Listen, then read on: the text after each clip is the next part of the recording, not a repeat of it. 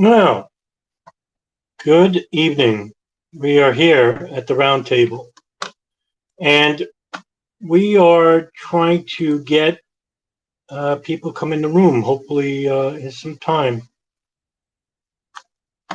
So let's see. There's Darren. Who else is going to come on over? There's Gary.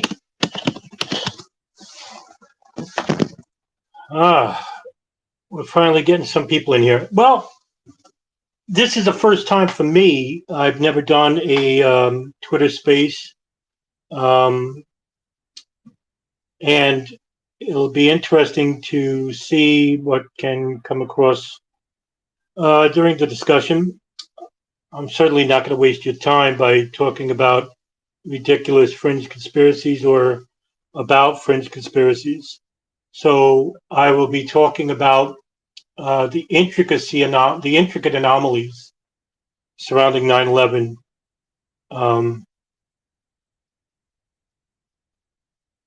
That's what I'll be doing.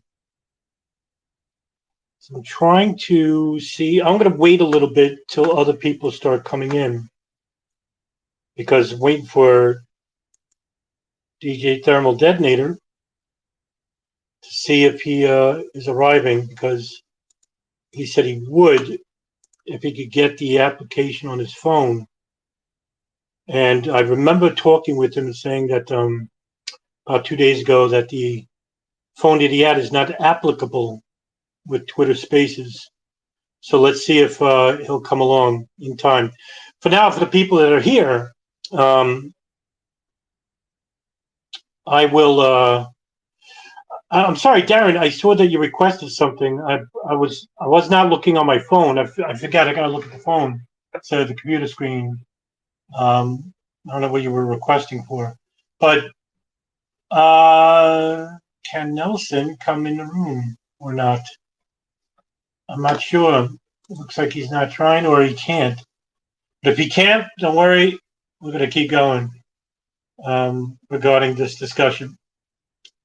How's everyone else's day doing? I hope everything's fine. Yeah, I know you can't talk unless you request something, or you want to request to speak, and I could give you that request, actually, which I'm going to do anyway, which I'll do, because if you have questions. And I just got a message. He can't do it. All right. So we're just going to keep going. Nelson cannot join.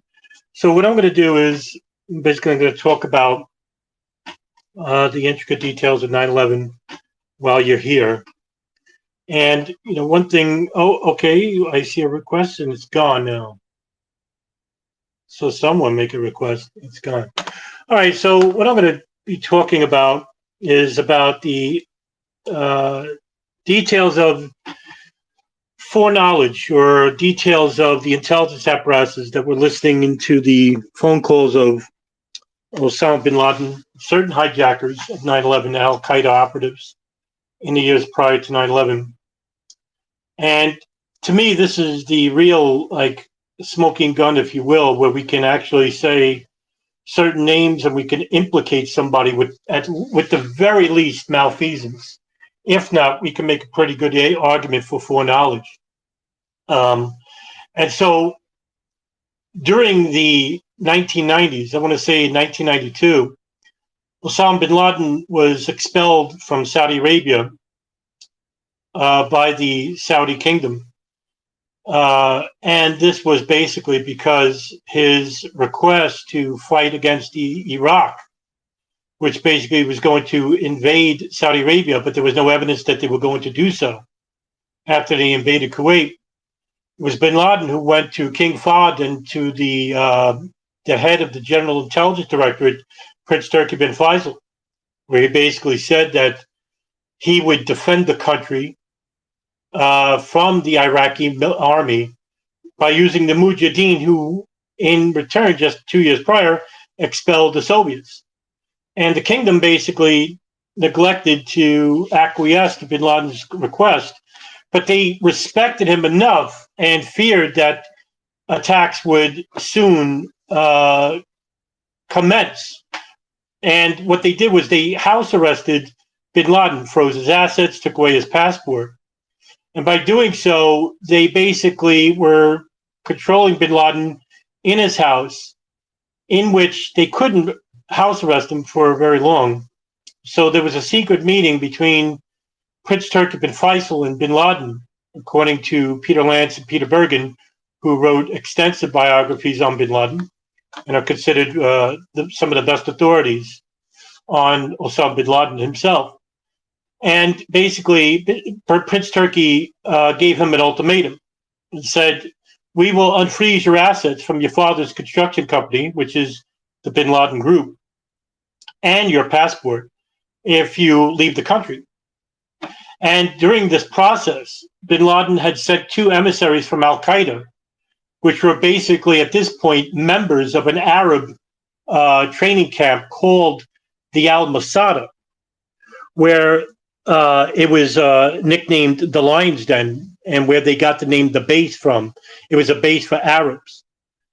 And through this, these members of Al-Masada joined this group called Al-Qaeda, which were basically training Afghans to fight against the communist influence that were left over in Afghanistan. And so these 2 emissaries went to the Sudan and met with Islamic World Front leader Hassan al-Turabi. And from there, they invited bin Laden to come to the Sudan and basically live there for free under their authority and their watch. And bin Laden agreed to the ultimatum proposed by Prince Turki bin Faisal. And so he relocated to the Sudan, where himself and members of the Egyptian Islamic Jihad, another Islamic fundamentalist group in Egypt, had went with him, and slowly but surely started building training camps in the infrastructure where bin Laden had spent over $60 million in its infrastructure, building roads, building businesses, air routes, even farming industry. So the Sudan, which was basically a very poor country, was more than welcome with open arms to bin Laden and his money. And while he was there, the CIA was basically monitoring bin Laden. And it is not known exactly what day, but it began in 1992, at least with the recorded history that we have available to us, that the CIA began monitoring bin Laden in 1992. And through multiple sources that were produced by Paul Thompson's historycommons.org, the NSA began listening to cell phone calls of bin Laden in 1992. Cell phones that were given to him by contacts here in the United States that would ship him cell phones to the Sudan and then later in Afghanistan. Bin Laden lived here until 1996, where he didn't conduct any terrorist operations here. So up until 1992 to 1996, we know for certain that Al-Qaeda did not participate in any terrorist operations. Now, there is a rumor that there was a U.S. embassy, a U.S. hotel that was bombed in Yemen, but this, of course, was not proof that it was Al-Qaeda. 2 men were injured, and basically no one was killed, but this was attributed to Al-Qaeda by the press. And even though that there was no evidence that Al-Qaeda was behind it, it was still attributed to him. However, when the CIA pressured the Clinton administration that bin Laden was indeed a terrorist financier and he was building this group in the Sudan with the help of the Egyptians, led by Ayman al-Zawahiri and Abu Ubaidah al-Banshiri, as well as Abu Hafs al-Masri. These were leading Egyptian military officers while they were in Egypt, who assimilated into a radical fundamentalist group called Egyptian Islamic Jihad, which were led by a multitude of emirs, and one of them being Ayman al-Zawahiri, who was expelled from Egypt and who relocated to Pakistan and met with bin Laden during the Afghan-Soviet War, who had lived with bin Laden in the Sudan in helping to shape Al-Qaeda into something more. Now, like I said before, from 1988 to 1996, Al-Qaeda was not a terrorist organization. There was no evidence that they were a terrorist organization. What they were was a guerrilla training group training Afghan militias to fight against the Soviet influence, the communist influence in Afghanistan, in the capital of Kabul, training them in bomb-making materials, small arms fire, guerrilla tactics, and whatnot. But it wasn't until 1996 that bin Laden was again forcibly expelled out of the Sudan to Afghanistan under the behest of the president al-Bashir, the Sudanese president, who told bin Laden through his intermediaries that the State Department under Clinton was pressuring the Sudanese government, to expel Osama bin Laden or face economic sanctions. Up until this point, there is no reason for the Sudanese to expel bin Laden, for bin Laden was nothing more than, at this point, a financier of a group that was not behind any terrorist incidents up until this point. But bin Laden did leave, and he felt insulted that he had to leave because of the amount of money that he built with the infrastructure to the Sudan.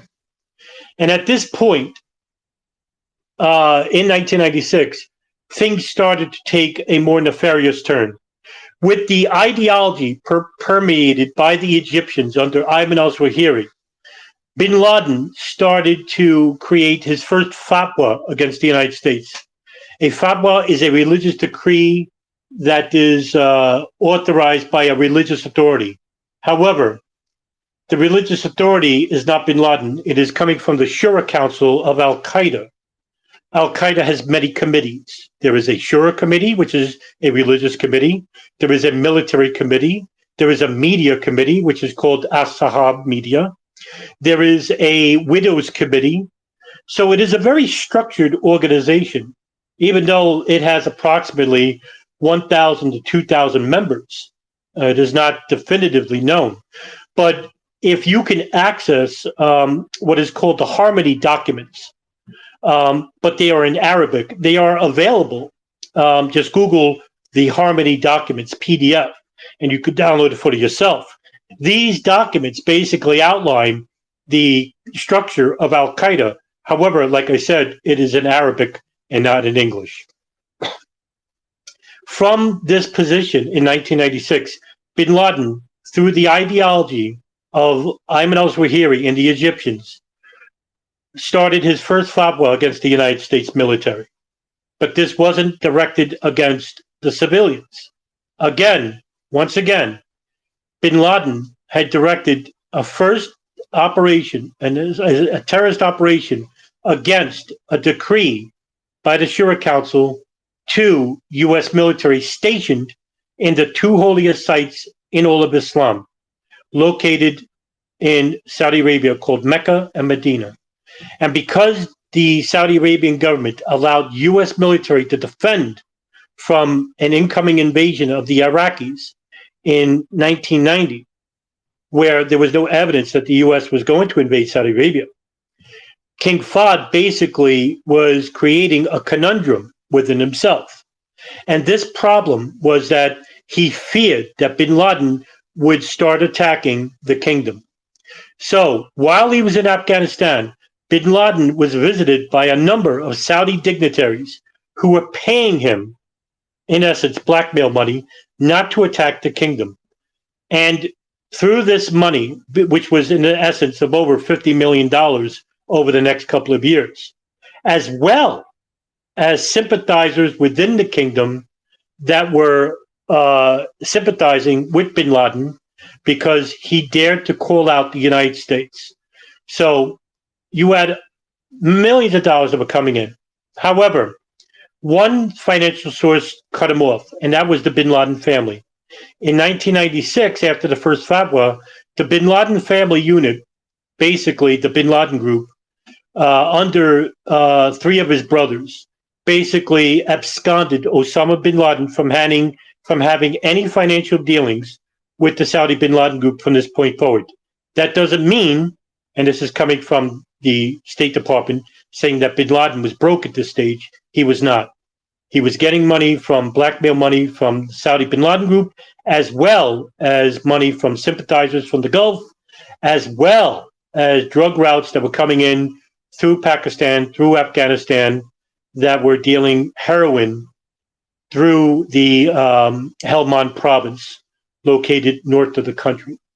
These drug kingpins in Afghanistan were not the Taliban themselves, but they were warlords and clans that were very powerful, that had to get authority from the Taliban to commiserate business. And because bin Laden and Al-Qaeda was also there, they were getting a cut of the profits. Now, this would come back to basically become a much more nefarious proposition that involves the U.S. government. And I'll get into that in a minute, because most of you who are probably aware about an oil pipeline that was going to be built in the late 1990s with the help of Unocal, that wasn't just it. There was a number of drug warlords that were basically doing the dirty work of the CIA in funneling heroin into the United States for a profit.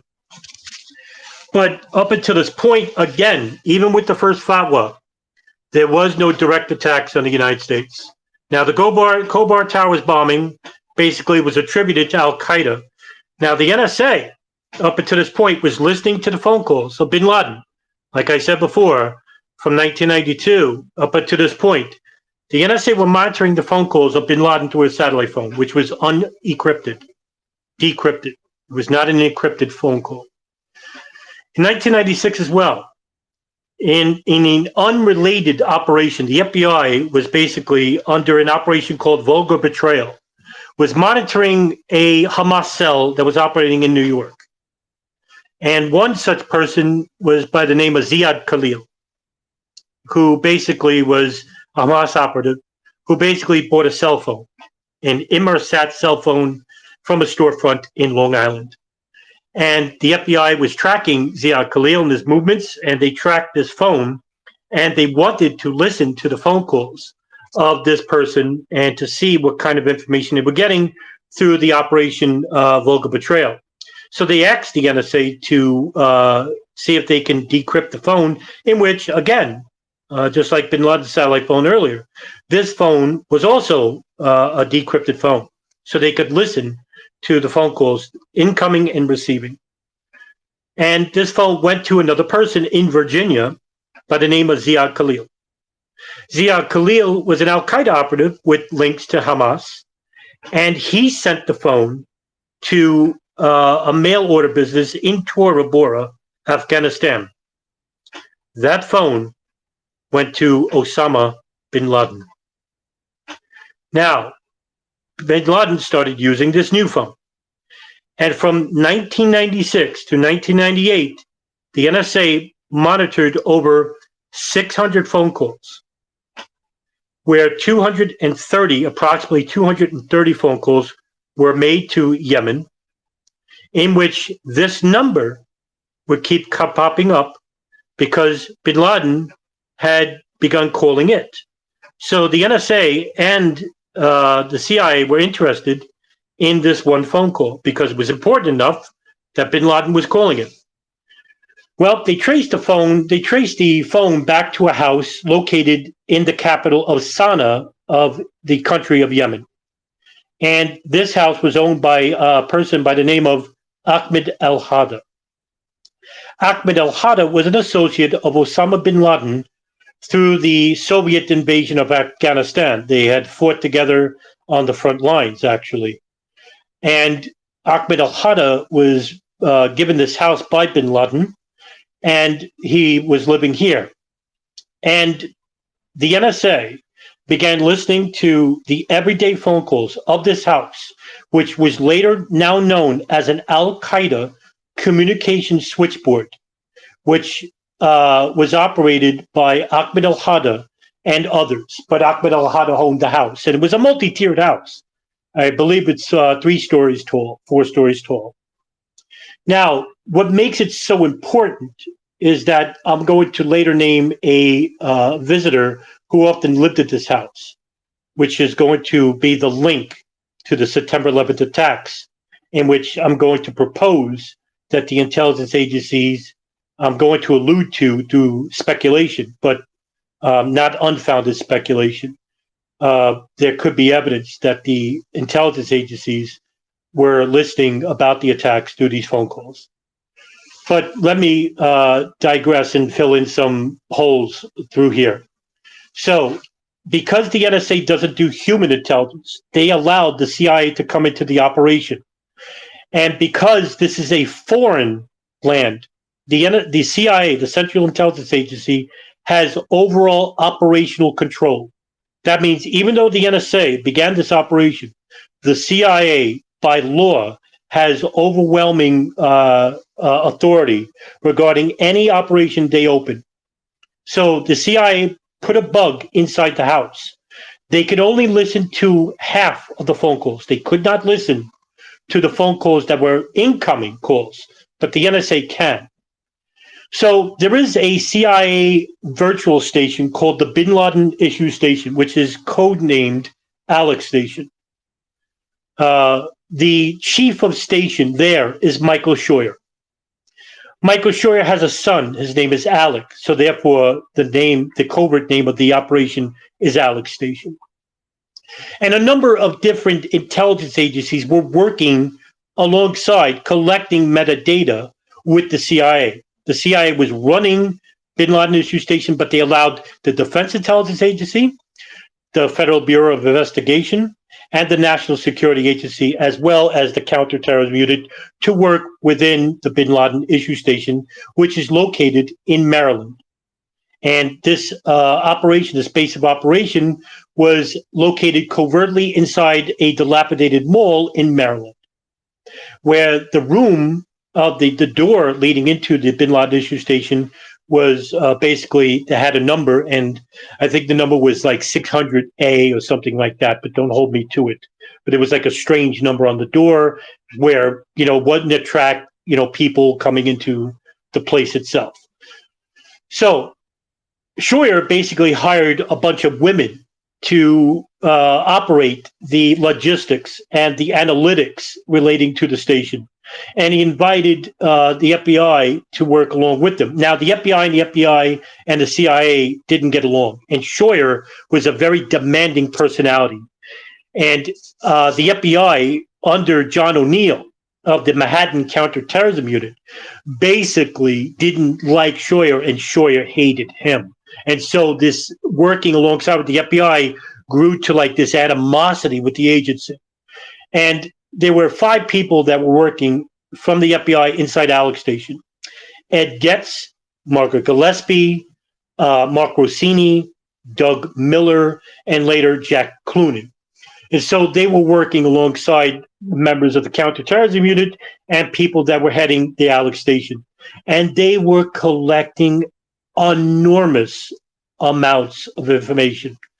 Now, I'm pretty sure that most of you listening to this roundtable have been privy to some information that, they didn't have enough information to stop. And that's what most of these agencies later, through the 9/11 Commission and Joint House Inquiry, they later testified that they were ill-equipped, that they didn't have enough manpower, they didn't collect enough information. That's not true. Through the number of whistleblowers that would come out later by the FBI and as well as the NSA, and I'll name them, they had an overwhelming amount of information. And one agency in particular that often goes under the radar that had the most information was the NSA.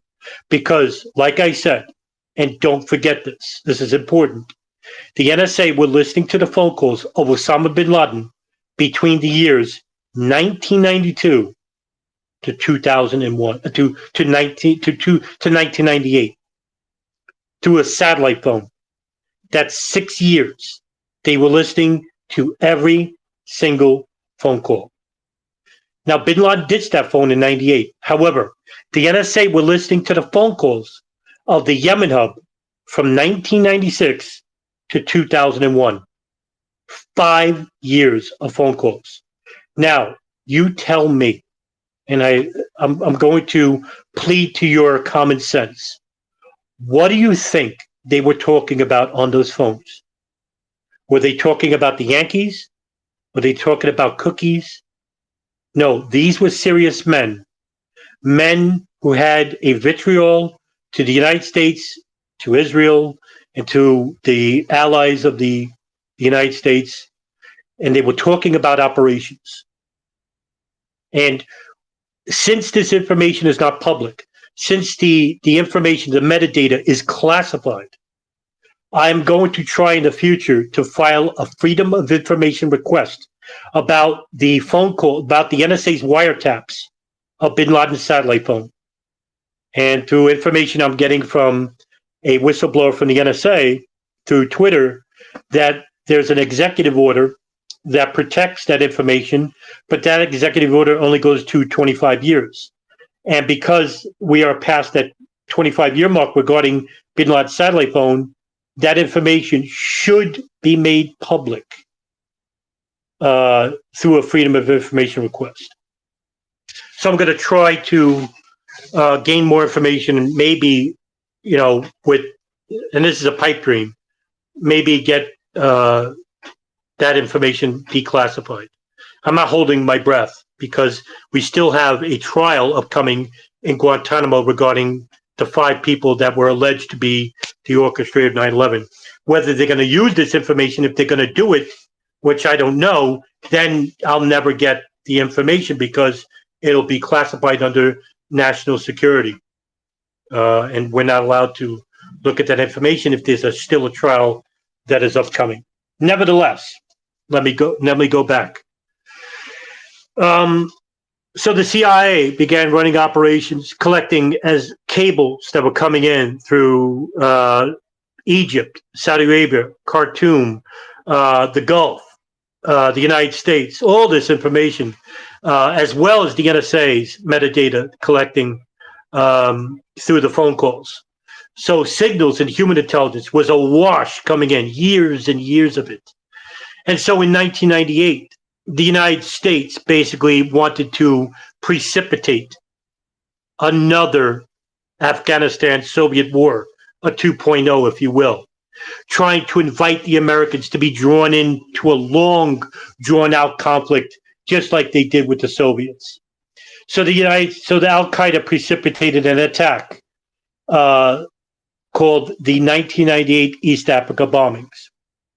Now, there was a group, a cell that was operating in New York that's affiliated with the 1993 World Trade Center bombing, which had its own operation headed by Israel and the FBI that were monitoring members of that group, which is not Al-Qaeda affiliated.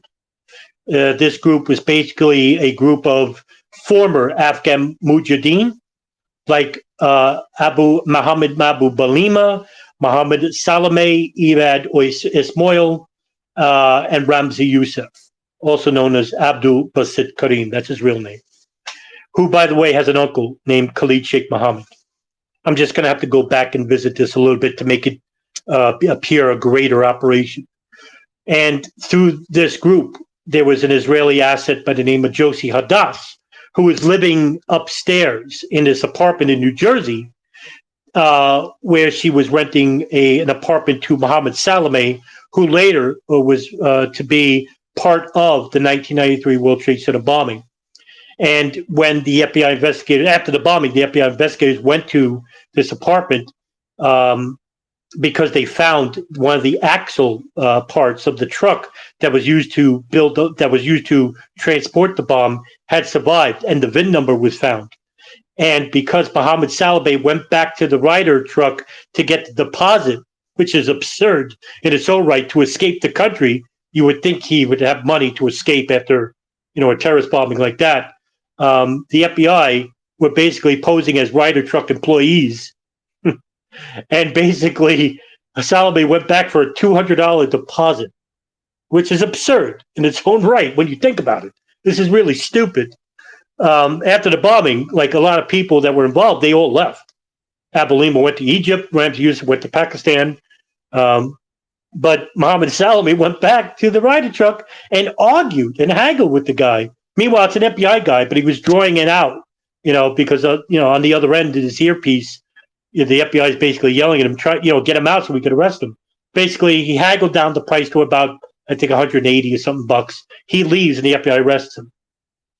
And basically, he tells the FBI about the operation, people that were involved in it. And the application that he had was basically, there was a phone number that was attributed to this one person, Josie Hadass. And you're basically saying, well, who is this person? Why are you mentioning the person? Josie Hadass was a Mossad operative. And we don't know too much information regarding Josie Hadass or even a picture, but the FBI is basically covering up the fact that there was a Mossad operative living and renting apartments to 1993 bombing co-conspirators. Now, I don't want you to just believe me. I want you to Google Josie Hadass, Hadas, and you look it up yourself. Now, Thomas Friedman of the New York Times basically did a backstory regarding this, and it was a very interesting story. Very few people wrote about Josie Hadass and the intelligence apparatus. Now, whether they were collecting information about terrorist operatives inside the United States, but one thing is for certain, it wasn't Al-Qaeda. So, how much information did they know? No one knows. So I'm not going to speculate any further because it's basically my word. So I don't want you to just believe me and just say, what do you think they knew? I can give you maybe an opinion, but the opinion is not based on any type of evidence whatsoever. So I'm not going to opine about that. Now, the FBI closed the case once they arrested Youssef and once they arrested everybody from 1993, suggesting that there was no extensive Arab fundamentalist problem, that there was no terrorist organization operating inside the United States. Meanwhile, a Manhattan fireman by the name of Ronnie Booker did his own investigation. And he found out that there was a bigger cell operating inside the United States. And this cell was probably operated with the help of a couple of people.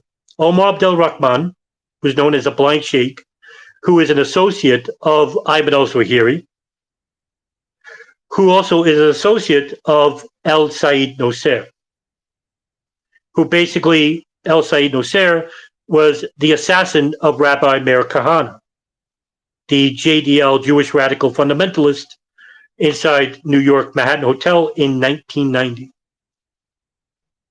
El Said Nosser was arrested for the murder, but he was found not guilty, shockingly. But he was found guilty of the murder of the gun charge, and he was sentenced to, I think, 20 years or something like that. There was an Egyptian operative who was recruited by the FBI by the name of Imad Salem, who basically infiltrated the cell, which was operating in the Al Farouk Mosque in New York. Next door was the Al-Khifa Refugee Center, which basically was the Afghan Services Bureau operating in Afghanistan and in New York and in Arizona, where they were getting hundreds of millions of dollars from the ISI and the CIA. All that money was used to build a number of these terrorist groups that would be operating inside the United States and throughout the world. A number of these groups would later become Abu Sayyaf in the Philippines, Jaish-e-Mohammed in Pakistan, as well as Jemaah Islamiyah in Indonesia. What do all these groups have in common? They are all founded by people who were in the Afghan-Soviet War, who were getting money and training from a number of the intelligence services like the CIA, like the ISI, like the British MI6, the Israeli Mossad, and other foreign intelligence services like the Mahabeth and the Mukhbarat. All of these groups would have affiliations with Al Qaeda and bin Laden at some point. And from there, the essence of the money would come from not just the Gulf, but also from the funding of sympathizers to these groups, in which we, the United States, are allied with. Now, this may seem to you at this point an overwhelming amount of information, but it all can be condensed with the next things I'm going to relate to you right now. All of this, the 93 bombing, the attacks of the U.S. embassies in 1998, all of this may have been heard at one point by the NSA through the wiretaps of bin Laden's satellite phone and, of course, the house in Yemen. Now, I don't know for sure, but I can submit to your common sense that what do you think they were talking about on these phones? This information is classified. It remains classified to this day. Now, fast forward, 1998, the embassy bombings are attacked. The CIA in 1999 now enacts a war on Al Qaeda. In December of 1999, the director of the CIA, George Tenet, basically declares war on Al Qaeda and bin Laden and starts creating an operation. This operation would be known as Jawbreaker Number 5 or Jawbreaker. This would allow the CIA to build stations inside Afghanistan surrounding Al Qaeda training camps. And there are a number of them.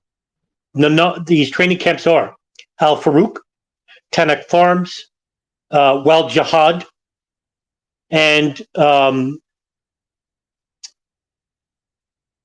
there's another one, and it escapes my mind.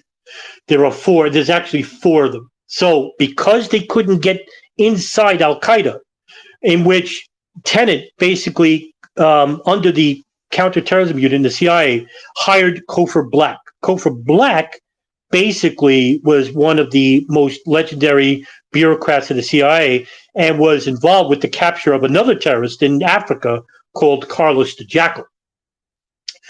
And he basically hired Cofer Black to run the counterterrorism unit. But George Tenet was basically a visionary, and he wanted the CIA to come out of the shadows, because up until this point, the CIA was basically seen as a shadowy agency with a lot of problems. And that came from the Church Committee hearings in the 70s, which restricted assassinations and which restricted the CIA from doing black operations. So for the next 20 years, the CIA was seen as the shadow agency. But Tenet wanted to change that. So what he did was he hired a ton of bureaucratic people to what they call the fourth floor, which is basically management. He fired or forced out a lot of the field agents, and some of them were legendary agents. People like Billy Waugh, for example, and Gary Schroen, for example. These people were considered legends because they built up a reputation as being guys who would go into the back alleys of the most dangerous places in Africa and the Middle East and commiserate with the most dangerous radical fundamentalist groups like Hamas and Palestinian Islamic Jihad, the Egyptian Islamic Jihad, and Gamma Islamiyah, Boko Haram, and all these dangerous groups. So Tenet forces out Michael Scheuer, the head of the Alex station, because he wasn't sharing information with his superiors at the CIA.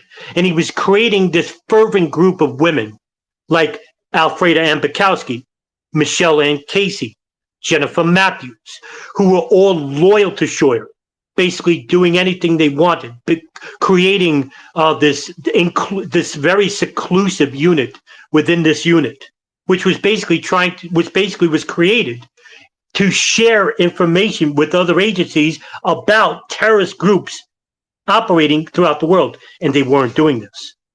So they forced Michael Scheuer out, and in 1999, the new chief of Alex Station was the son of a legendary CIA officer, and his name is Richard Blee. Richard Blee was the chief of station of Alex Station, while Tom Wilshire is the deputy chief, the number 2 of Alex Station. And from 1999 to 2000, under the direction of Blee and Cofer Black at the CTC, the CIA took a more aggressive approach in getting information, and the CIA was awash with metadata, cables that were coming in, people that were working the ground in Afghanistan through Operation Jawbreaker, which was headed by Gary Schroen, and members of the Special Activities Division, which is a unit within the CIA. Not to mention, at about this point, there is a number of German students who are studying in German universities like Greifswald, who are now attending a mosque in Germany called Al-Quds.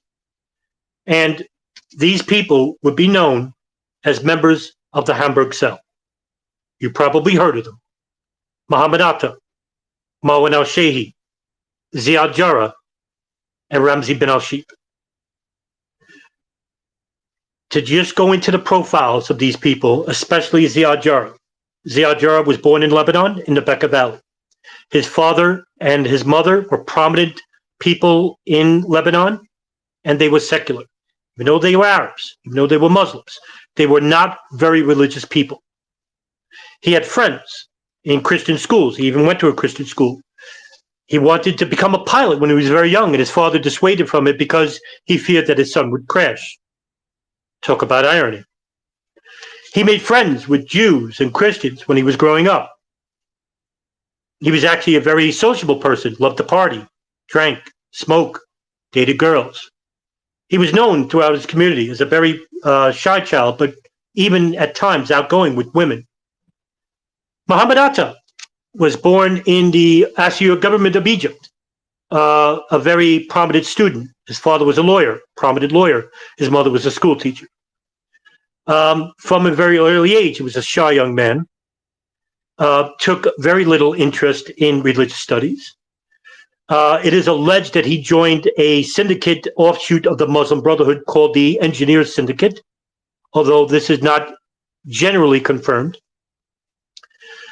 And he was a very good student in his younger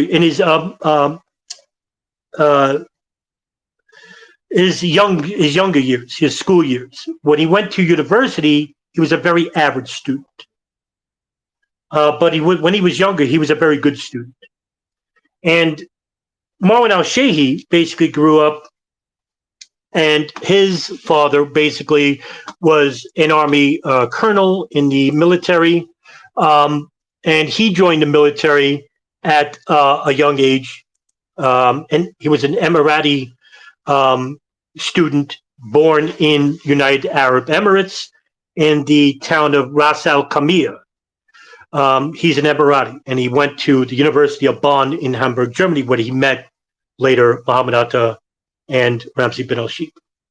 But all these men, Marwan al-Shehi, Ziad Jarrah, Mohammed Atta, from their early years, had no hints of being militants. Marwan al-Shehi being the most religious literate of the three. Later it would be Atta for different reasons. But none of these young men, up until this point, before they arrived in Germany, had any instances of being Salafists or extremists, Wahhabists. None at all. It wasn't until that they all arrived in Germany through the different time periods between 1996 to 1999 that not only when they arrived in Germany did they become interested in religion, but they went to the most radical mosque located in all of Germany, which is located in the city of Hamburg. The name of this mosque is called Al-Quds. It is a mosque known for its anti-Western vitriol for years. It was headed by an individual, an imam, by the name of Mohammed Fazizi. And it was monitored by the German intelligence bureau called the BFV. It's a very long name, and we're just going to use the BFV for now.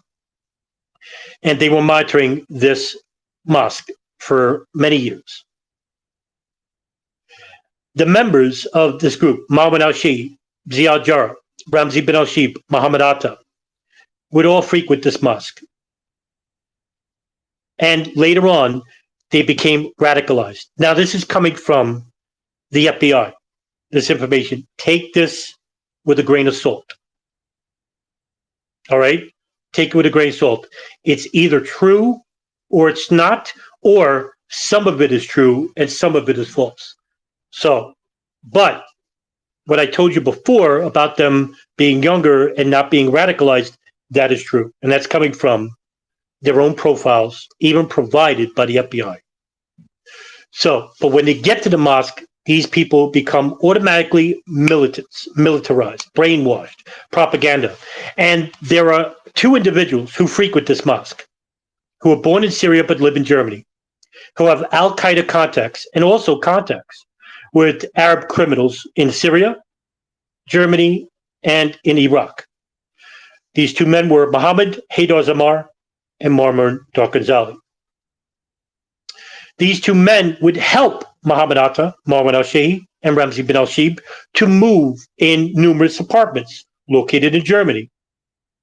Meanwhile, while this was going on, the German intelligence agency called the BFP were monitoring the movements of not just the Hamburg cell, but Mohammed Haydar Zamar and Muammar Darqanzali. At about the same time, the CIA were trying to recruit Zamar and Darqanzali to become agents or informants inside Al-Qaeda without much luck.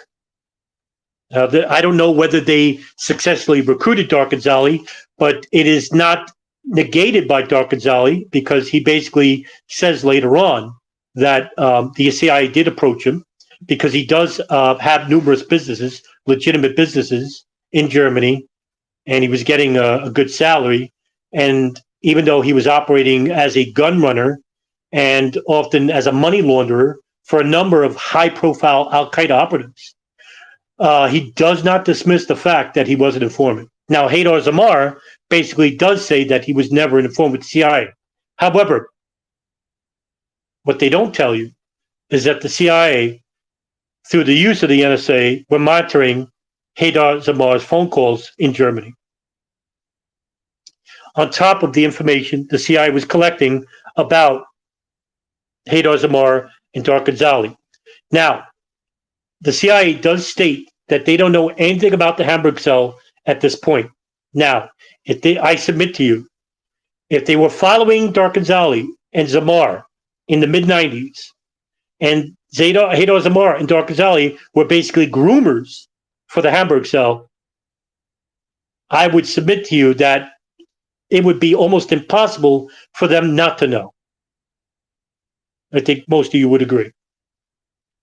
At this point, you had a number of agencies now that were monitoring members of the Hamburg cell, members of Al-Qaeda affiliates that were grooming them in Germany, as well as the Yemen hub in Sana'a, Yemen, and Bin Laden's satellite phone. And what I'm trying to do is build up for you that the defense of these agencies saying that they had no idea what was going to happen, that they didn't have enough information. Well, with the information that I'm telling you, I would submit to you that they had not just a little information, but they had an overwhelming amount of it. By 1999, with the CIA's war on Al-Qaeda, they basically, through the Operation Jawbreaker, they start building listening stations off the coast of Madagascar, and were listening to the phone call located in Yemen. And now they were listening to the phone calls of Haydar Zamar, as well as a number of high-level Al-Qaeda operatives. In 1998, bin Laden ditches his satellite phone. However, which is unknown to most of you, and I'm going to share this with you, which will become a startling revelation. When the members of the 1998 East Africa bombings were arrested, one of them testified in court that they were Fahad. One of the person was Fahad al-Kuso, who later told the FBI. But initially, said that when he testified in court, that he was calling a number in Yemen. That number was the Al Qaeda communications hub. And this is 1999. I remind you, this is 99. That number was published as a transcript in court, which was then public. And that transcript was then written by The Guardian. That number was made public to the world in 1999 without the knowledge of Al Qaeda or the Yemen hub or Ahmed al-Hada. That number is now published for the world to see in a major leading publication called The Guardian. However, Al Qaeda continued to use this number, which I'm pretty sure that they had no idea that this number was now public to the world. But think of it like this. Why would you pay attention to that number if you're not reading The Guardian? If you are reading The Guardian, you would have access to that number. And if you had access to that number, why wouldn't every intelligence agency in the world have access to that number? Stunning revelation. And that's not me making it up. You could look that up yourself. Nevertheless, Fahd al-Qusaw basically then is interviewed by the FBI in his bed because he basically survives the martyrdom attack because he ran away from one of the trucks that had the bomb that blew up one of the embassies in Dar es Salaam, Tanzania. When he was interviewed by the FBI, he was interviewed by Jack Clunan. And Jack Clunan basically was commiserating with him and talking with him. He didn't torture him or nothing. And Fahd al-Qusaw opened up and he gave him a number that he was calling. And it was the Yemen hub number. Not knowing that he's thinking that I'm the only person in the world that has this number. Not knowing that the CIA and the NSA 3 years prior already had that number. And were already doing operations because they didn't tell the FBI what they had. This would become a reoccurring theme all the way up to 9/11. Now, I'm not going to name the other operations like the Millennium Plot or anything else because that's too long, and I've been going on for a little bit now. But I'm going to also talk about the most important aspects of 9/11, which are coming up in the year prior to 9/11. Now, this is, to me, really just not just malfeasance, but I think outright traitorous by the CIA and the NSA. And I'll let you know why I think this way. So, with the NSA monitoring the phone call in Yemen, they didn't tell the CIA everything they had. The CIA, which were conducting human intelligence on the house, which means that they knew who was coming in and out of the house. The NSA heard a phone call in December of 99. And they heard a person who went by the name of Khalad. And this person was talking to another person on the other end of that phone. His name is Khalid. And the NSA wrote down these names and said, who are these people? We got to know who these people are. The contents of this discussion was that Khalad was asking Khalid and his friend Nawaf to come to a high-level meeting in Malaysia that was headed by a Indonesian businessman by the name of Yazid Sufat, who had connections with a terrorist group that I named before, Jemaah Islamiyah. The NSA then forwarded these names to the CIA because they were going to use the CIA. Because the NSA doesn't do human intelligence, that they asked the CIA to go to this meeting and take pictures of the people who were there. The CIA agreed to this. And the NSA basically told the FBI about this meeting as well. But the FBI didn't go to this meeting.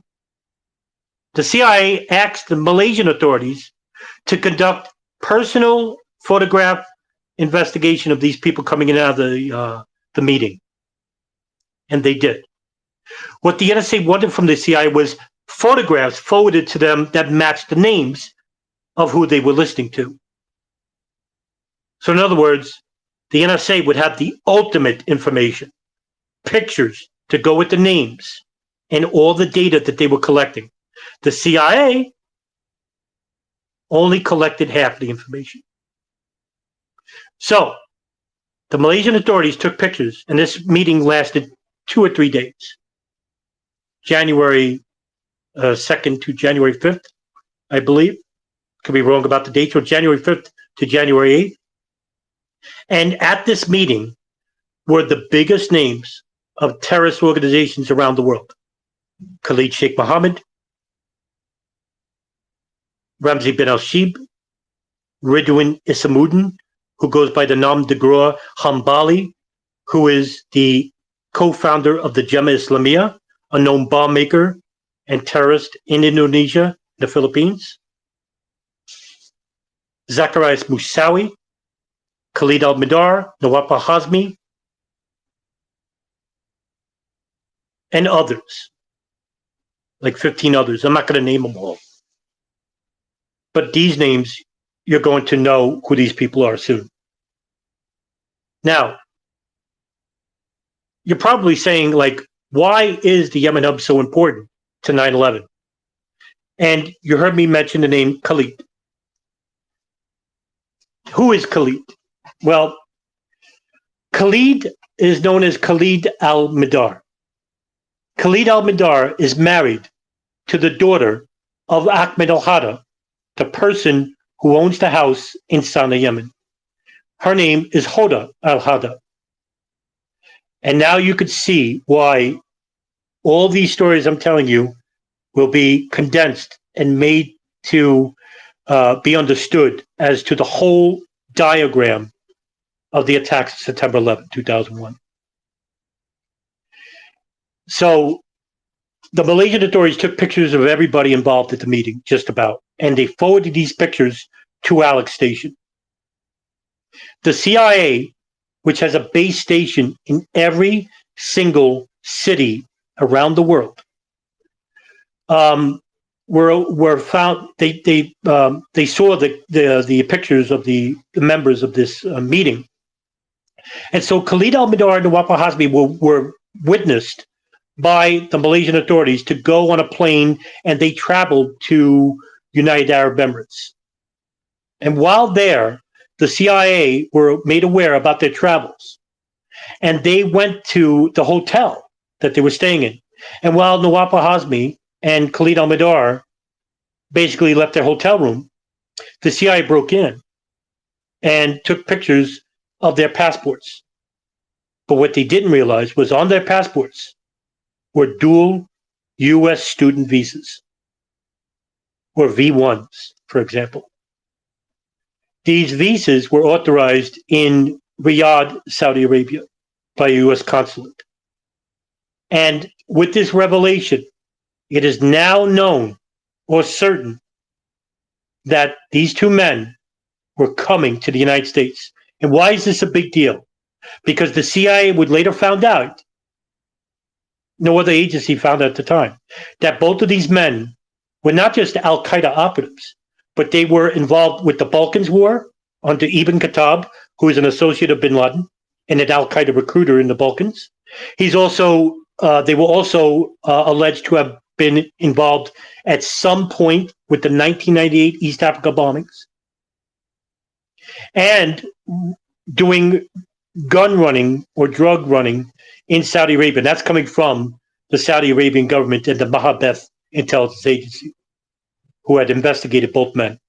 So these were not just like members of the Hamburg cell, these students, that didn't know any better. These are two hardcore Al-Qaeda members. And this is huge. They're coming to the United States. Now, what I'm about to tell you next is huge. This is tantamount to treason. Remember I told you about why I think they're traitorous? Okay? This information about the passports was photographed by the CIA, and that was also sent along with the pictures of the meeting, to Alex Station. One of the FBI agents working at Alex Station, whose name is Doug Miller, who I mentioned before, saw this information. And his eyes lit up. Oh my God, these guys are coming to the United States. We got to warn Washington. So Doug Miller drafts the cable. And this cable, attached to this cable, are the pictures, the photographs of both men, Khalid al-Mihdhar and Nawaf al-Hazmi, along with their passports and the U.S. visas, on this cable, warning headquarters in Washington, D.C. to start beginning in the investigation into these men as soon as they land. However, because this is CIA information, Doug Miller has to get full authorization from the deputy chief of Alex Station, Tom Wilshire. Tom Wilshire sees the cable. He tells his associate, Michelle Ann Casey, who at this point is running the operation at the Yemen hub. She's in charge of that operation. She's the number 3 or 4 at Alex Station. She writes in her own handwriting on the cable, "Please hold off per Wilshire." And it was sent through email to everybody at Alex Station. All the FBI agents were looking at this cable. They were aghast, thinking that this information would be shared with the FBI. Hey, we got 2 terrorists coming inside the United States. You would think that every agency is on board, saying, yeah, we need to investigate these men. We need to monitor them so they don't do anything. But that wasn't the case here. So a couple of days later, Mark Rossini, who is an FBI agent out of New York under John O'Neill, like Doug Miller, goes and complains to Michelle Ann Casey. And he tells her, hey, what's going on with Doug's cable? Why isn't this being shared? And she tells him, now this is coming from Ray Nowolski, who wrote The Watchdogs Didn't Bark. This is also coming from Paul Thompson, who wrote the book The Terror Timeline. It's also coming from Mark Rossini, who I've interviewed before.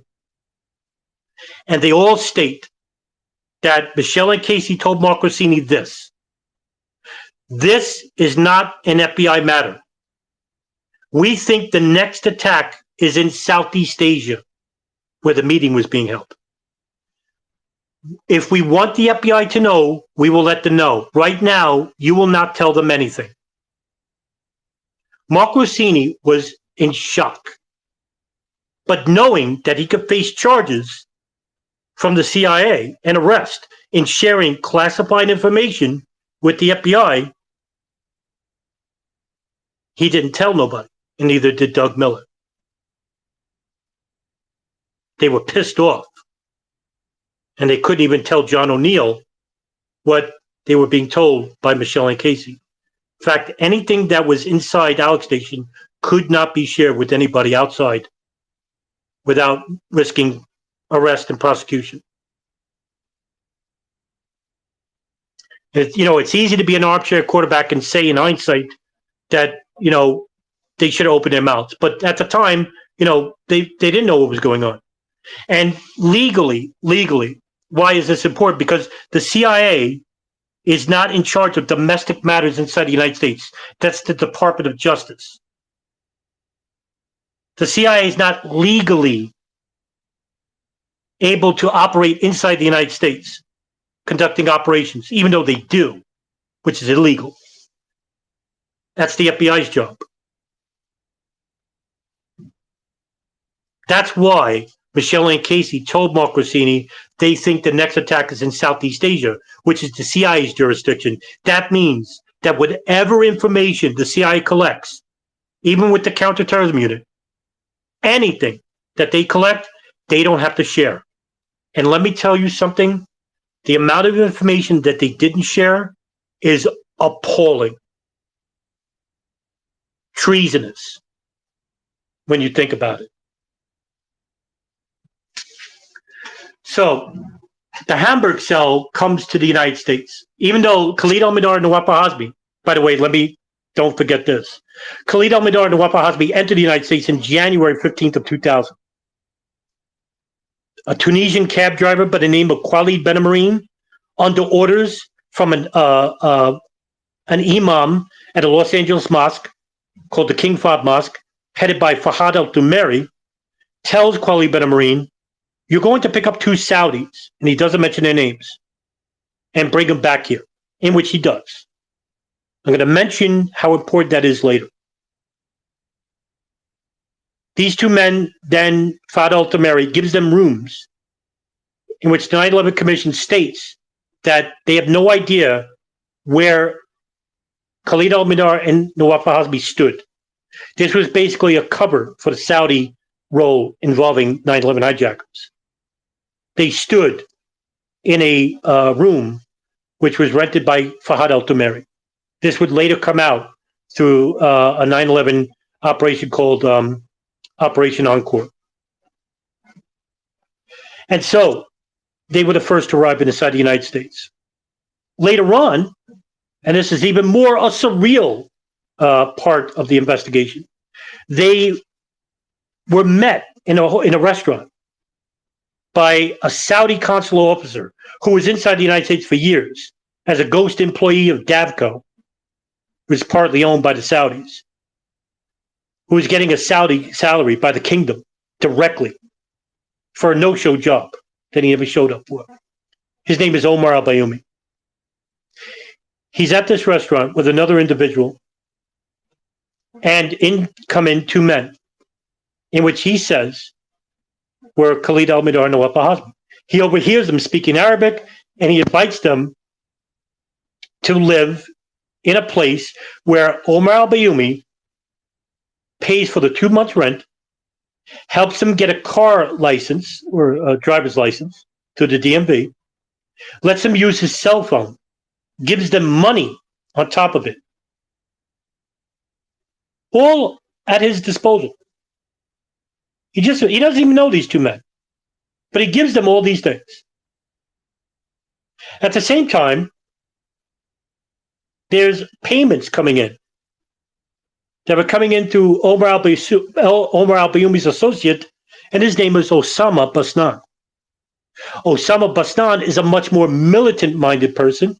In fact, in one point in the mid-1990s, in the early 1990s, he threw a house party for Omar Abdel Rahman, the Egyptian blind cleric who was basically imprisoned for his role in the landmarks plot after the 1993 World Trade Center bombing, which was supposed to be an operation that was follow up the 1993 World Trade Center bombing.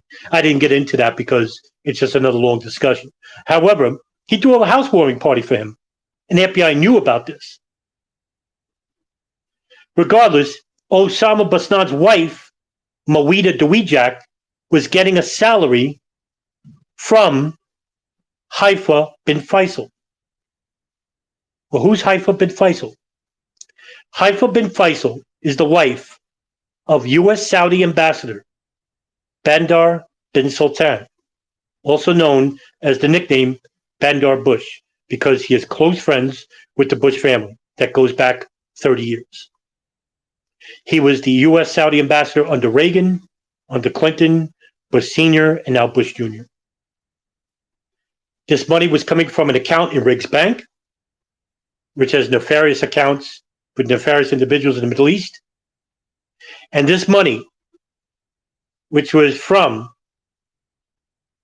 Bandar bin Sultan, was given to Haifa bin Faisal, who then sent it to Mawida Dawijak, who then gave it to Osama Basnan, who gave it to Khalid al-Mihdhar and Nawaf al-Hazmi. This went on for the next 12 to 14 months. Payments no higher than, say, $5,000 a month, $3,000 to $5,000 a month. The excuse was for a surgery for Osama Basnan, I think, or somebody related to him, or his wife, I forget. But the money went to them through intermediaries. Khalid al-Mihdhar and Nawaf al-Hazmi then relocated. They moved out of the apartment that Omar al-Bayoumi had initially helped them to get and paid for, and they rented a room of an individual by the name of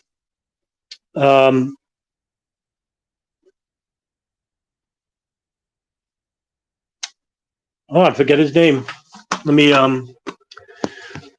me think about it. It was code name was Stan. His name was Stan. I forgot the guy's name. It behooves me. Now I forget his name. He was actually a teacher. Well, he alleged to be a teacher at San Diego State University for years, and basically was recruited as an FBI informant by the San Diego FBI field office, and basically was an informant for 20 years. And he was an FBI informant. And he was given a code name Stan for it.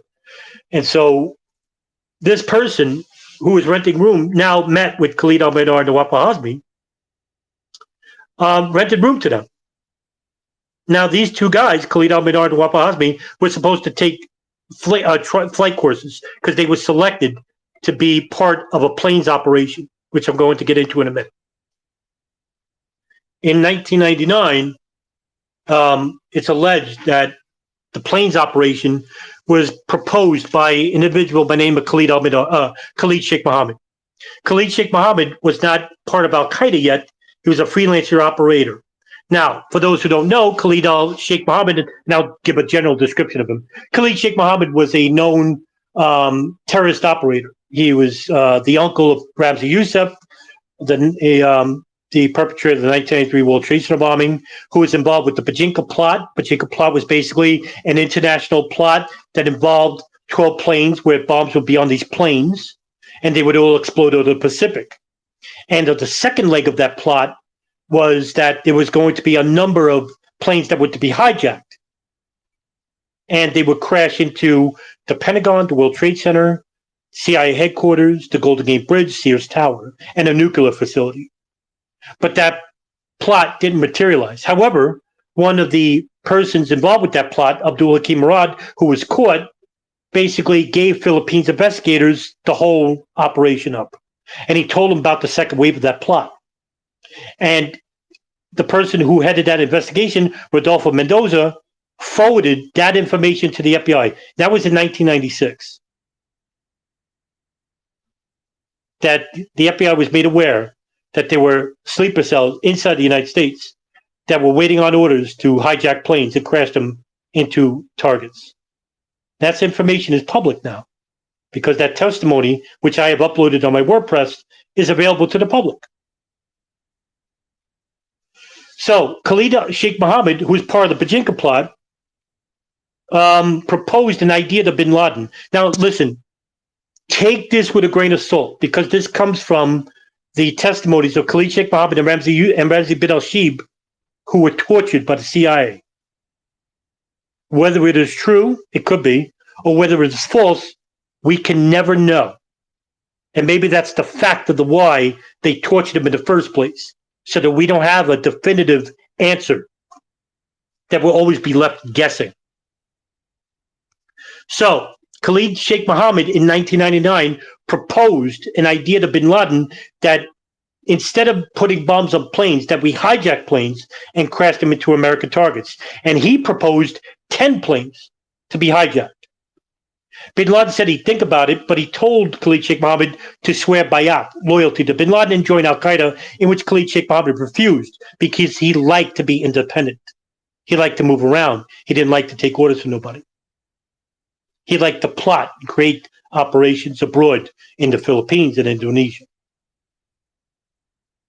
So, a year later, he comes back. He proposes the idea again. Bin Laden agrees, but this time, only using 4 planes. When the Hamburg cell goes to Afghanistan in 2000, they were selected as to be pilots for the planes. But at the same time, 2 people that were already inside the United States, Khalid al-Mihdhar and Nawaf al-Hazmi, who were selected by bin Laden, they were also to be pilots.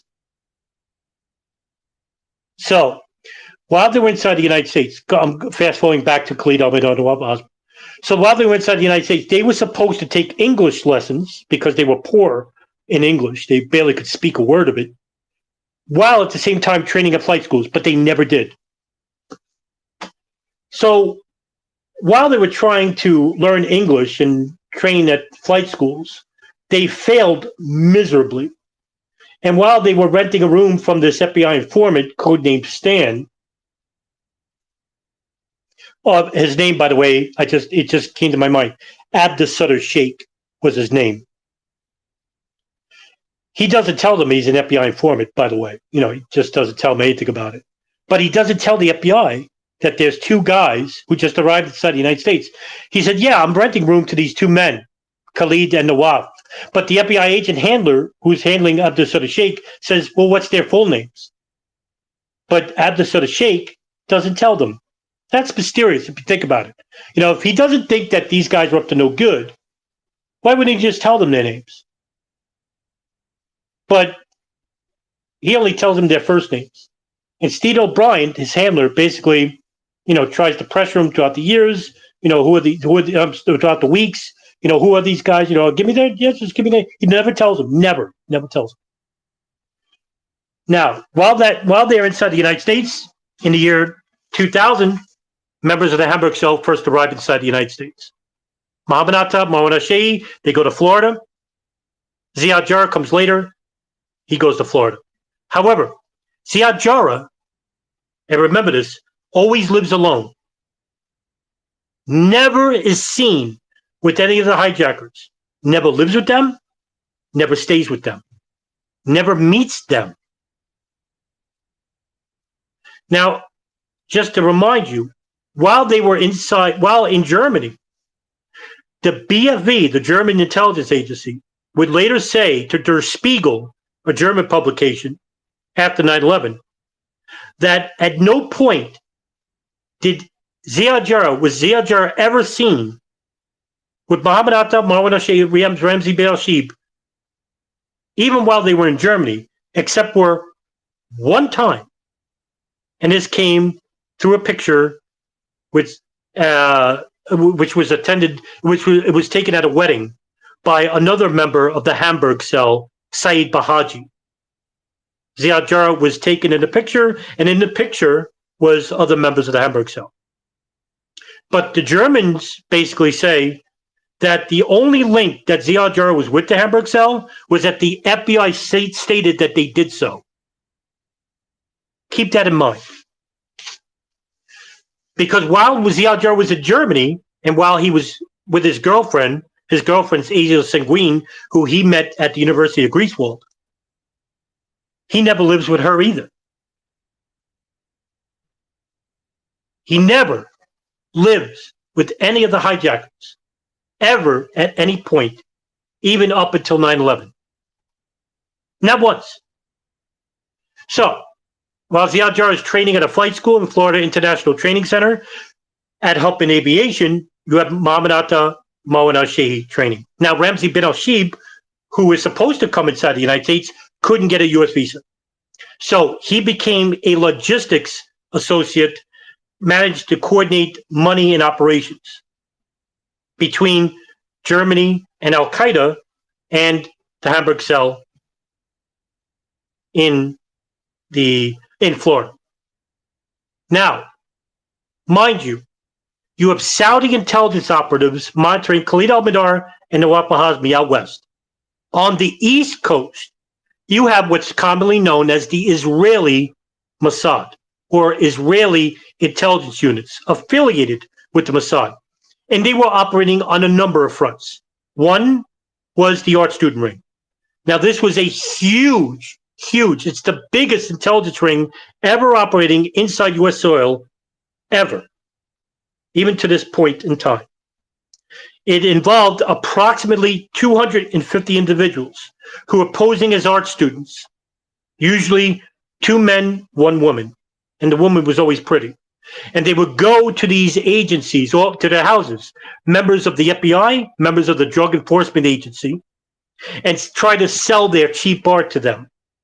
Now, it's alleged by a number of authors that the art itself had listening devices, which is the reason why they were selling this art, which you're probably saying, well, why were they selling art to begin with? So you can understand this whole intelligence ring by Israel was enormous because it involved signals intelligence. There was another unit, was headed by Israeli units, and that's the moving companies. Now, most of you know about urban moving systems, but there were other moving companies like Classic International Movers, White Glove Movers, Max Movers, that were operating in Florida, in New Jersey, and in New York. Urban Moving Systems has a warehouse in Weehawken, New Jersey. And they also have, that's now closed down, by the way. And there's there's an Urban Moving Systems located in Manhattan to the current day, but they're not the same, but they relocated. It's under different management, so don't bother calling in and asking, hey, are you the guys that, were involved with, don't bother them. Don't do that to them. It's they don't know any, they're distant from it. It's 20 years later, they're under a new management, new people, and everybody involved with the company is long gone. Long gone. Even the employees, long gone. So while this is going on, they were living within driving distance of these Hamburg cell. Mohammed Atta and Shehi were living in a place called Hollywood, Florida. Now, about 20 miles away, there was a number of art students and members of the moving companies that were living close by, within driving distance, monitoring these people. Now, Robbie Martin of Media Roots Radio has done an extensive background, as well as my co-researcher, DJ Thermal Detonator, as well as Ryan Dawson of ANC Report, who have exhaustingly reported about the Israeli intelligence arm located in Florida, in New Jersey, and New York. And for those who don't know any about them, you're probably, whether you're living under a rock and don't know these people, but these are the best researchers in the United States right now, probably in the world. And I'm not exaggerating. So look them up and look up their work. You have the Israeli intelligence monitoring the Hamburg cell out east, the Saudis out west. Not to mention the CIA and the NSA listening and doing human intelligence in Yemen. So, whether or not the CIA and the NSA knew about the Saudis and Israelis inside the United States, or they got them to conduct the operation in the hopes of sharing that information with them. Now, this is all speculation, but these agencies existed. Now, how is it that the Saudis and Israelis knew to monitor these people? Well, the Israelis later came out and said, well, we were conducting covert operations inside the United States about Hamas and Al-Qaeda. But later on, they gave a list to the United States about the hijackers inside the United States and gave them their names. And it wasn't the whole list, but it was a majority of them. And this is before 9/11. How the hell would they know that? Were they doing a separate operation outside the CIA and NSA? And they caught wind of the plot? That very well could be. Or did the NSA and the CIA got wind of the plot and involved the Saudis and Israelis to become part of the plot in the hopes of collecting information and stopping the operation or allowing the operation to continue? These propositions, these scenarios I'm giving you is not fringe conspiracy, ladies and gentlemen. These are plausible scenarios. I don't know for sure, but where there's smoke, there's fire. Somehow, the Israelis and Saudis knew about this operation from either the CIA or the NSA, or they were conducting separate or joint operations themselves. It's the only plausible explanation for this. Now, mind you, the CIA sat on this information about Khalid al-Mihdhar and Waqar Hazmi for over 16 months. They never told the State Department through their national security briefings. National security briefing involves members of the highest levels of the Pentagon, as well as the intelligence arm of the CIA, the DI, the FBI, the NSA. to do monthly meetings with the President of the United States, the Secretary of Defense, the Secretary of State, in involving pertinent matters involving the security of the United States. They have this every month. At no point did Director Tenet ever tell them that there were 2 Al-Qaeda operatives inside the United States throughout the year 2000 and throughout the year 2001. None. Never tells them anything. Right there just goes to show you that the CIA intentionally withheld information, not just from the FBI, but from the State Department. The NSA, at the same time, doesn't tell the CIA everything they have, and never tells the FBI what they have, and never tells the State Department what they have. What does that tell you? And on top of that, you have covert operations from the Saudis and the Israelis who never tell anybody anything about what they're collecting. And who knows what they collected? Who knows what information they got? Because we can never know. Why? Because that information belongs with the countries of those states. It's not classified by the United States. It's classified by their states. So you tell me what they collected. Who knows if they did it all? Now, that there could be another possibility. Maybe they didn't collect anything at all. Maybe there was nothing. But I would submit to you that that's not true. Because if the CIA and NSA had collected information, which could have stopped 9/11, what the hell do you think the Saudis and Israelis could have done? Okay, so fast forward to the year 2000s. Operations like the Millennium Plot, which basically was it's a multi-tiered plot, which was going to attack operations in Jordan and inside the United States, where they were going to bomb LAX International Airport in Los Angeles by a person by the name of Ahmed Wassam, who came out of Al Farouk training camp, who knew a number of Al-Qaeda operatives, who was caught, and he basically told the FBI everything.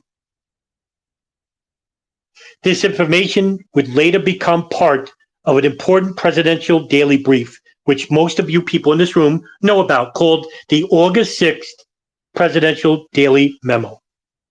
And it was called Bin Laden Determined to Attack the United States, inside the United States. Bin Laden Determined to Attack inside the United States. That means that the intelligence agencies knew that Bin Laden was going to attack the United States in the United States, using planes as weapons.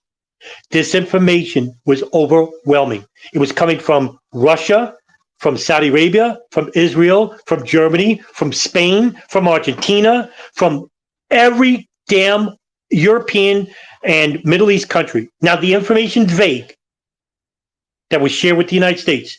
They knew that Bin Laden wanted to attack the United States, inside the United States, using planes, but they didn't know when and where, allegedly. I got to throw that in there. Who knows what they heard? So, the warnings in 2001 were now becoming enormous. Every month, almost every week, the information the CIA was getting, that the NSA was getting, was enormous. It was glaring.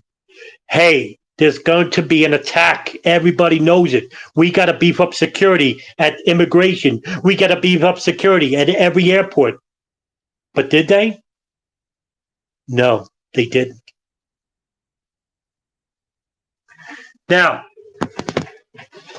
August 2001, August 16th, 2001, the CIA, with all this information about hijackers living inside the United States, about them wanting to attack the United States, hold an emergency principals meeting where members of the NSA, the FBI, and the State Department were to attend. It was the only time George Tenet and Richard Blee would come and announce. And in this information, which was chaired by Richard Clark, the Counterterrorism Security Council head, where they basically say there are two hijackers living inside the United States, which is unbelievable when you think about it. But what they doesn't tell them was that they also had U.S. visas. He doesn't tell them their full names, just tells them their name, Khalid and Nawaf. Richard Clark says, how long did you know this information? Tenet doesn't tell them the truth. He doesn't tell them that they knew all the way since January of 2000. It is now August 2001. They're now scrambling to see if they can find two needles in a haystack. They only know that there's two guys, Nawaf and Khalid, and they're in Los Angeles. The FBI is now tasked to try and find these two men. And they find out their full names, Khalid al-Mihdhar, Nawaf Azmi. However, they're not in Los Angeles now. They're long gone. Nobody knows where they are. They're actually in New York, but they don't know they're in New York. Members of the Hamburg cell, well, they're being monitored by Israeli intelligence, living in Maryland, living in Florida, living in Virginia. The muscle hijackers, they're all coming. All of these men that were coming from Saudi Arabia, from the Riyadh consular office. By the way, most of these muscle hijackers who were filling out applications to come inside the United States couldn't tell you who they were meeting, didn't have any money on their person, couldn't tell them whether, who they were staying with, and barely any of them spoke English. Now, the consular officer in charge of the Jeddah U.S. consular office is J. Michael Springman. You probably heard of him. He suspended many of these applications. I believe it was 12. And they were all involved with the 9/11 plot. They were muscle hijackers. They suspended these applications. However, his suspension was overruled because his superior, Shania Steiger, was a CIA case officer. And she overruled him. And all those men came to the United States at different time frames, different months in 2001. It was the summer of 2001, July, August. But they all came. So now they're all inside the United States. And at this point in time, they started picking out the date for these operations. The plane tickets were bought on a computer. And later on, it was noted that the NSA even collected information about that. The FBI couldn't find Khalid al-Mihdhar and Nawaf Azmi. The CIA knew exactly where they were. The NSA knew exactly where they were. And most likely the Israelis and the Saudis knew exactly where they were. But they never told the FBI and the State Department. Just 2 days prior to 9/11, Ziad Jarrah, along with members of the Flight 93 team, the muscle hijackers, rent a room at the Days Inn Motel. 2 days prior to the attacks, Ziad Jarrah, you would think, rents one room. He rents two rooms, one for himself and one for the muscle hijackers. Now, you would think that he would want to live with them, to coordinate attacks with them, to get to know them, to hear what they have to say. Why does he need a room to himself? I'm going to bring all this up regarding Ziad Jarrah in a minute, and why it's important, and why I think the biggest part involving Israel and 9/11 is involving through Ziad Jarrah. But nevertheless, 9/11 happens. Everybody gets on the planes. Everybody, including Mohammed Atta and Marwan al-Shehi, they're seen getting boarding passes by employees at Dulles and Logan, and in Newark, the muscle hijackers were seen getting on these planes. Yes, there's hardly any camera evidence, but there is one camera, security camera at Dulles in which captures, now this is DJ Thermal Detonator's magnificent work, which shows that these muscle hijackers, Khalid Al-Mihdhar, Nawaf Hazmi, all get on, they go through security screening, and there's a victim of Flight 77, Marie Ray Sopper. She's on the camera, she's holding her cat in a cat basket. She gets on, she goes through security, and they go on the plane. But there's phone calls made on these planes that say a certain number of hijackers were on these planes. With Flight 77, it's 6, according to a flight attendant named Renee May, and not 5. With the FBI later says there were 5, but Renee May claims there were 6. There were 6 phone calls on Flight 93, 2 by flight attendants, 4 by civilians, passengers, who claim only 3 hijackers and not 4 were on that plane. Regarding Flight 11 and 175, it's 5 each, but we don't know because whether there could have been more or there could have been less. Very few phone calls involving the number of hijackers were made on this plane. Now, Betty Young, who was a flight attendant on board Flight 11, she's reported to have made a 20-minute phone call, but only 6 minutes of that audio is played for the public. Where's the 14 other minutes? Why isn't that recorded? Later on, American Airlines draft report after 9/11 happened would report, a draft report, that there was a gunshot heard on that plane, which killed Daniel Lewin. Daniel Lewin was seated in 6B or 5B, and sitting right behind him was a hijacker named Satam al-Saskami. Now, it's alleged that Saskami stabbed him and killed him. But in the draft report, the American Airlines, this is coming from American Airlines, stated that a gun killed Daniel Lewin. But this didn't make it to the final report of the American Airlines report, which was presented to the 9/11 Commission. Jane Garvey, the regional director of the FAA, basically corrected that report, saying that that was a mistake.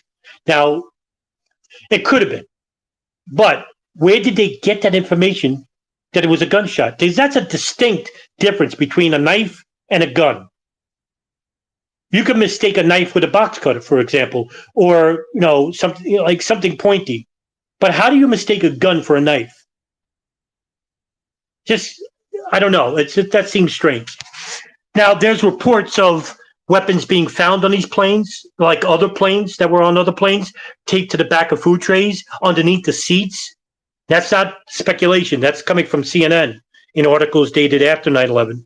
That they later on would find out planes were on 9/11, and in the days after, when the FAA allowed the planes to transact business, that there were other planes with weapons found on the days afterwards. And DJ Thermal Detonator is the only person I know that covered this story.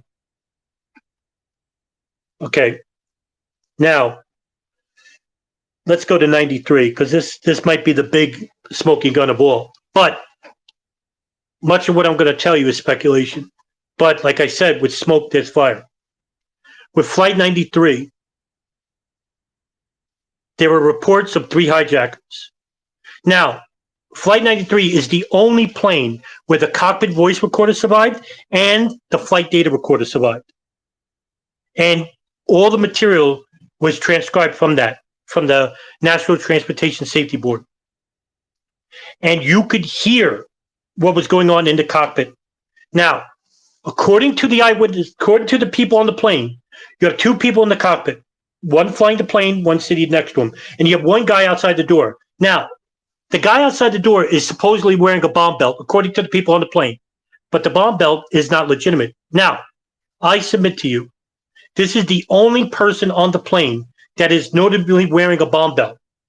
Now, supposedly there was a bomb on Flight 175 or maybe a gun on Flight 77, but this is the only instance where a hijacker has a visible bomb belt. Was this to make up for the fact that there was a lack of hijackers on this plane? It very well could be. Now, according to the transcript, the audio wasn't made public. It was played for the victims' families in the Zacchaeus Moussaoui trial of 2006, but the transcript is public. And in that transcript, there is no mention of Ziad Jarrah. There is no Ziad. The only name that's mentioned is Saeed. Well, there is a muscle hijacker. His name is Saeed Al-Ghamdi. Now, as the passengers were revolting because they ran to the cockpit door and they supposedly killed the one hijacker outside the door, they were trying to get in to Flight 93 and they were using a food cart to bash in. And in the 1 minute before impact, the person sitting next to the pilot is saying, Saeed, up, down, meaning take the plane up and down so they could throw off the people from getting into the cockpit. Now, the victims' families who heard the audio basically saying that we were hearing the door being crashed with the food cart, glass being broken and stuff and whatnot.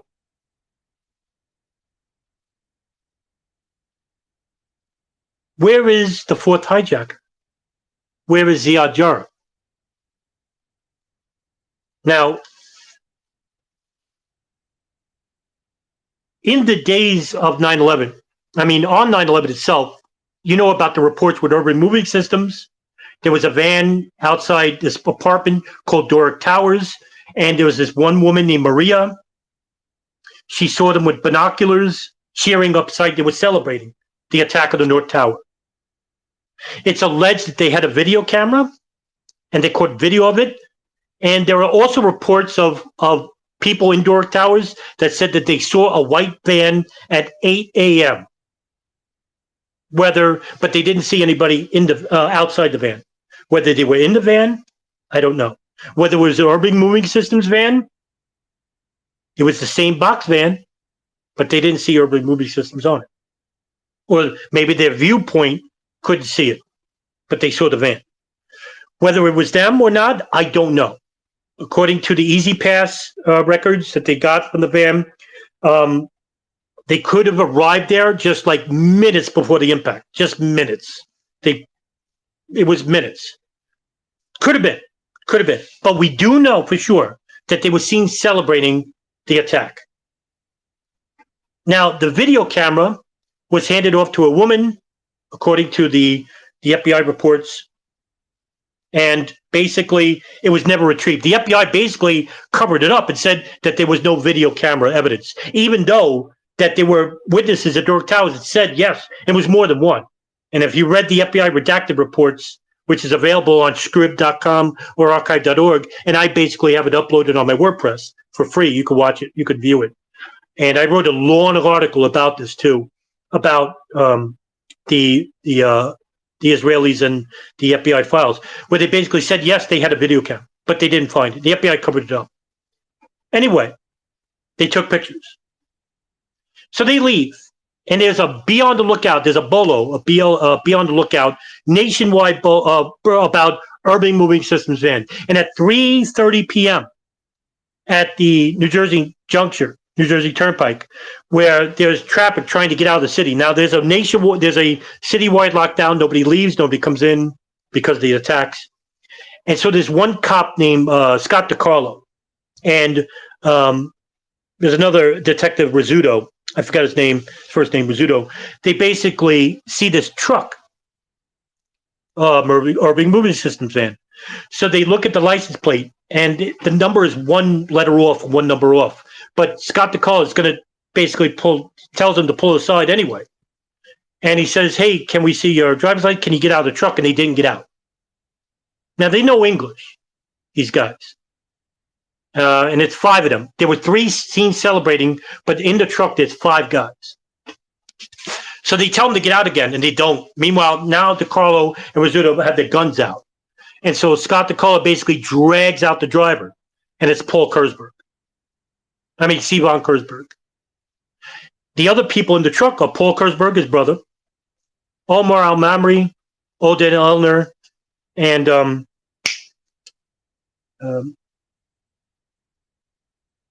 I forgot the other person. Oded Elner, Omar Mamri, and Yaron Shmuel. Those are the 5 guys. They all work for Urban Moving Systems. So they detain them. They bring them back to the FBI, the East Rutherford office, and the FBI takes over the case. They start questioning them. And they lie to them straight up. They don't want to take any. They took lie detector tests and they fail all of them. Fail all of them. So they're held for 71 days until pressure comes from two unnamed congressmen with Alan Dershowitz, the famed Jewish lawyer that's involved with the O.J. Simpson case and maybe even the Epstein case. We don't know for sure, but he's a dirtbag anyway. He acts as a mediator for their release, and they're released. And not only are they released, but all the people from the art student ring that I mentioned previously, they were also detained. And they were all detained, a majority of them were detained on student visa violations, which is basically not a major crime. But they can't be held by the FBI, so they're turned over to the INS. And the INS releases them on the orders of the FBI, even though there were some FBI agents who said that they knew more than what they were alluding to, members of the urban movie systems. And for most of you, you're thinking, well, that's it. That's all we know about urban movie systems. Not so fast. Because I'm going to name two more Israeli students or members of urban movie systems that you most likely never heard before. And this is where I'm going to link Ziad Jarrah and to 9/11 and Israel. But I'm going to use speculation. I'm going to be honest. But you'll understand why. So on September 11, 2001, an urban movie systems van is noticed in Pennsylvania. They get pulled over. This is before the Bolo comes out. They get pulled over. They're saying they're going on a move, and I think they're going to either Ohio or Chicago. I don't know. I always get this mixed up. They're either going to Ohio or Chicago, but they don't know. I don't know this. They not doing anything. They let go. The next day, September 12th, that truck is coming back at the freeway in York, Pennsylvania. Now, York, Pennsylvania police pulls them over because now there's a be on the lookout vote for anyone working for urban movie system. Any van that's seen, pull them over and detain them. So they get pulled over. And in the truck is nothing. There's no furniture. There's nothing in the truck.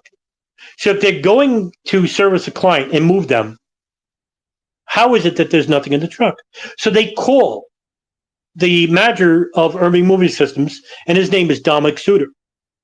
And he says, Mr. Suter, is there a Roy Barak and Modi Buppo working for you? And he says, yes, they work for me here in urban movie systems. He says, well, they claim to have had a client and they're moving them to New Jersey. And Dominic Suter says this: due to the prior day's events, we didn't have anybody outside of New Jersey. The cop tells him, well, how can you explain this? Dominic Suter says, it's strange. I can't explain it. They're detained and they're brought back to the FBI and they're investigated. And it finds out that those two guys, especially Modi Buppo, is involved with Israeli signals intelligence. Now, you may say, well, why is this important?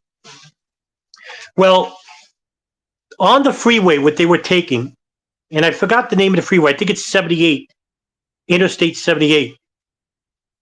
Interstate 78 is basically passing by Shanksville, Pennsylvania. Just less than a mile. Not even it's a short drive.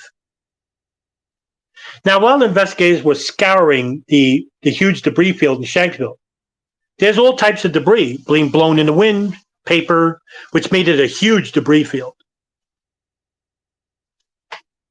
One such artifact that was found at Shanksville was a business card. The business card was belonging to Ziad Jarrah. And on the back of that business card is the name Asim Al-Jarrah, which had an address located in Germany, which belonged to Ramzi bin Al-Shib. Now, here's a great connection, which could lead to something much more than you ever heard in your life. Who's Asim al-Jarrah? Asim al-Jarrah is the uncle of Ziad Jarrah. He's also a member of the Abu Nidal organization, a paramilitary guerrilla Arab terrorist organization, a splinter group of the Palestinian Liberation Organization meant to usurp the PLO by conducting terrorist acts in Europe and in the United States. However, Asim al-Jarrah was also an intelligence asset for Libya, for Germany, for Israel. He was involved in a number of operations, including one such operation involving Pan Am 108, I think. I could be a little bit off about that, where the operation was called Operation Jara, and that was in the 1980s. Ziad Jarrah also has a cousin. His name is Ali al-Jarrah. Ali al-Jarrah was a school teacher in Lebanon. He was arrested in 2011, arrested by Hezbollah and Lebanese authorities, for he was an Israeli asset for 25 years, sharing information, getting money for information, conducting himself inside Hezbollah and collecting information and giving it to Israeli Mossad. He has a brother, Ali al-Jarrah, named Joseph al-Jarrah, who for 10 years was assisting him in this operation. Ali al-Jarrah had a house in Syria, which basically was a conduit between Israel and Lebanon. And he had a girlfriend on the side who was operating out of this house. Meanwhile, he lived very modestly with his family. And he was collecting, I think he collected over $300,000 for his operations involving the Israeli Mossad. Now, what I'm about to tell you is speculation. Okay? So take this as it is. There's no evidence behind it. But I think Ziad Jarrah was the Israeli mole inside the Hamburg cell to give information to the Israelis about this operation. Like I said, whether the operation was told to them by the NSA or CIA, or the Israelis were conducting their own separate operation outside the NSA and CIA. I don't think Ziad Jarrah ever got on Flight 93. That's why the FBI claims that he was the pilot and that there were 4 hijackers. But if we listen to the phone calls of 6 people made on that plane, 6 people claimed to have seen 3 hijackers. 3 of those phone calls stated that all 3 men were dark-skinned males. If you Google Ziad Jarrah, he looks white. The FBI doesn't know that either Ziad Jarrah made a phone call to his girlfriend, Aza Sanguine, whether it was in the hotel or whether it was in Newark Airport. Now, how do you not know? You can trace the number to the origin of the call. That's coming from the 9/11 Commission. And the only thing that keeps me from saying that he wasn't on the plane is because Ziad Jarrah's voice is heard when he says on the plane through the broadcast system that everybody sit down, we're going back to the airport, and that there's a bomb on board, so please sit. It is his voice. Now, whether that voice is transcribed through the message system from radar ground control, which you could buy these radar satellite phones that can communicate to the cockpit. That technology does exist, by the way. That could very well could be. Who knows? But as long as that hangs in the air, I can't say that he wasn't on the plane. But like I said, if Ziad Jarrah had family that had Israeli intelligence, how is it that Al-Qaeda could involve him in the biggest operation of all time without doing a background search about his family that's involved heavily with intelligence. Needless to say, not just Israeli intelligence, but intelligence in general. Qasem al-Jarrah was involved with European intelligence that goes back to the 70s.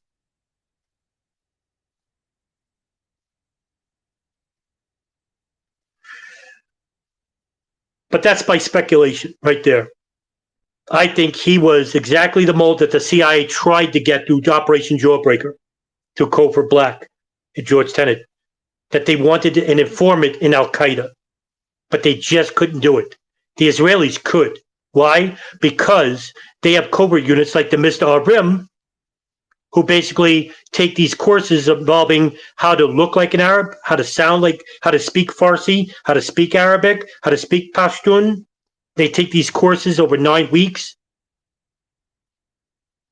It's a very covert unit that's meant to usurp and infiltrate Hamas and Hezbollah in Israel.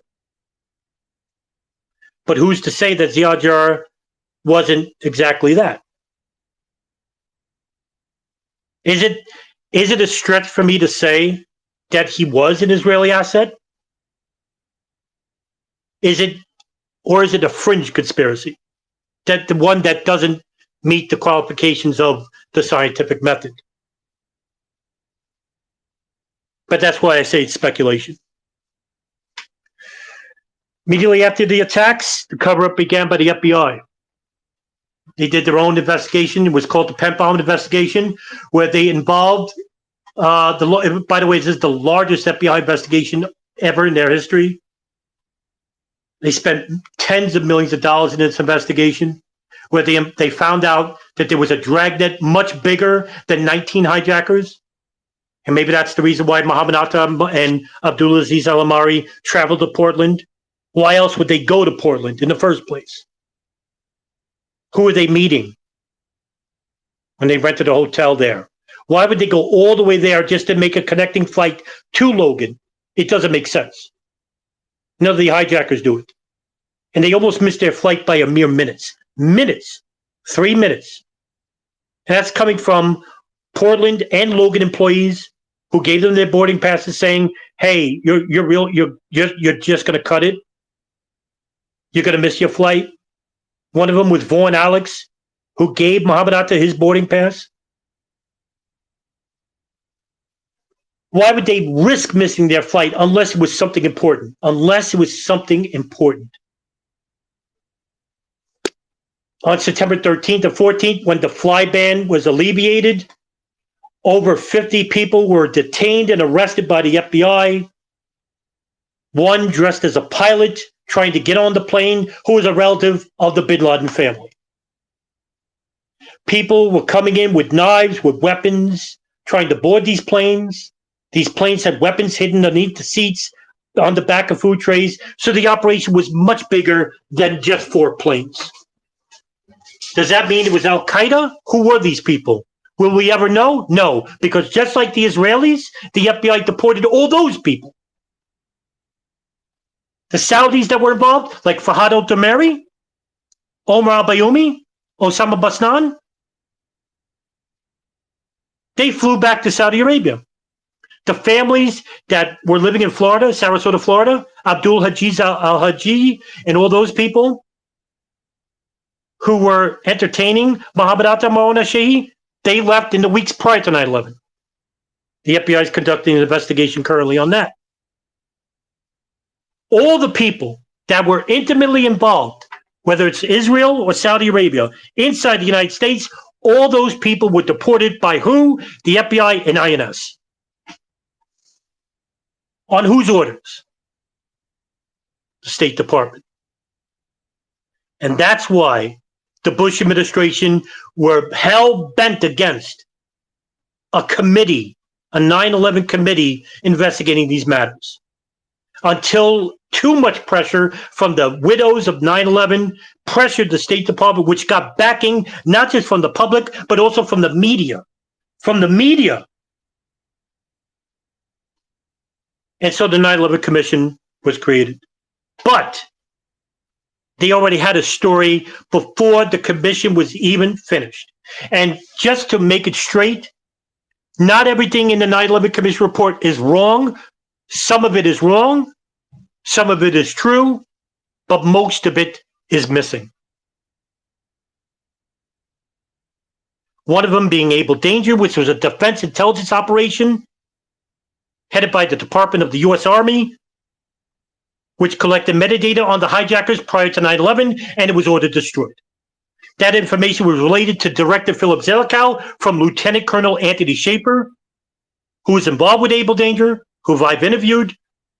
When he told Zelikow about the operation, Zelikow was floored, this COVID operation, saying he's going to use it in the commission report. Guess what? Wasn't in the report. Thomas Drake, former senior executive of the NSA, who said that the metadata that the NSA collected, which I previously mentioned to you throughout this talk, was presented to the deputy director of the NSA, Maureen Baginski, showed it to her, said, look at all the information we collected, in which she told Thomas Drake, Tom, I wish you had not shown me that. And he explains why. Because she no longer had plausible deniability. Here they are, the NSA, the leading agency in the operation, collecting all this data, heard all the phone calls from Bin Laden's satellite phone, from the house in Yemen, from people inside the United States, hijackers themselves, all into information never shared with any agency in the State Department. And all Maureen Baginski was worried about was plausible deniability. They could no longer say, we didn't know. They did know. They knew. And they withheld this information. But why? That's the question. Why? Thomas Drake basically says that the NSA alone had amounted to so much metadata that they alone could have stopped all of 9/11 completely outside of any agency. No agency on the earth, including the CIA, including the Israelis, including the Saudis, no agency on the earth had more information about the operation than the NSA. The CIA, when they were investigated by the 9/11 Commission, the Joint House Inquiry Report, what did they say? Well, when the cable came in about Khalid al-Mihdhar and Nawaf al-Hazmi, George Tenet, the director, basically said, nobody read that cable. Guess what? 53 agents in counterterrorism and analytic station read that cable, including the FBI agents Doug Miller and Mark Rossini. They lied. He committed, he retracted himself later, but he lied under oath. George Tenet did. Tom Wilshire, who was hidden behind a petition screen, basically said that the FBI had all the information they needed. And sitting next to him is an FBI agent, later to be found, Steve Bongard from Washington, D.C., who basically said, we didn't get all the information. Basically telling Wilshire he's a liar straight to his face without saying he's a liar. Cofer Black, who was later investigated, who was later gave a testimony to the Joint House Inquiry Report, he basically said that the information was vague. The CIA didn't know what they had because it was so much, it was vague. Meanwhile, it was descriptive regarding Khalid al-Mihdhar and Nawaf al-Hazmi. It was descriptive regarding Khalid and the Malaysia summit meeting. It was descriptive that they had U.S. visas and they were inside the United States. They knew, and they intentionally withheld information. And and where's that evidence coming from? It came from the CIA themselves. There was a meeting in the summer of 2001, June of 2001, where a CIA analyst from Alex Station had met with two FBI agents, and those two agents were later found out to be Dina Corsi and Steve Bongard. And Clark Shannon, the CIA case officer, showed them photographs. And the photographs were Khalid al-Mihdhar and Nawaf al-Hazmi and Khalid, Walid bin Attash, that's his name. And he asked the FBI, do you know who these people are? The FBI basically says, no, I don't know who these people are. And he says, well, I can't tell you who they are. And Steve Bongard says, well, why are you following them? And he says, I can't tell you that. And Steve Bongard is yelling at him now, saying, why? Why can't you tell us? Why are you showing these pictures? He says, I can't tell you because the DCI, which is the director of Central Intelligence, George Tenet, basically says, "I'm not allowed to show. I don't have authorization to tell you." George Tenet, under investigation by the Joint House Inquiry, basically says Clark Shannon never said that, even though Clark Shannon gave behind closed door testimony to those same people at the Joint House Inquiry, saying that's exactly what Tenet told them. Now, I did a separate podcast based on just that testimony. Go look up Carl Levin and the Joint House Inquiry Report podcast. It's probably one of my most important because it shows intentional, not just withholding information, intentionally withholding information to the FBI and the State Department about hijackers living inside the United States, about Al-Qaeda, not hijackers, I'm sorry, Al-Qaeda operatives who later became hijackers. Why did they withhold this information? That's the question. Why did the CIA withhold information? Why did Israel withhold information? Why did Saudi Arabia withhold information? Well, the 9/11 Commission went and interviewed Fahad al-Dumeri, Omar al-Bayoumi, Osama Basnan, and in every single one, it's called the Memorandum for the Record. It's uploaded on my WordPress. Go read them.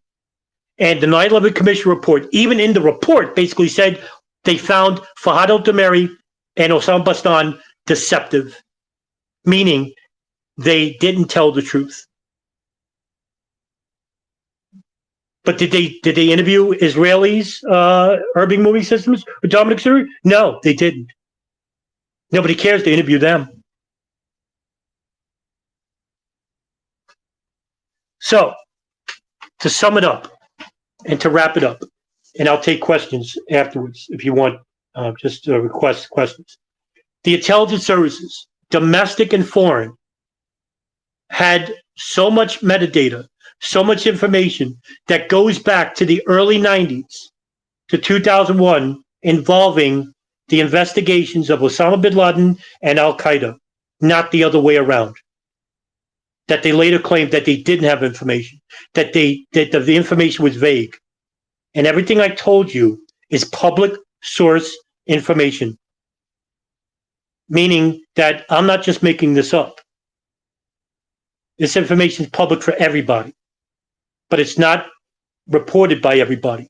And with the 9/11 Truth Movement basically making these fringe conspiracies such as no planes and no hijackers, well, guess what? If we don't have planes and hijackers, that means you don't have the intelligence agencies like Israel, Saudi Arabia, CIA, and NSA monitoring who? Hijackers. Because if there's no hijackers, who are they monitoring? Nobody. Now, whether this is intentional to throw the 9/11 Truth Movement off or to basically subvert them and say, look, they're just a bunch of idiots, that very well could be, to discredit them in the public eye. Well, it's working. Right now, there's a 12-hour conference wrapping up, 12 hours, where they're talking about what happened at the Pentagon. 21 years later, if you don't know what happened at the Pentagon, then you're lost. So, if everybody has questions, I see one requesting. Let me see if I can request. Okay, hold on. Invite, add a speaker. Go ahead, sir.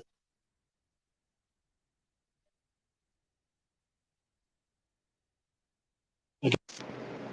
There he is. Assalamu alaikum. Well, that's me and peace on you guys. Malaikum assalam. What's up? I just have a question. Sure. Do you guys still believe in the American media? That's it. Well, no. I mean, generally, the media themselves, when it comes to 9/11, basically just repudiated or repeated the 9/11 Commission report, which is basically a shallow report. They won't ever entertain the intelligence issues of the CIA or Israel or Saudi Arabia or the NSA. They won't talk about the operations that were happening in the mid '90s. So they basically just say, "Oh, it was 19, Muslim fanatics, and they hate our freedoms and whatnot." But that's not the case. That's not true. And you could basically just listen to the statements made by these people who conduct these operations, and it's not about women's wearing short skirts. It's not about music, and Islam hates us. That's not true. These people aren't even Muslims in any traditional sense. Wahhabi Muslims are basically antithetical to the teachings of the Prophet Muhammad in the Quran. These are hadith people who follow the works of Ibn Taymiyyah or Ibn Hanbal. They're not Quranic scholars. These are hadith scholars. And yeah, I don't believe anything the media tells me. So next up is Darren. And hold on, Darren. Go ahead, pal. Darren, you're a speaker. You guys hear me? Yeah, I can hear you. Okay. I just want to say to Adam, who is a fellow friend and a fellow researcher, as we collaborate on some stuff. I want to say thank you for doing this, Adam. You did a wonderful job. Take time out of your day for talking over 2 hours about 9/11 and the importance of it, and not these fringe conspiracies. Because the only way we're going to get a gist of 9/11 is the truth, not whether no planes and no hijackers or any other stuff, nuclear bombs in the basement, space beams, all that stuff.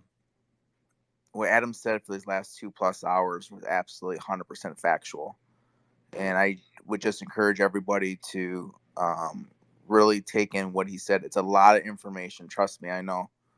You're not going to learn 9/11 in just one little segment here or days or weeks. It takes years to actually understand it, especially the geopolitical part of it.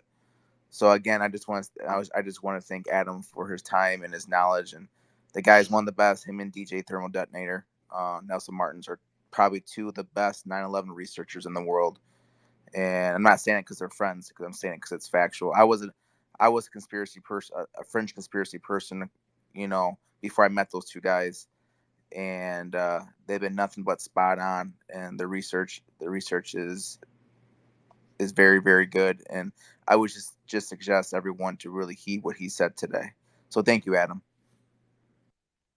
Oh no, listen, thank you, Darren. And what I want is basically an educated public where we can act on the information and not just believe. I'm a big firm proponent of ascertaining knowledge. You can believe whatever you want. You can't go to court with belief. You can believe that no plane hit the Pentagon, that no plane hit the World Trade Center, but do you know it? And that's why I would rather have an educated audience rather than an uneducated one, because we can make a difference. And yeah, I'm a small time channel. I'm a nobody. Ryan Dawson is a huge channel. Nelson is a bigger channel than me. These guys can reach a bigger audience. They're, better authorities on 9/11 than I ever am. And, there's not many of us. That's the problem. And what I'm trying to do is trying to do my due diligence and my duty. And I really believe this. This is not something, it's not like, he's trying to sound wishy-washy. No, I really believe it, that in the future, that the people that listen to me, I don't want people just follow me. I want people that listen to me, but they open up their own channels and they inform people and they reach a bigger audience than I ever could. And that's how you build a movement, by the way. And with that, we then can maybe, force a future investigation, and then, have reputable people trying to push the issues about why the NSA, why the Israelis, why the Saudis withheld information from us and what they collected, because that wasn't covered in the 9/11 Commission. Hey, Bill Gates, about Bill Gates. Okay, you're on speaker.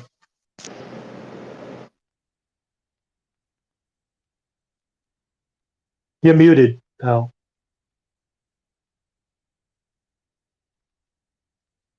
Yes.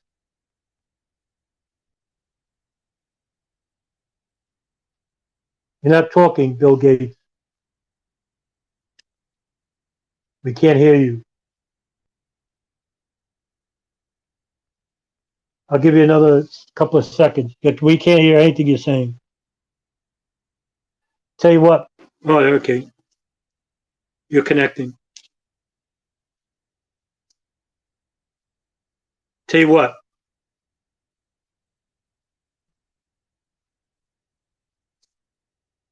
No? Requested. All right, I'll do it again. Go ahead, sir. No. We don't hear anything.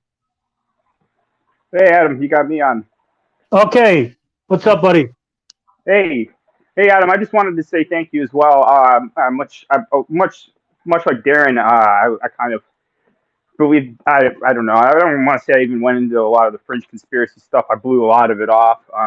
But it's been extremely informative following your work and DJ Thermal Detonator and Ryan Dawson, and I appreciate the time that you put into this. But I just want to encourage everybody that's listening right now. Ask some questions. Ask Adam about like, because there's all these memes that it's like 9/11 has turned into a meme, right? It's like two planes and three buildings, and everybody just accepts it, right? Ask Adam, why don't you think, or like challenge him, like why don't you think they're like the World Trade Center 7 was controlled demolition? Like, why not?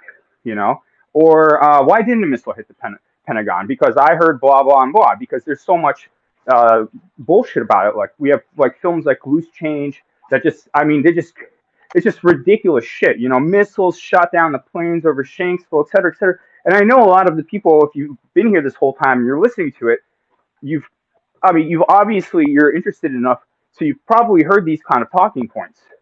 And these talking points are no better than the mainstream media is the problem. It's that you have layers of propaganda. You have the mainstream or the mainstream media, and then you have the next layer of propaganda, which is like Alex Jones. And it's funny because everybody means like, oh, Alex Jones is right about this and right about that. It's like, yeah, a broken clock is right twice a day. And granted, I'm not going to give him any credit, but he's right. He's right about a few things here and there. But he's also pushed a lot of really crazy shit that is basically, in the eyes of the broader public, has discredited many movements, including the 9/11 Truth Movement, because you get people like NPCs or normies or whatever you want to call them who look at like some of the crazy shit he says, because of course, like, I guess if you just listen to Alex Jones all the time, like, you can sort of filter out, oh, that's just Alex being crazy, but that's not what you see on Twitter. You get those like Brooklyn Dad accounts who are like, oh, look at Alex Jones saying like this, insert blank ridiculous fucking thing that he says. So people just automatically discount anything he says. So if Alex Jones even touches an issue, you have like a huge percentage, just all the people who are triple jabbed and et cetera, et cetera. We got the little Ukraine flags in their profile or whatever. They immediately just discount whatever it is. I mean, it could be Jesus could come back to Earth, and the second Alex Jones says something about it, everybody turns on him, puts him on a cross again. So I just want to encourage everybody in here, ask a question. Adam is a really nice guy. Like, this isn't, if you can be challenging to him, and this is a good atmosphere, and yeah, challenge him. I mean, it's a bare minimum. It's what we do with the mainstream media. It's what we do with anybody that tells us any information. Challenge them. If any of this was like, oh, I don't know about that, ask a question, raise your hand, and that's a lot of what this space is about. It's a good opportunity for people to raise their hands and ask a question, and also like feel like you're not going to be berated or shut down.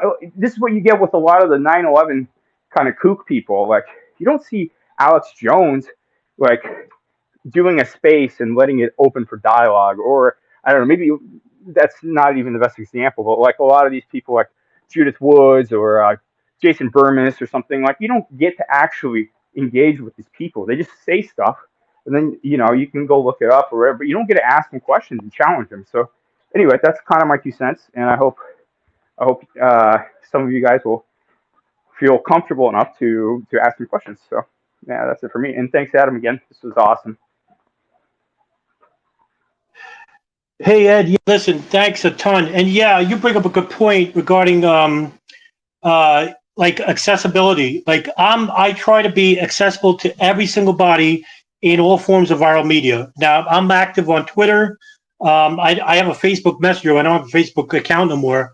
But on Twitter, I mean, you can find me. I'm _ Adam Fitzgerald.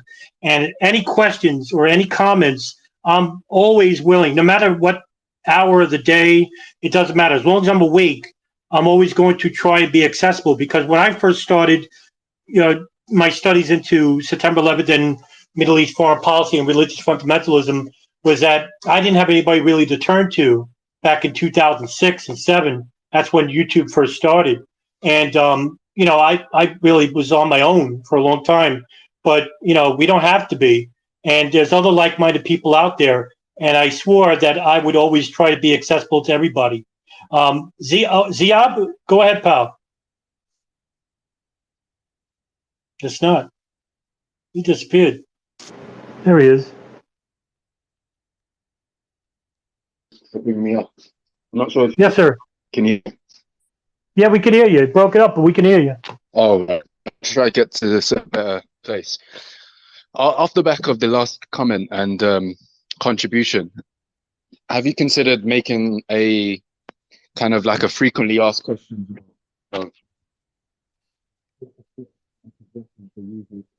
Oh, you're breaking up really bad.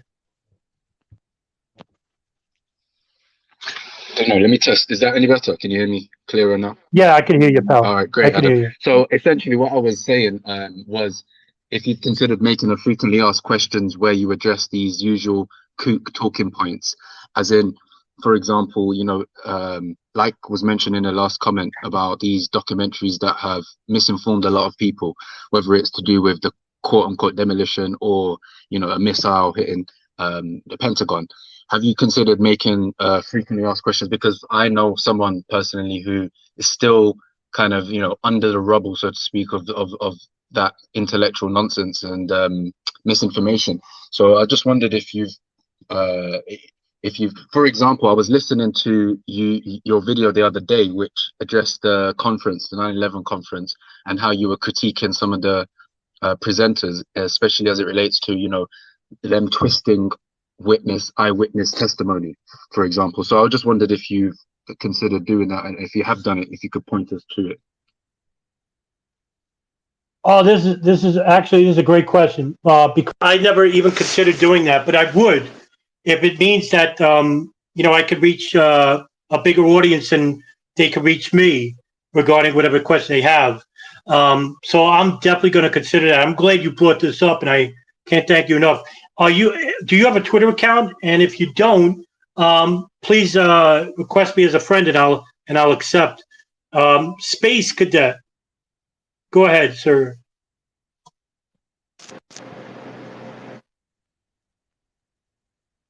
You're on mute, by the way.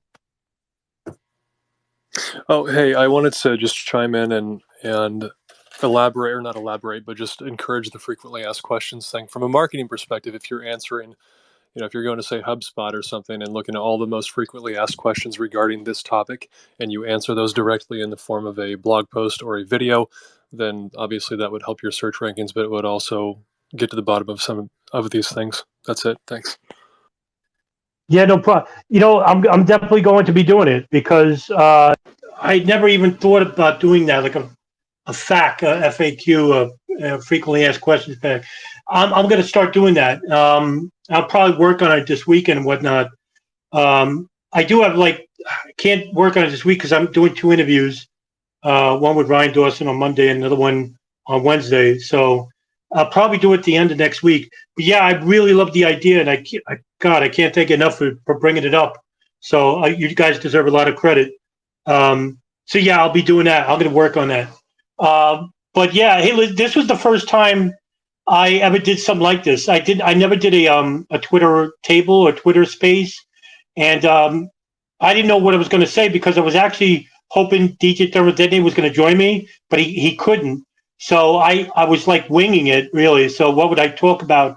and I wanted to talk about the intelligence agencies and 9/11 itself. And I hope I didn't lose you. Like, I knew it was long. I didn't think it was going to be this long, so I have to apologize for that.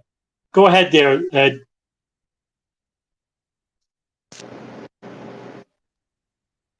You're up.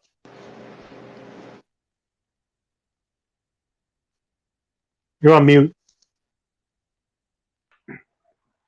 Hey, can you hear me? Yes, sir. All right. Yeah, I just wanted to add on that. That's a really good idea.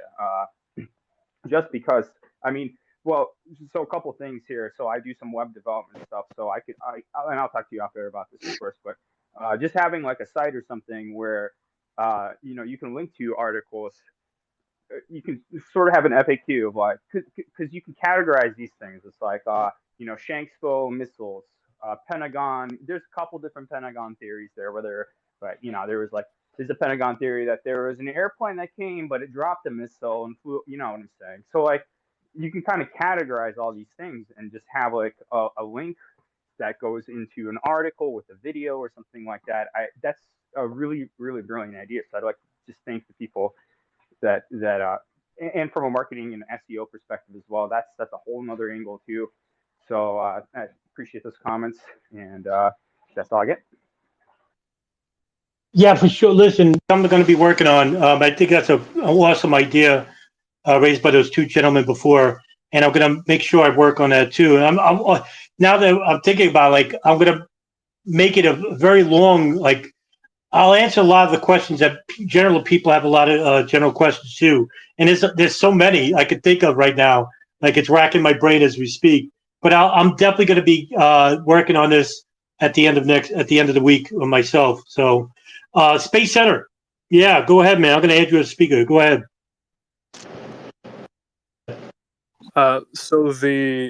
If you wanted to look into it from a business perspective, there's a book out there called They Ask, You Answer.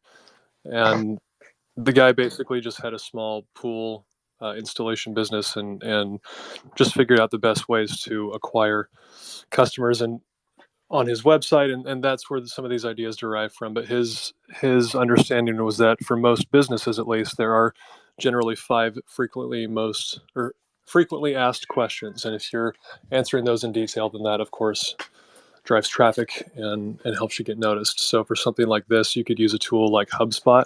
I think it's kind of expensive for individuals. I haven't looked in a while, but you can find out the exact questions that people are Googling regarding this topic. And when you answer them, you can have those specific questions as the title to your video or your blog post.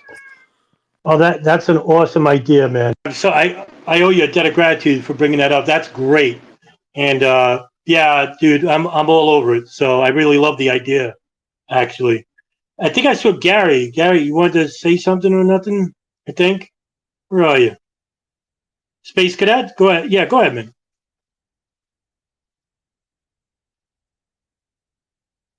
Oh, it's Gary. Gary? Gary? Mute.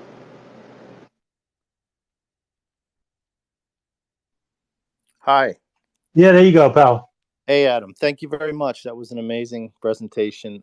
I've learned a lot from you over the last year following your podcast and your Twitter. And thank you for entertaining all of my far out speculations and in our Twitter conversations. I wanted to propose a thought that if we all agree the official narrative and the official release of information is not entirely factual and there was a cover up, I think we can't entirely rely on the information that has been released from the FBI because it could be doctored and manipulated to shape that narrative. I just want to put that out there.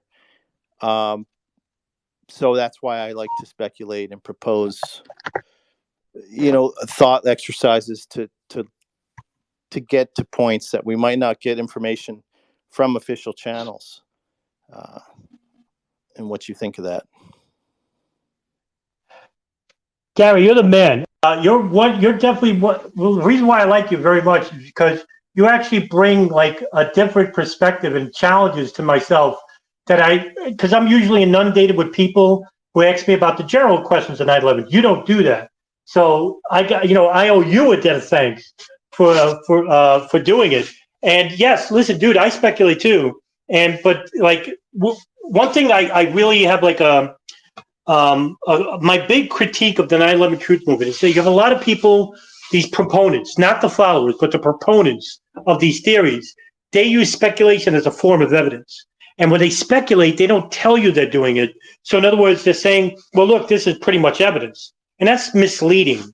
And, the reason why I came out of viral media and started doing my own channels, because I'm very shy and I don't like my sound of my voice and stuff like that. But I really care about the subject. And it's something that most of my adult life, I've been, trying to learn as much as I can. And I really take great care in what people are saying in regards to this subject. And it's really important because look what's happening. We have a cover up by the federal government. We also have fringe conspiracies that are basically covering up, the people that are involved with the event itself. And it doesn't help when you start making declarations like, hey, by the way, no plane hit the Pentagon. It was a missile. Meanwhile, we have like 86 people who actually saw a plane hit the Pentagon. And then you have people basically saying, well, those people really didn't see a plane and this and that. Meanwhile, look, if you don't have hijackers, you don't have intelligence agencies, and then you don't have world governments who are listening to these intelligence agencies who write out foreign policy programs, who basically have destroyed the Middle East in the process. I think everybody here can agree with that, whether you're an American or not. American policy is written by people who have a vested interest in knowing what's going on before it even happens. That's why the intelligence agencies are the most important entities on the face of this earth, because they collect information, and information is power. And whoever has the most information is the most powerful. So, yes, I take great concern about people who make unfounded speculation, not ridiculous speculation too. But Gary, you don't bring like ridiculous speculation. You bring very good speculation that's reasonable. So, I thank you for it. But yeah, go ahead again. Go ahead. You're on mute.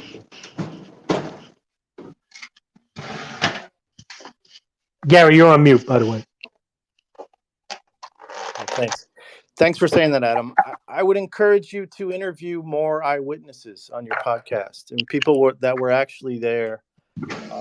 William Rodriguez, the people that really saw different versions of the official narrative, because that's all we got now. The people that are still alive that were there and have, their own experience to share. Yeah, listen, Gary, I'm with you. I'm with you there. William Rodriguez, I actually reached out to him when I had a Facebook account, and he basically was on a tour. I think he was going on a tour in South America or something like that, and he couldn't talk at the time. I totally forgot about him. Yeah, I would definitely talk to him. In fact, one of my last podcasts, I'm the only person in the world to interview the Pentagon incident commander, James Schwartz. He arrived on scene 6 minutes after the plane impacted the Pentagon. I'm the only person to reach out to him. And I'm like, why? Like, again, I always say, I'm a nobody. I'm basically, nobody really follows me and stuff like that. How am I reaching out to these people? And it's not like I'm special or anything, or I'm smarter than anybody. I'm not. I'm not an expert in this field. I'm just someone who has a vested interest. So how am I getting to these people when people who have been doing this far longer than me can't? Either they don't want to because it doesn't fit their worldviews they're trying to portray to the public, and that would mean that they're not really honest investigators. That's what I would take it as. But yeah, I'd love to interview William Rodriguez, like, for one. But here's another thing too. I'm not qualified to speak on the World Trade Center. I don't know how it came down. I don't know what happened there. I don't discount bombs or anything like that because, for one, I'm not a physics major. I'm not an engineering major either. So, I wouldn't, if I gave my opinion, why would you want to listen to it? It's not based on anything other than my opinion, right? So that's why I don't talk about it. I'm not qualified to talk on it. Gary, go ahead. One last thought. Yeah. It's the people like you and DJ Thermal Detonator that are driving this mainstream, legitimate investigation. And I would say, the Kennedy investigation, the people that really did the best research got the AARB commission formed. I mean, it was Oliver Stone's film, and so you guys could achieve something like that. And I would hope that in our lifetime we have a real investigation that can unlock the files that were not being shown, and the public can find out a lot more about the events. Thank you, Adam. Sure. Listen, yeah, big question there, right? So in the future, not right now, because I'm still like trying to find a lawyer to talk about maybe holding George Tenet accountable for lying to the Joint House Inquiry. I don't know if it's past the statute of limitations or not. So I'm still like studying about law when it comes to perjury, because it's not for sure he saw the cable, but I know for sure Tom Wilshire saw it and Michelle and Casey saw it. And, they basically said that, oh, the FBI knew about it and whatnot. No, they didn't. They had no idea. And that's just one area. And also, too, we don't have all the information yet. I think you brought up something about maybe in the future we'll have some documents released. Well, that's what I'm hoping for when it comes to Saudi Arabia, when it comes to Israel. Right? There's a lot of information regarding Saudi Arabia. There is a lot. But when it comes to Israel, there's very little, right? Because nobody really tried to investigate further about why urban moving systems basically were following members of the Hamburg cell and who told them about them, right? Because they were all deported out of the country right away. So I want to know why. I want to know what they were talking about. And it came out later that Dominic Suter, he did an interview, and I want to say it was around 2008, where he basically said to somebody that he would write a book about his experiences, about saying that why those guys basically were going to sue the United States, but they didn't. And they said that they were going to get this lawyer basically going to sue the FBI for insinuating that they had foreknowledge about the event. But, I mean, they dropped that lawsuit because that means they would have to present evidence of their case, and they didn't have any. And that leads, what does that lead you to tell you, right? So that means that they did. They very well did have foreknowledge. Now, if you look at the FBI files, it's redacted, and it can be found on archive.org and script.com. But if you look, there's a page where it's written by the FBI agent. I don't know his name. It's redacted. But at the one of the headlines is this: why were they held? Like I forgot the phrasing of the question. So it was like this: what was the reason for holding these men? Right? What was the reason for holding these Israeli nationals? That's what they called them. What was the reason for holding these Israeli nationals in regards to the events of September 11th? And a simple no or like a small retraction, you would have sworn. But the page, it was a page and a half of redacted material.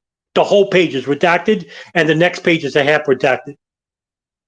So that tells me that whoever was writing that report was basically saying that, hey, these guys basically were most likely there before it even happened and were filming the event, and we were trying to ascertain just how much they knew.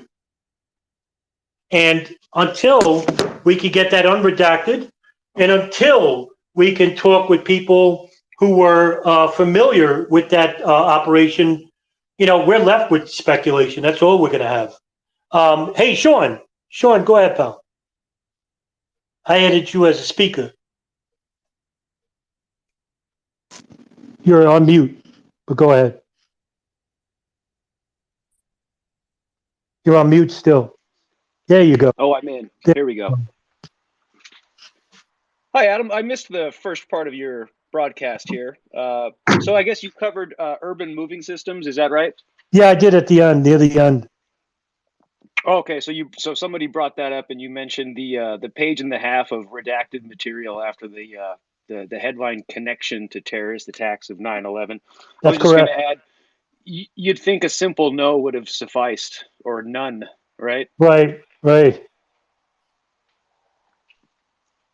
We lost you there. Or were you done? You're on mute. Yeah, that's it. Thank you. Oh, okay. Yeah, no, dude, man.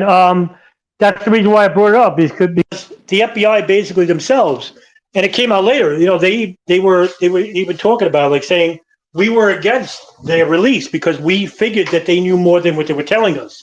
I mean, look, they did lie detector tests initially, and they failed them. And then I think it was Omar Mamre was given one, and I want to say he failed it again, and he broke down. He told the FBI, he lied to them too, basically saying that he wasn't there, that he was at this gas station and whatnot. Look, I don't think they were at all honest, at all. I think they knew more than they were alluding to. Now, here's the question. What did they know, right? What did they really know? Did they know the time and date? Did they know even who was involved in the operation? I listen. I don't know. We'll ever know. But yeah, we're left to speculation. Hey, special ed, you go ahead. Special ed. Can you hear me? Yes, sir. Okay. Hey, yeah, I just wanted to just kind of bounce off that topic too, and see. So I was wondering if you could do maybe it was just like a short debunking of the whole Shanksville missile thing, but in a sense, like because a lot of the Jonestown, the kookery stuff goes into the whole how could they possibly find the passport there, but that ties into urban moving systems because they had it wasn't the dancing Israelis because that was what the 4 or 5 of them that got pulled over there, but that was different urban moving systems and that got pulled over in Pennsylvania. And obviously it's speculation because we don't know, but it is very interesting that they got pulled over shortly, like after the timeline kind of fits there. So I was just wondering if you could speculate on that for everybody. And that's all I got. Yeah, sure. Hey, well, okay. There was a couple of Somerset County residents. Some of them, like Eric Peterson, Paula Pluta, Kelly Levenite, who all came out of their houses because their houses were shaking. They were living right in Somerset County, which is just a half a mile from Shanksville, where they basically heard their houses shaking. And so they left the house. It was like, what the hell is that? And it was a plane. They saw the plane at a 45-degree angle. In fact, Eric Peterson said he saw the plane upside down. And basically, they all saw the plane crash into the field. By the time they were running over there, you had EMS and Pennsylvania Fire Department all running over there, like because they saw the plane coming in low and crashing over there. And look, I can understand why initially how people could say, hey, that doesn't look like a plane crash, right? There's very little plane debris. And I mean, when I first saw Shanksville, I was like, a plane didn't crash here. Even I said that. That was like 2007, right? And when I saw those pictures initially online, I was like, yo, that's not like a plane. There was no plane that crashed there. There's no nose, there's no tail, there's no wing. Now, why is that? Why is there very little plane debris at all the crash sites in New York, in Pentagon, and in Shanksville? And it's very easy. And when I explain it to you, you'll probably understand why. And it goes like this. We're used to seeing planes who have malfunctions, who are trying to land on their belly while dumping the fuel and trying to land at the slowest speeds possible. Now, you probably saw that film, Sully, where he lands into the Hudson River. Tom Hanks is in it, where he's trying to land slow into the Hudson River, and he does. What's that one film with Denzel Washington, Crash, I think, or Flight, something like that, where he flies over the church and he's trying to land into the field, and he's going really slow. The fuel is dumped. Well, that's not the case on 9/11. Now, even though plane crashes are rare, intentional plane crashes are extremely rare. It's only happened a very few times. And before 9/11, we had an intentional plane crash, which was outlined by DJ Thermal Detonator, PSA 1771, in which that plane was hijacked by a guy, an ex-employee of the airline, and he shot the pilot and he crashed the plane at 700 miles an hour. It was going so it actually broke the sound barrier. That's how fast he was going. You ever see debris for that plane crash? It looks eerily similar to Shanksville. They found no whole bodies. They didn't find any of the engines. They didn't find any of the wings or the plane or even a fuselage. Very few pieces of the plane survived. What survived? The nylon, which is made of Boeing airliners, and paper, clothes, light objects, which exploded out through the fireball. That's what survived. And that's what we saw in Shanksville. That's what we saw at the Pentagon. Those planes were fully loaded with 78,000 pounds of fuel, and they crashed at the highest speeds possible. With Flight 93, it was 563 miles an hour. With Flight 77, it was 538 miles an hour. Those planes basically disintegrated with the kerosene on board, which was 11,000 gallons of fuel, and slamming into the Pentagon and slamming into the field of Shanksville. Nothing survived, basically. Nothing. They were basically reduced to molecules, these people. And that's why I can understand why people like yourselves can have some hesitation about a plane crash into the Pentagon at Shanksville. But when you look at plane crashes like Germanwings 9525 and PSA 1771, and you compare them to like Shanksville or the Pentagon, then you're like, oh, wow, that it doesn't even look like a plane had crashed there. But yeah, that's what I would compare it to. Who's this person? Pastor Stephen? Go ahead, pal. Hello. Yes, sir. Hi. How you doing? Hello. My name is Stephen. I am a pastor, but I live in New York. I live about 30 miles from New York City, and when 9/11 happened, I'm 60 years old, so this was however many years ago. But when 9/11 happened, afterwards, I did a bit of research on everything that you're talking about, and you're pretty much right on just about everything here. What I noticed when I was watching the videos over and over again is that the World Trade Center should not have fallen the way it did. Okay, first of all, there's nothing that could have, even a plane crash. When they first engineered the building, a friend's father actually helped build the building. He's an engineer. That is a building around a building. Okay, so those planes should not have been able to knock actually, I should say the fuel, the kerosene. You're absolutely right. Should not be able to melt or knock the building down. And what I found out was that in the middle of the night, between the hours of say 2 a.m. and 5 a.m., and I had asked an engineer cousin of mine about this, and he told me it was a total setup. What they did was they put the only thing that can melt steel is something called thermite, and it will literally get up to like temperatures. Okay, I might be wrong on this, but above what will melt steel, because when the buildings had fallen or collapsed in or imploded, they were starting to melt steel out of areas around the wreckage, and there was no kerosene at any, like it was like 1200 degrees, I think it might have been. That cannot melt anything. All right, so that is definitely a setup in one way or another. The other thing is, when I was watching the videos, I was watching how and I'm sorry to say, I was just interested to see how it was working, but the whole building's falling in and imploding. What that happened was there were puffs of smoke coming out of sections of the building right before the buildings were pancaking on top of each other when they were falling. You could see this explosive, some kind of charge within the building. And like I said, thermite is the only thing that can break steel or melt iron, for that matter, too. As far as your what you're saying about the Pentagon, you're absolutely right. There was no debris, and also in Shanksville, nothing. And I did a lot of research on those too. Not only that, no one, even the best pilots trained in the world, could actually fly the way they said they did in order to hit the Pentagon. Not one was able to hit it at all. They all failed in it. So, and plus, of course, the found what do you call it, passport thing, in the middle of all this wreckage and all this papers flying all over the place and the smoke and this and that, they find one of them.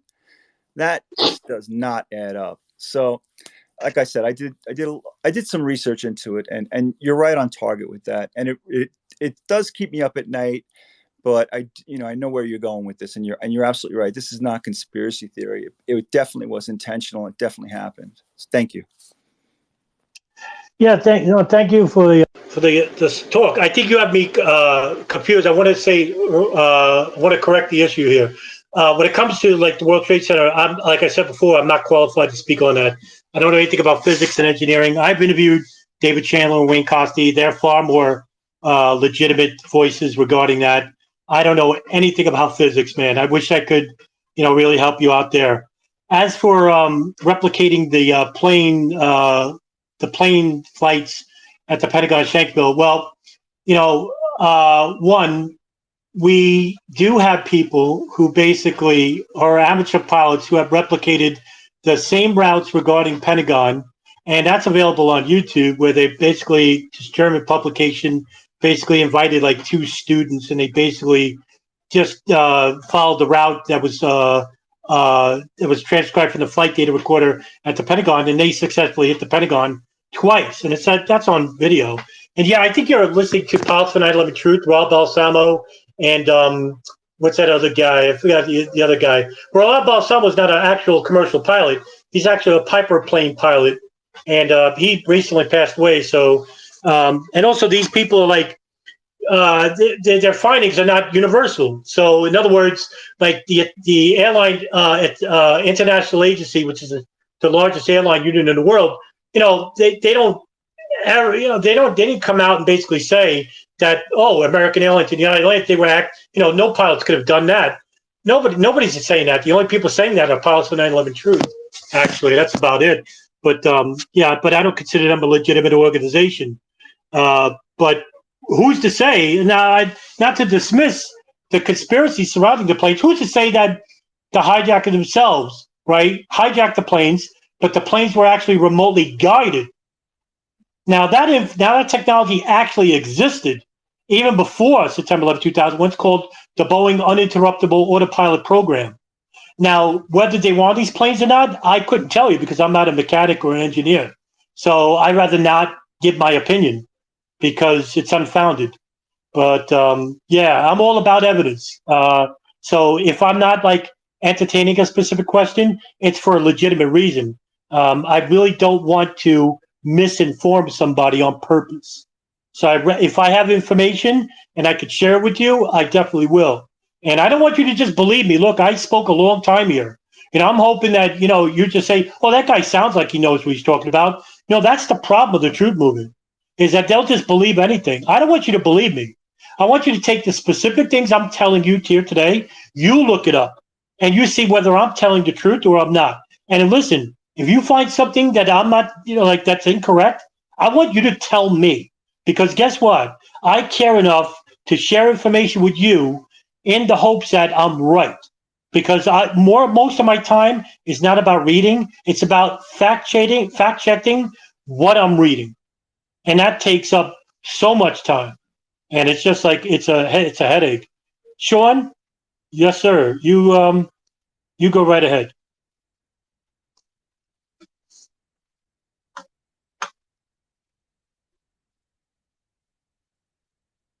No?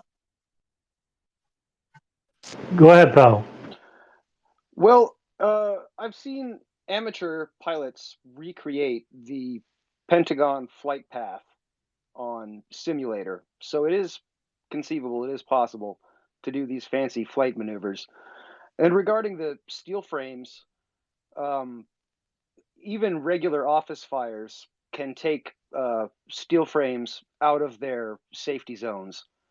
So that's something else to consider about damage and the building's ability to withstand it. But Michael Collins Piper had said before he died that the one story about 9/11 that's important is the personal testimony of William Rodriguez, who was the janitor at Hmm. World Trade, and he was on site on 9/11, and he told a story about what happened that morning, describing two separate explosive events, one from below the basement level, I believe he said B2, Hmm. from the B2 level before the impact from above, which was the plane crash. And the reason it's interesting to consider Rodriguez is because he actually survived the 1993 attack.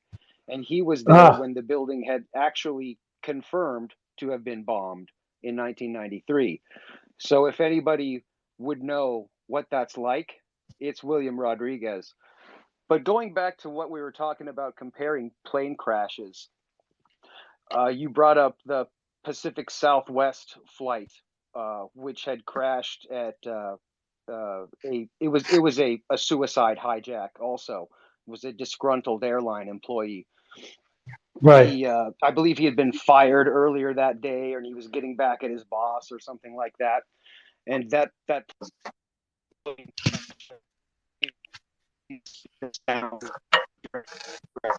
was obliterated. But we talk about the 9/11 planes. That was back in the 1980s, right? We talk about the 9/11 planes and say Flight 93 that allegedly crashed at Shanksville, and it's very contended. But it looks like the PSA 1771 flight because it's just obliterated. That's what it looks like. Right. And we like to speculate about bombs and shoot downs and missiles and things like that.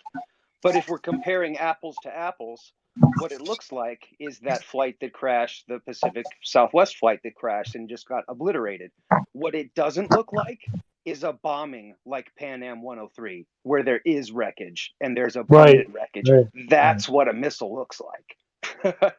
That's all. That's all. Thank you.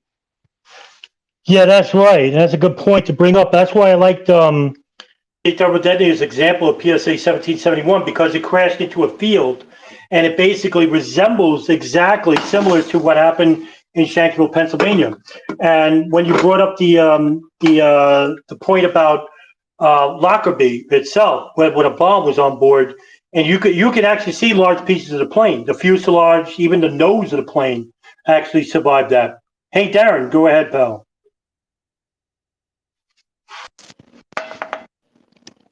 You hear me? Yes, sir. I just want to talk about it was brought up about the trade centers. The one thing I do bring up is we have nothing to compare it to. Okay, and what I mean by that is we don't have anything in our history to compare a 767 fully loaded jet going over 500 miles per hour, fully packed with fuel into a building. We have nothing to compare it to. So how do we know that that couldn't take down a tower? We have to remember the steel wasn't melted; it was weakened, and that's all it takes. So that's really something to consider. I'm not like not saying that there might have been explosives, but if you're gonna say there's explosives or charges in the building, who are your suspects? Who are you gonna blame it on? Who do you have evidence that put those in there? Okay, that's something we have to consider regarding that.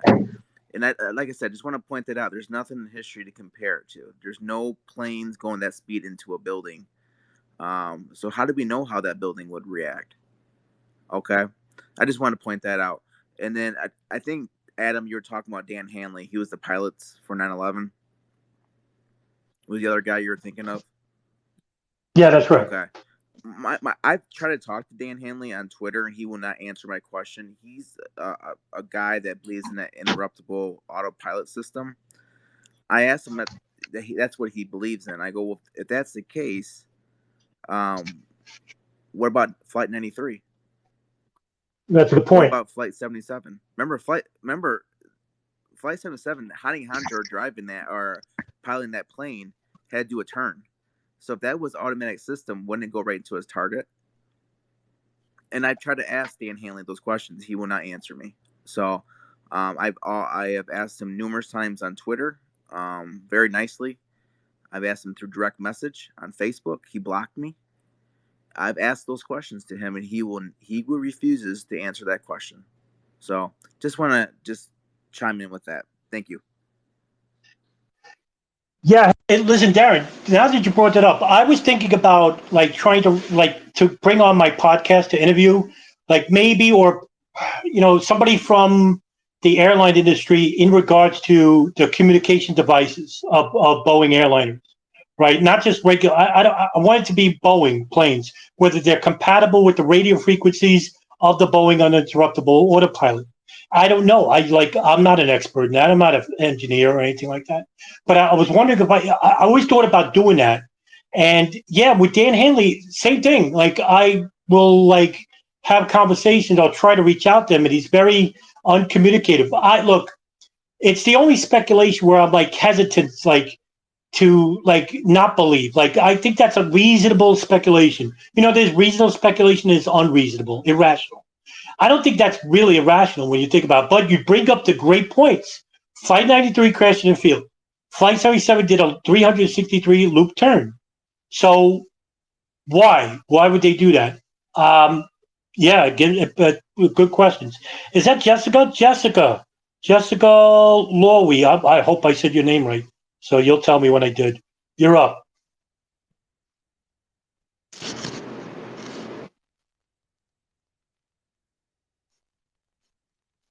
You're on mute, Jessica. Oh, hi. Sorry.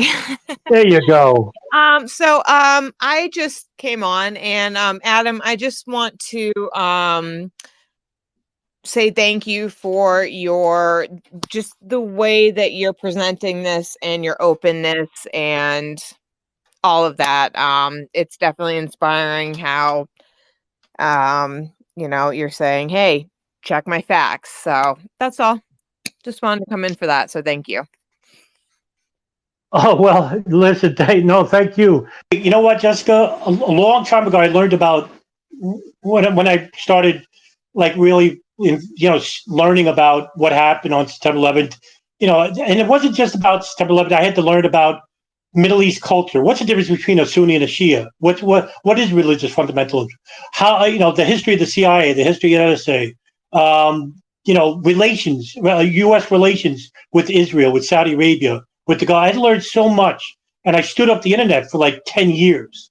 And then when I did, I started noticing all these fringe conspiracies and these people who write these books and do these films, and all this stuff is basically regurgitated, repetitive falsehoods that they've learned from somebody else. And one thing I noticed, Jessica, was that they never said at the end, hey, listen, do your due diligence and research what we had to say here today. I never really hear that from people like Rebecca Roth or Loose Change or Christopher Bolin, right? These people basically are hoping that you just take them on face value. Well, that's not the case with me. I want you, because it's not me. I'm not the important person here. It's you, right? Because what I'm trying to do is not build a movement for me. I'm trying to build a movement for the sake of the people.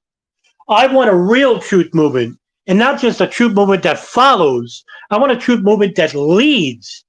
People that follow me on YouTube, I have 1,700 people. I'm flabbergasted that 1,700 people actually watch me or read or hear what I have to say. But I always I make a video here and there. I always remind them, Jessica. I say this. I don't want you. It's nice that you follow me. I'm grateful as heck. But I don't want you to just follow me. I want you to learn something from me. And then I want one day you open your channel, and then you write your own articles, and you open up your channels and you upload your videos, and you teach people what you learned in the hopes that you reach a bigger audience than ever I could. And Jessica, it's like I said before, that's how you build a movement. And with a movement, we could do things. Myself, I'm very limited and stuff. What was it? A Peter Gabriel song, Biko, that famous song Biko, where about the civil rights activists in South Africa, where he goes, you could put out a candle, but you can't put out a fire, right? So I like to say I'm a candle, a very small candle, trying to build a fire. And the fire will be with people like yourself and everybody in this room that, took 2 hours and 30 minutes of their day to listen to the likes of me, measly old me. So thank you, because it'll be you guys that'll be important in the future. Special Ed, go ahead, pal.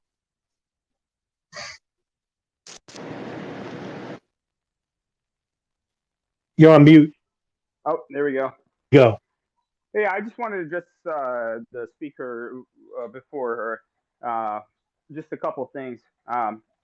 So I think it kind of breaks down into three different things that I want to address. It's like bomb. So the World Trade Center and the bombs. I think, like, even if we don't go into, you don't have to go into nanothermite or any of this stuff to make an educated speculative guess. Like, this is all about guesstimation, or like making an educated guess, right? And there's just so much witness testimony to there being bomb explosions going off in the World Trade Centers. Like, you need to go into the physics of it. You don't need to go into melted steel and jet fuel and all this stuff. Like, you have hundreds of people, well, I don't want to say testify. There's never been any court procedures or anything, but you have like media reports and that kind of stuff of I don't know, dozens, maybe hundreds of people saying they heard explosions in the basement and etc. And also, there are direct links to that as well. There are some, not direct, but I want to say some indirect links with Denko Mechanical. There was an Israeli spy ring that got busted up. Well, I don't even want to say spy ring. It's kind of, I have to be careful with my words here. We'll just put this in the realm of speculation. But there was Denko Mechanical, and there was some people that got busted, I think in Atlanta, Georgia, getting fake IDs through some lady at the Atlanta DOT. And long story short, they had ties back to what appears to be a Mossad front, or you could easily, it wouldn't be a stretch to call it that. And then long story short, she ends up committing suicide by somehow driving into a bridge and lighting herself on fire. Very, very sketchy. So there's a lot to be said about that. Without even getting into the nanothermite, the point being is there's a lot of documents and publicly available information and evidence is what I'm trying to say. There's hard evidence that you can work from without having to go into really nanothermite and physics and whatever. You don't need to be an expert in that stuff. I mean, it's great. I'm sure there's some utility to that, but a lot of times the conversation drifts into that when it doesn't need to, because we have other evidence there that's publicly available. And then also, so like the last two things really quickly, with Shanksville and debris. So I guess both of these can kind of be in the same category, with debris regarding the Pentagon and debris regarding Shanksville, which is flight 93, I think, 77, 93. There was debris for both of them. All right. Now, what we don't have a lot in history is we don't have a lot of people. There are some examples, and I'll get into this, but you don't have a lot of examples of planes traveling at 500 or 600 miles an hour, full of fuel, crashing into stuff. Okay, and there's not a lot of modeling for it. When Boeing or whatever, they model for a plane crash, right? Because they have their seatbelts and whatever, and they're like you land in a river. They plan on the point, like the pilot is. It's assumed that the pilot is trying to land the plane. It's not assumed that the pilot is trying to crash the plane full of fuel as fast as possible into something. And so there's a couple of examples, and you can easily Google this, but there's basically like suicidal kind of pilots who I think it was in the French Alps, I want to say, that the pilot just crashed the plane full of people, full speed into the mountain. And if you look at the debris field, it looks very similar to Shanksville. There's debris, 100%. There's debris. It's very small. And same with the Pentagon. There's a ton of debris everywhere. And there's a huge hole in the building, too. That's one thing, like loose change. I think the worst thing that movie did was they deliberately used images where there was like the fire trucks were spraying water across, and it was covering up like the 90 or 80% of the hole in the Pentagon, right? So I mean, there's also like 80 eyewitnesses that saw a plane hit the Pentagon. So there's a ton of evidence for that happening, but also there is kind of a lack of historical precedent to this. Like it doesn't.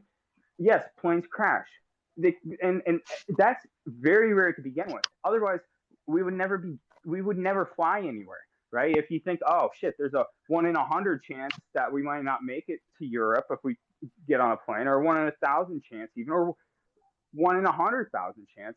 Like it's very rare that planes crash. Period.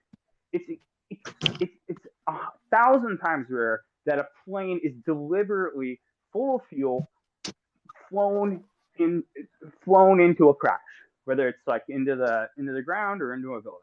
So there's just not a whole lot to work there from. But that's it for me. Yeah, listen, just to touch on those things too. Look, in regards to bombs or hearing explosions, not every, like if a fireman hears an explosion, right? For example, I think in the New York Times report, they released all the firemen's testimonies. And if you look up, it's on the New York Times website, New York Times report regarding the EMS, New York EMS and New York Fire Department and their testimonies, which were held by the New York, was it the History Department, the New York Fire Department, interviewed these people like in the weeks after 9/11. And there was over 110 firemen who had heard at some point in the building an explosion. Now, does that mean that they heard a bomb? Did they hear a generator explode? Now, let's just say it was half or even a quarter who have heard like a big explosion or a small explosion, but it doesn't go into the story. But I don't need any of that. There was actually a report by MSNBC reporter Rick Sanchez who basically said live on the air, he said that he's gotten a report that in the basement of the South Tower, the police had found a white van packed with explosives. I'm not making that up. Google Rick Sanchez, MSNBC, 9/11. It's a hard video to find. I wonder if I have it uploaded in my news clips files. If I don't, I'm going to upload that clip tonight in my news and broadcast edited clips tonight just for you, so you can see it for yourself. I have it, and I'm going to upload it on my playlist. Be on the watch for it. I see a whole bunch of people that are subscribing on Twitter. So I'll upload it on YouTube, and I'll post it on Twitter for you to see it. So is that a mistake? Is that a false report? Well, we also have people who basically were covered head to toe in dust in the basement levels of the World Trade Center who basically said they heard explosions. Now, I don't know what that could be in the bottom of the plane, at the bottom of the World Trade Center. Could there have been bombs? I believe that there were. Can I prove it? No. So, what does that mean? Take it with a grain of salt. For you and for everybody in this room, if you want to say that there were bombs at the World Trade Center, I'm going to say, you know what? I'll probably agree with them. But can you prove it? That's the only thing that matters, right? Well, we're going to try and work on that. I mean, architects and engineers is working on it. So I don't know how far they're going to get, but like, you know, the things that are speculative of the reasonable category, yeah, that's what needs to be worked on. As your points regarding the plane crashes, especially in France, yeah, it's Germanwings 9525. It intentionally crashed into the Alps by the first officer when the head pilot went to the bathroom and he locked him out, and he didn't have a key to that door because the key was in the cockpit, and the pilot, the first officer, crashed the plane intentionally into the side of the Alps. And yeah, you know, that's the example I used to show Jason Burbis, the co-producer of Loose Change, when he said that, show me a plane crash, anything like Shanksville. When I showed him that, he called me a troll. So, you know, whatever. I did a video recently about him recently. So hopefully I touched on some of those points. You said a lot, so I'm hoping I got to some of those points. Darren, go ahead, pal. Hey, Adam. Yes, sir. I just wanted to go back on the Dan Hanley thing about the interruptible autopilot. I don't think a lot of people know is that Flight 175 almost missed its target. Mm-hmm. I think that's when people don't realize that almost missed the South Tower. So I just wanted to point that out as well. And then to piggyback off of what Ed was saying with the Denko mechanical, you can look up. It's called the Tennessee 5.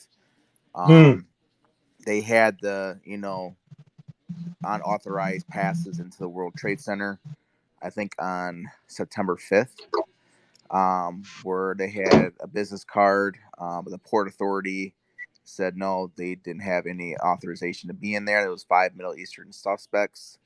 Khalid Altala was the main guy. He's from Jerusalem.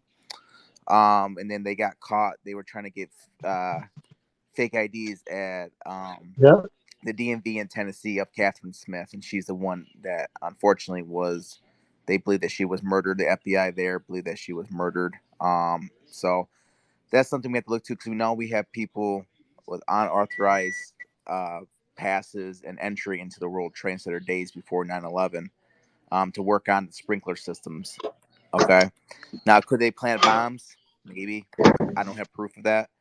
I honestly, in my opinion, think they did knock out the sprinkler system because of the fire. So there's no water to help with that. So that's my opinion. I also too with bombs in a trade center in the basement. I'm a big person on eyewitnesses, and William Rodriguez is a perfect one. I'm not going to say he's a liar because we go off of eyewitness accounts, just like the Pentagon. We go off of that. The reason could there have been? Sure. I mean, I'm not going to dismiss it. I'm not going to tell you you're wrong. You can go back to 1993. What did they use down there? They used a bomb in the B2 level with Ramzi Youssef and those. So that's a possibility. I don't believe there was charges in every floor of the Trade Center. I just don't believe that at all. You would have to have suspects who would do that. So I don't believe there's charges. If there was any bombs placed in a Trade Center, I believe they would have been in the basement. So, all right, thank you.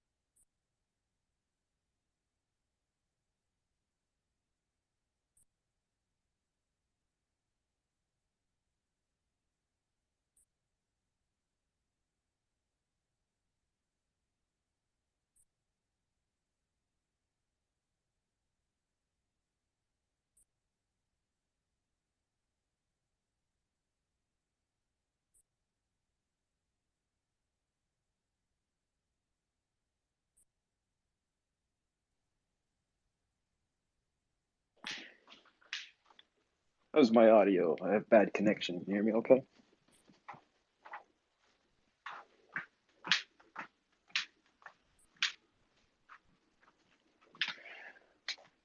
Okay, great. Seems like you can hear me. I can't hear anything. I'll go ahead and talk. So Sakira Hamad was his name that Darren brought up, and he was in the buildings on the 5th doing work on sprinkler systems that wasn't authorized by Port Authority. So the damage inflicted because we're discussing bombs, preventing the fire systems or what have you, the help, right? There's enough connections and links with the Ramzi Youssef family, basically the Khalid Sheikh Mohammed Baluchi group, in their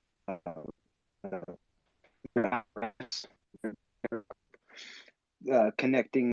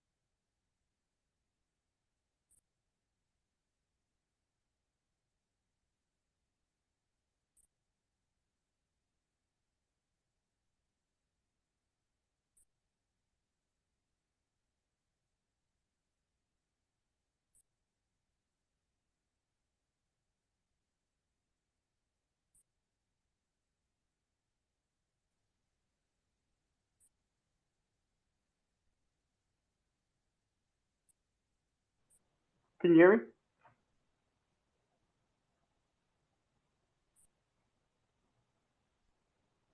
I can't hear anybody.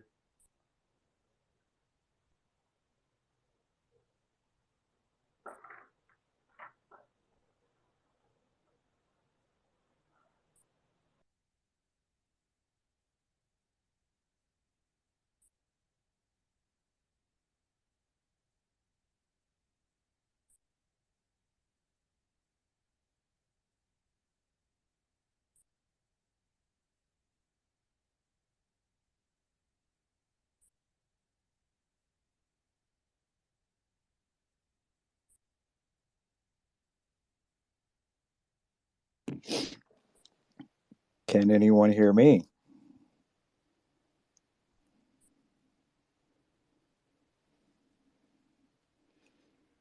Is anyone speaking? Hello. Yeah, Jimmy, go ahead. Is the room just like getting completely rugged, or It could, you know what? It could be like we're coming up on 3 hours and a half now. oh, well, I just find that suspicious that, That's all right. you know, like, are we offending someone? Maybe. I like, look, I'm nobody. So I'm not a threat to nobody. So Well, there's several people in this room talking about. I mean, just because we're paranoid doesn't mean they're not out to get us, right? if they're worried about us in this room, what is it now? 20 people in here? Well, then I think they're paranoid. Well, yeah, they're paranoid. They're paranoid that we saw right through their movie, you know. What's up, pal?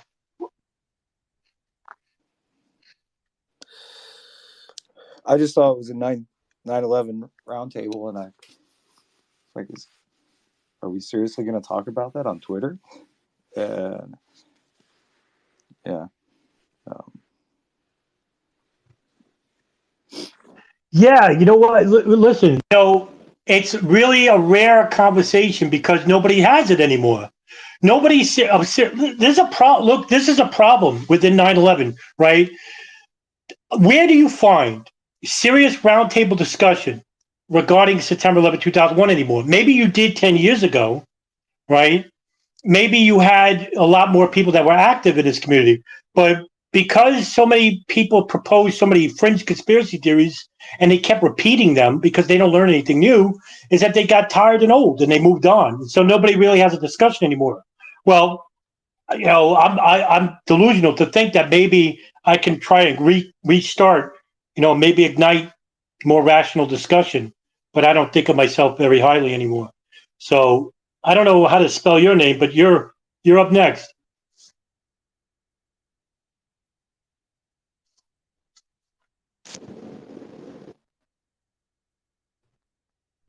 You're on mute.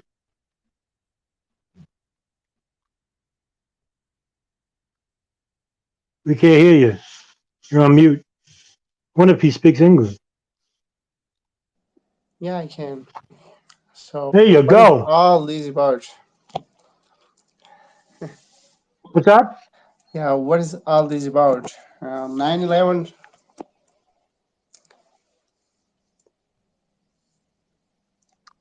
Yeah, You're breaking up. yeah. There's a lot of bad connection. I know a lot of people you live far, and it goes by Wi-Fi connection. So, yeah, Sean, see if you're all right. Hey, okay. Can you hear me now? You're back. Yeah, now we can. Okay, yeah, audio went spastic there for a minute, huh? It did. So yeah, that was Sakira Hamad.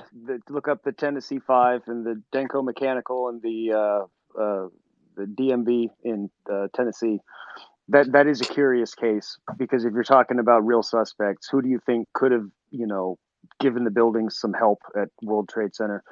You'd look at Sakira Hamad and his handler, Khalid Odala. And then maybe you're looking at urban moving systems, right? Because there's like a lot of weird parallels, say even with the 1993 bombing, because you're talking about truck bombs. At least that's where the conversation ends up with UMS. But regarding the way that you deal the damage, whether it's just the planes or it's the planes with help, or right, there's enough connections to look at the Khalid Sheikh Mohammed clan, and so you have to look at the things that they were up to, like Ramzi Youssef, after his basically failed attack on World Trade Center, had Bojinka plot. Maybe you covered Bojinka in your talk. A little bit, a little. I wish I would. I wish I could expand on that a little more. It's an ancestor or precursor, or however you want to look at it. Some people call it the blueprint for 9/11, which it would have been in 1995 actually, and was known to domestic United States counterterrorism. Well, one of the conspirators, Abdul Hakim Murad, would have been a suicide hijack pilot in that operation if it had gone to fruition, which it was not, because the conspirators were apprehended, and they explained the details of what they would do, and plus they had the whole plans on their computer, and so it was all laid out for FBI and Philippine National Police authorities to review what Bojinka was. And Abdul Hakim Murad, much like the 9/11 hijackers, actually trained at flying even in the United States. So there's so many parallels with the Ramzi Youssef slash Khalid Sheikh Mohammed group. It's worth examining something like a Bojinka to see the modus operandi of the conspirators, of how they actually get things done, regardless of who they're doing it for, if you follow. And Abdul Hakim Murad, for example, he trained at a flight school in Norman, Oklahoma, and years later, Zacharias Moussaoui trained at the same school.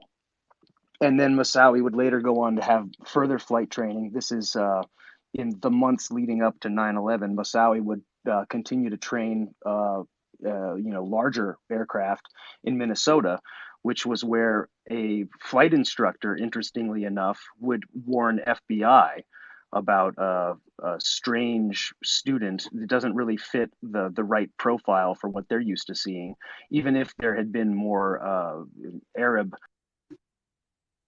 attendees. And the FBI were warned by the flight instructor, literally, that, and this goes back to how you deal with damage, that a fully loaded 747 is like a bomb.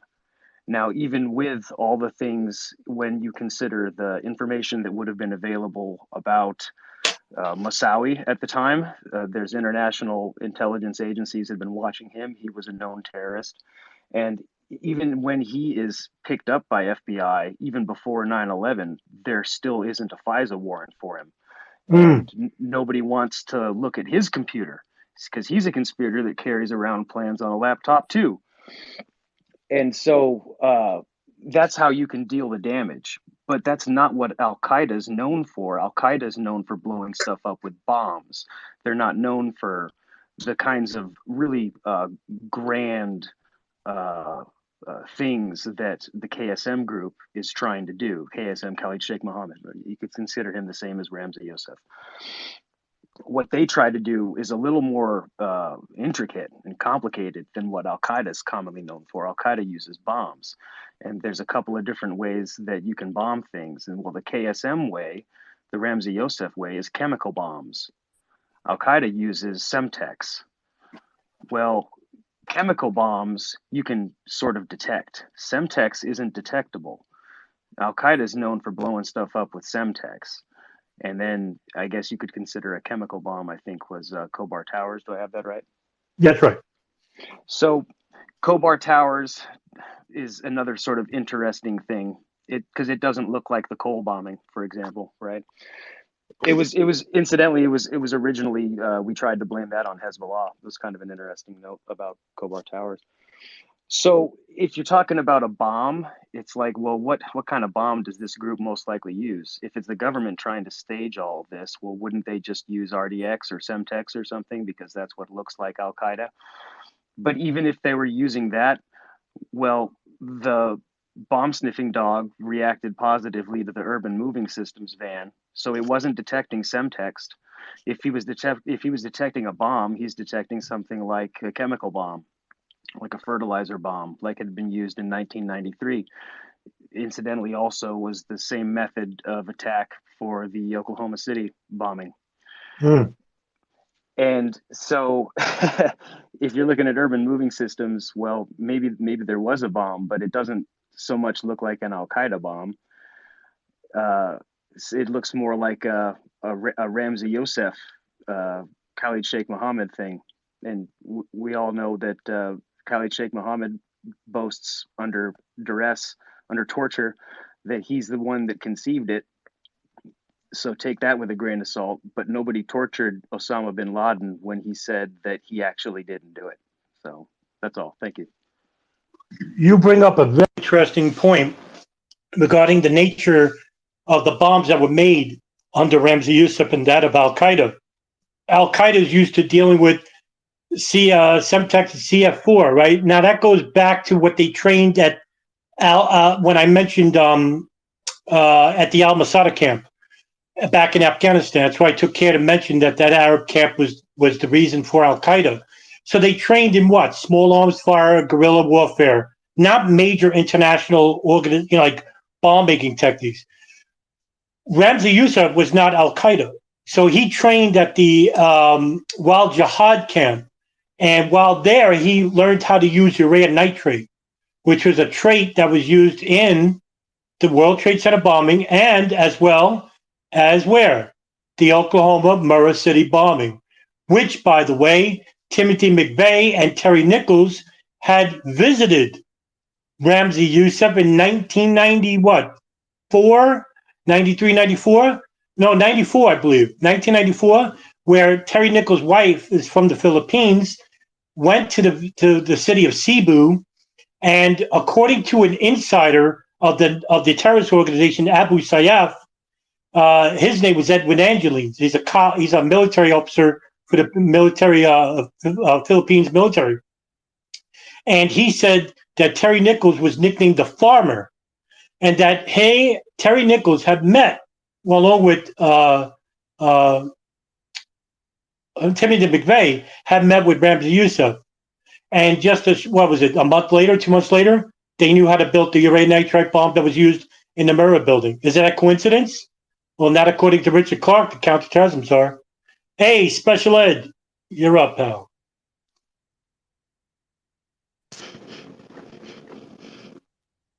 You're on mute. Can you hear me? Yes. All right. So man, there's a lot of points, but let me just bring one up. Here's the interesting point. Like, there's a lot of I'd say there's a lot of memes around that suggest that like maybe Osama bin Laden wasn't behind 9/11. No, I would immediately just immediately preface this. I would, based on my speculation, and the problem is we don't know a lot of information. I would probably guess that he's not necessarily behind it, but he knows about it. But one of the things that you brought up earlier, Adam, is that they had all those calls tapped and everything, and the NSA and the CIA, they had the phone in Yemen, and they had the safe house in Yemen.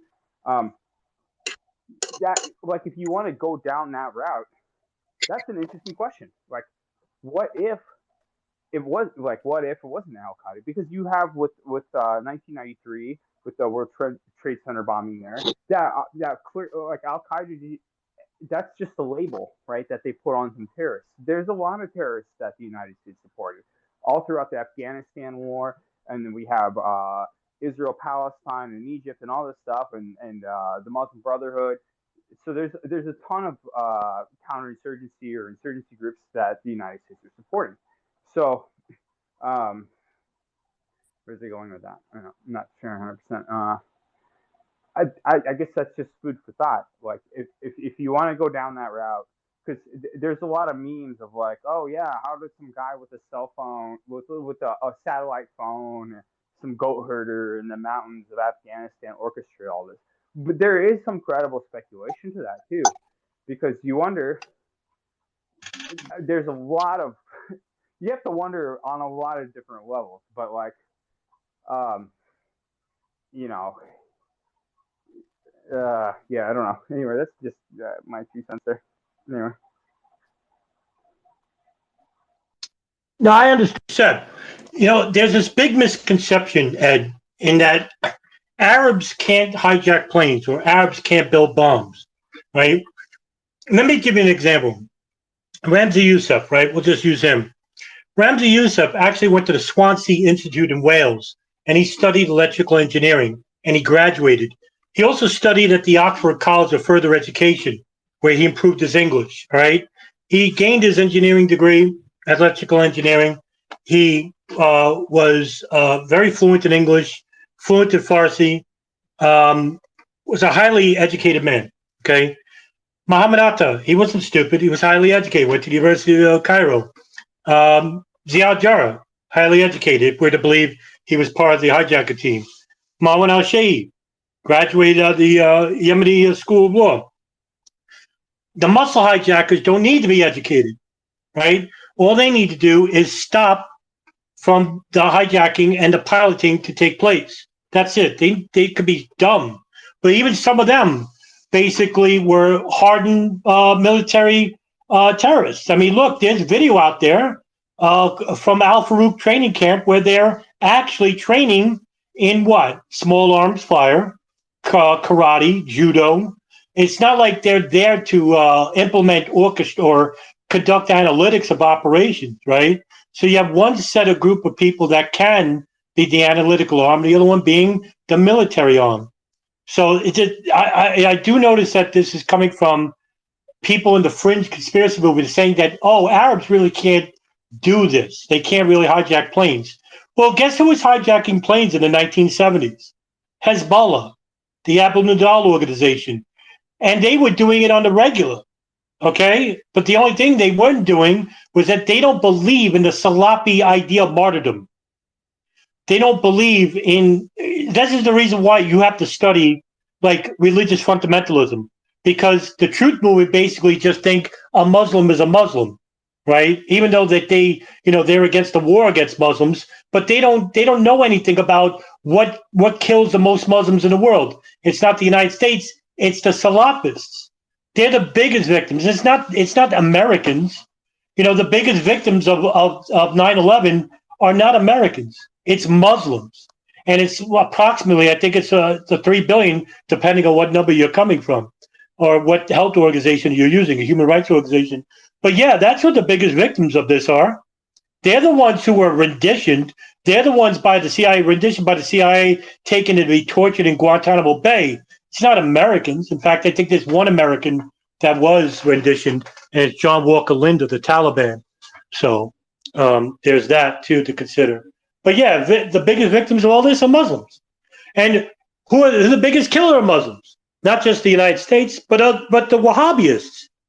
You know, they're the ones who are killing the Alawites, the Shiites, the Shia, all the spiritualists, the real Muslims, not these fanatics. And, you know, like these fanatics, they're not even Muslim. They're illiterates. These people can't read. You know, they don't know how to read the Quran, most of these people, because they go by the Hadiths. They go by Hadith scholars, like I said before, Ibn Taymiyyah, Ibn Hanbal. You know, they're not Quranic scholars, these people. Gary, go ahead, pal. Yeah, great conversation. I wanted to make a few points. I think if you study intelligence networks, what they're really good at is capturing people's intentions and almost hijacking movements and steering them and using them for their ends. And that's what I see here. I believe the Al-Qaeda network, for sure, these guys were intent on doing this, but may have been steered by Israel, U.S., Saudi intelligence. I think there's definitely was some facilitating happening within the government with the visas. Who knows how the towers came down, but potentially there was some other intelligence operatives doing that arm of it. But that these guys, you know, we're on a jihadi mission, but I believe this was just too complex for them to carry out single-handedly. If you look at the Oswald story, and there's a term, sheep dipping, where they create personalities within people's cover and move them around the world to create this narrative for the post examination of the the story. So that's what I think happened here, and I think there's a lot of parallels to the JFK assassination. Thank you. Hey, Gary, I'm with you here, right? So, look, everything I told you before we did this question and answer period, most everything I said is not covered by the 9/11 Commission report. Now, you may say, "Oh, really, is that true?" That's why I tell people, just because you believe in hijackers and just because you believe in hijacked planes doesn't mean that's all the official narrative. Look at how much, and I spoke for almost 2 hours and 10 minutes, all right? Most everything I said is not reported by the government. And you may be like questioning that in its totality, but I've read the 9/11 Commission report. I have it, I'm currently almost finished uploading it on my WordPress so that people could read it. And I'm doing it chapter by chapter so it could be easier for you. But they have a story to tell which doesn't encompass most everything I said today. And that's why I tell people, just because I believe that I know that the planes were hijacked and crashed everywhere doesn't mean I agree with the official narrative. If that part of the story is a microcosm of the official narrative, which is missing. Because that's why I said the 9/11 Commission report, some of it is true, some of it is false, but most of it's missing. Most of the 9/11 story is missing. And I only told you 2 hours of it. God knows how much missing. Stuff that we don't know. Stuff that, documents and files over with the 9/11 Commission, they say they claim to have read 1 million documents. Well, just think, the National Archives, which is located in Maryland, they have probably, I think, at this point, 3 million documents and files locked away. God knows how long. Which will be just like what you just pointed out with JFK. It'll be trickled out in the next 30, 40 years. We're going to be like, oh my God, this happened, and they didn't know this, or they knew this, because that's exactly what's going to happen over time. That's exactly what's going to happen. But these fringe conspiracies are not helping us, because that's how many people are misled and not looking into the issues in which I raised.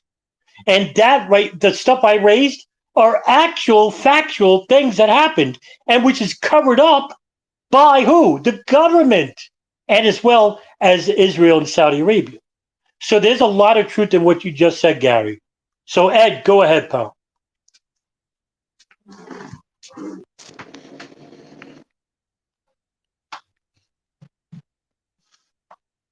We're waiting on you, Ed.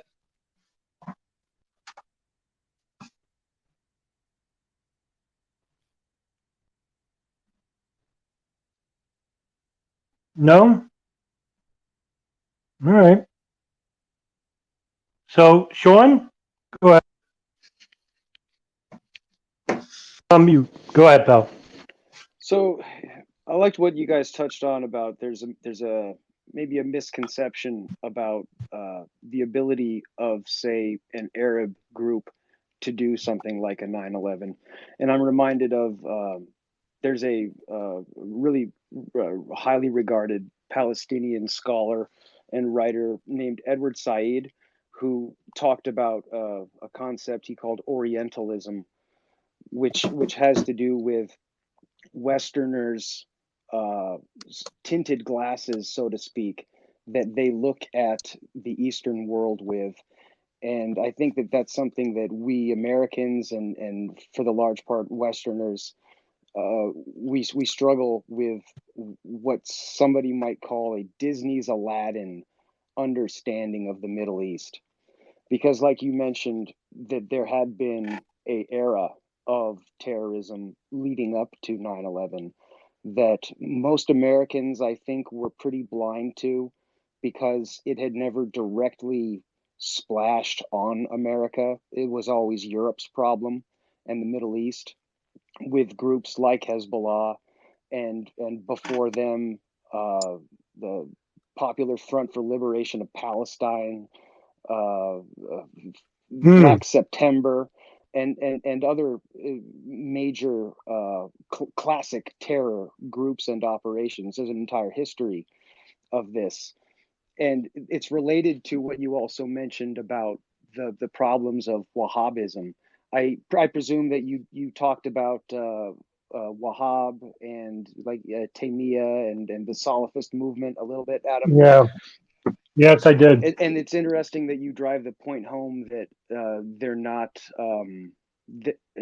your typical jihadi goon is not literate, right? They just right. go off of the hadiths, which is spoken word, and there's thousands of hadiths.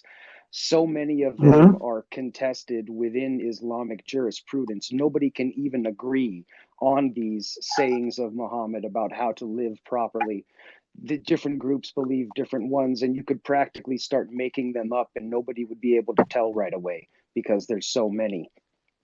And if you're dealing with someone who's easily influenced or manipulated, like presumably these basically suicide cult type characters are, I guess you could probably, if you implant things in whatever context, you could really persuade someone to a variety of things.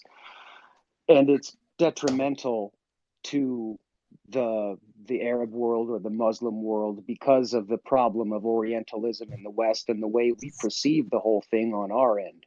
And then we overreact with terrible invasions and wars. And for the most part, Americans and a lot of Westerners don't see that for what it is right away. Just about everybody got real sucked in, and there was massive support for the Iraq invasion after 9/11, etc. How damaging it is to the very people that they are trying to help with waging violent jihad, the jihad of the sword.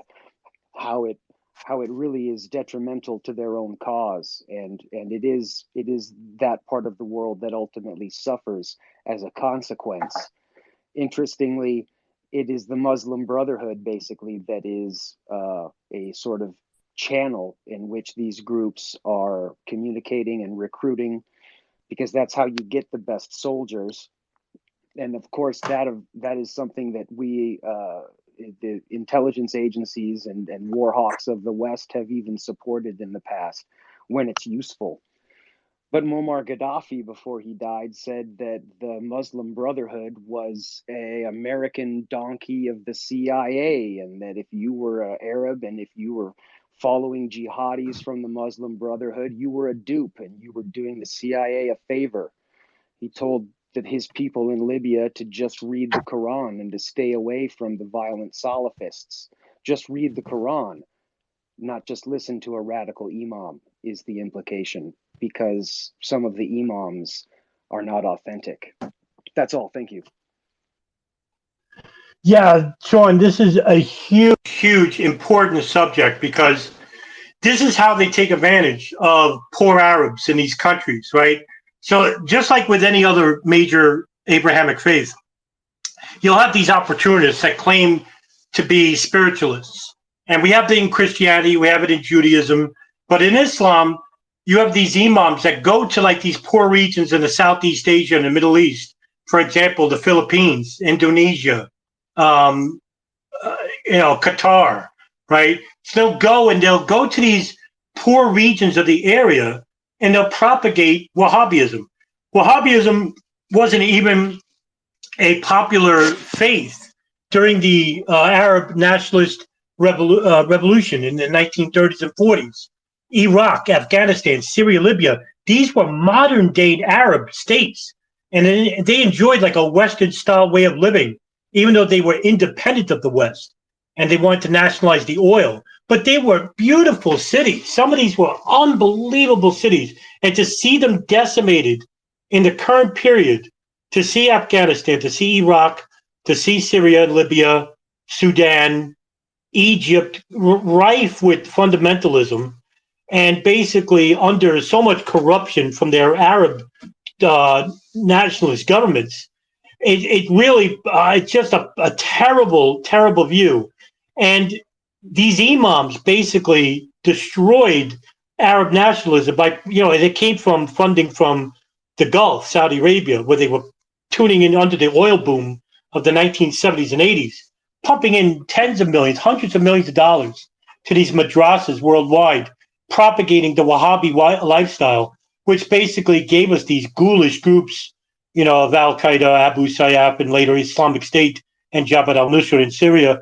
All these groups that basically didn't exist during the 1940s and 50s. But, that's the difference between fundamentalism and nationalism, and in between is civilization, right? So, hilarious, Edwin. Yeah, go ahead, pal.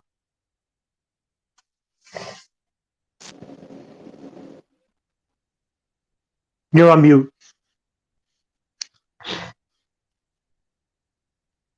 Edwin, you're on mute. There you go. Oh, sorry. Yeah, go ahead. I completely agree. I'm from the I'm in Texas, and the value of the the Native Americans in this area is just so true. And to think of the fact that somebody tried to take that from them was stupid. And that the white people of those times should have got with them, and let's share everything, peace from the beginning, in my opinion. Yeah, look, there's a lot of comparison here between Native Americans and Arabs, right? In the early 18th century, we've had a number of issues where we decimated the Chiao land, the Chowkee and Cherokee, basically destroying civilizations, liquidation of sorts. But that's exactly what we saw in the Middle East. And it starts with foreign policy programs. During the 1980s, it was the Oded Yanam Plan. During the 1990s, it was the National Policy, which is commonly known as the Paul Wolfowitz Doctrine. Later, it became the Bush Doctrine under the Project for New American Century. It's almost like every 10 years, there's this new policy that demands the United States to become a sole superpower by destroying their competition. But they don't come right out and say, hey, we're invading Iraq. Hey, we're invading Afghanistan. No, they need a pretext. What does it say in the Project for New American Century? That in order for these military outlines to expand and pump billions of dollars into the private military industrial complexes, is we need a catalyzing event like a new Pearl Harbor. Well, a year later, you had September 11, 2001. The primary job of an intelligence agency is to collect information. Now, look, 9/11 could be summed up in short term like this, that the Arabs constructed a plot, but in doing so, the Americans got wind of the plot and involved the Saudis and Israelis. But it also could be like this. The Americans, the Saudis, and Israelis got wind of the plot, and each one were operating a separate operation. That very well could be in place. And what do you do with information before an event even happens? You can manipulate that operation. And I think that's something that Special Ed brought up earlier. Oh, no, I'm sorry. It was Gary. Gary said earlier, and I thought this was a great point that he raised, was that, it couldn't have been that Al-Qaeda acted alone. Well, no, I don't even believe that. I believe that they were doing the plot, but that they got help and assistance in regards to foreknowledge of the operation. Why do you think I brought up the instance of the NSA listening to the phone calls of bin Laden and Al-Qaeda in Yemen years prior to 9/11? Years prior to 9/11. What do you think they were talking about on those phone calls? And that's the one thing I want you to remember. I want you to remember that. What do you think they were talking about on those calls? What do you think? They're talking about operations. They're talking about attacks. Well, if the NSA is listening, if the CIA is listening, if Israel is listening, if Saudi Arabia is listening, and they're all acting either in accordance with one another or separate from each other, it doesn't matter. It's about foreknowledge. It's about manipulating the operation, making sure that the operation is either stopped, manipulated, or allowed to continue. It could be a combination of one or all those three. Sean, go ahead, pal.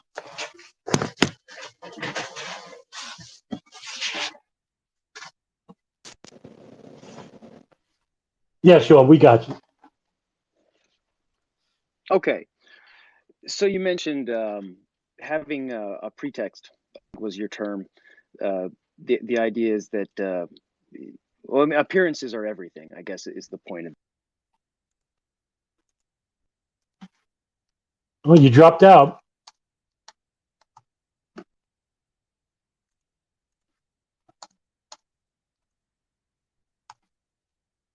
Wow, you dropped out there, Sean. Sorry, pal. You dropped out. I'm going to give it up to Hilarious Edwin. He got his hand up.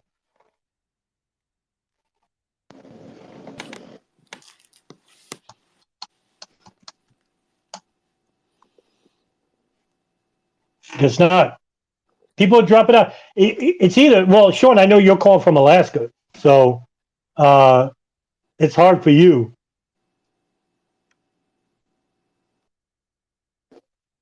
Oh, he's connecting. Yeah, while he's connecting, Gary, come on up, Gary. You're on mute.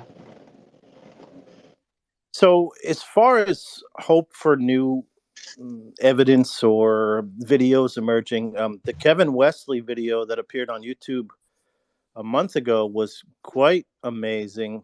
To have the best video of the second plane hitting 21 years after the fact. And the story surrounding that is also really unusual, but we can only hope that there's more evidence or potentially leaks that come out. Because as you said, there's millions of documents, still classified. So let's hope for more of that. Hey, Gary, you know, I'm glad you brought this up because it's like I said, that's coming from an estimation, right? 3 million documents. There could be more, all right? Now, according to Thomas Drake, the former senior executive of the NSA, he basically says that the NSA has classified information that is, terabytes, gigabytes long. It's, God knows. And that's phone calls, just phone calls, right? Now, I'm not talking about text messages and emails, all right? That's 6 years from 2 areas. That's coming from Bin Laden's satellite phone and the house in Yemen. All right. God, imagine that. Every single phone call is monitored. So 6 years for each. I can't imagine the amount of data that they have. It's got to be in the millions of pages, just them. Now, I'm not even bringing up the Defense Intelligence Agency, which destroyed under Operation Able Danger, where they destroyed that information. That was 3 terabytes, all right? And I'm not even mentioning the CIA. I'm not even mentioning the FBI. I'm not even mentioning Israel or Saudi Arabia. So it's probably in the millions, tens of 20 million documents. God, the imagination can run wild here. But yeah, I mean, look, to go back to your point there, Gary, with that recent video, right? That's the best video out now. But I brought this up recently once. I said, you know what? If a video came out showing the plane hit the Pentagon, how many people would believe it? I'm talking about the people who don't believe in any plane at all, like the people who don't believe in plane hijackings. Now, if it came out that a plane hit the Pentagon on video, clear video, shows it, how many people would change their mind and believe it? I would profit to you, very few would do that. And that's why I think it's more than just about what to believe and what to know. And it's more about ideology. It's more about their worldview that is much deep rooted than wanting to believe in something, wanting to know in something, right? These people want to believe in something, and that belief can't be shaken because when you know something, Gary, now you are left with only one action, and that is reaction. If you know for sure that, say, George Bush was behind the operational levels of 9/11, and you had information, Gary, evidence to show for this, and you don't do nothing, well, you know the quote, evil exists when good men do nothing. So that means you, instead of indecisiveness, would have to act on the information, or else you're complicit in allowing that evil to continue or to get away from justice. And that's why I think that most fringe conspiracists in the 9/11 truth movement basically want to be held in that state of belief, because they're held in a state of paralysis where they can't act decisively, but they can actually say, hey, I'm just asking questions, or hey, you know what, I'm still learning, or you know what I believe is true.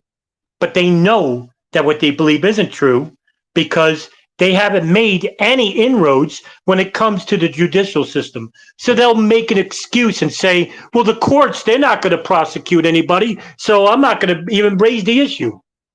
And I think that's the problem when it comes to belief and knowledge. And you'll hear me often refer to this often time and time again.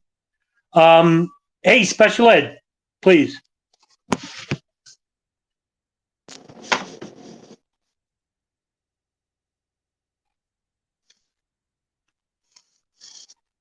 We had you before. I guess not. I don't know what happened to you. Sean.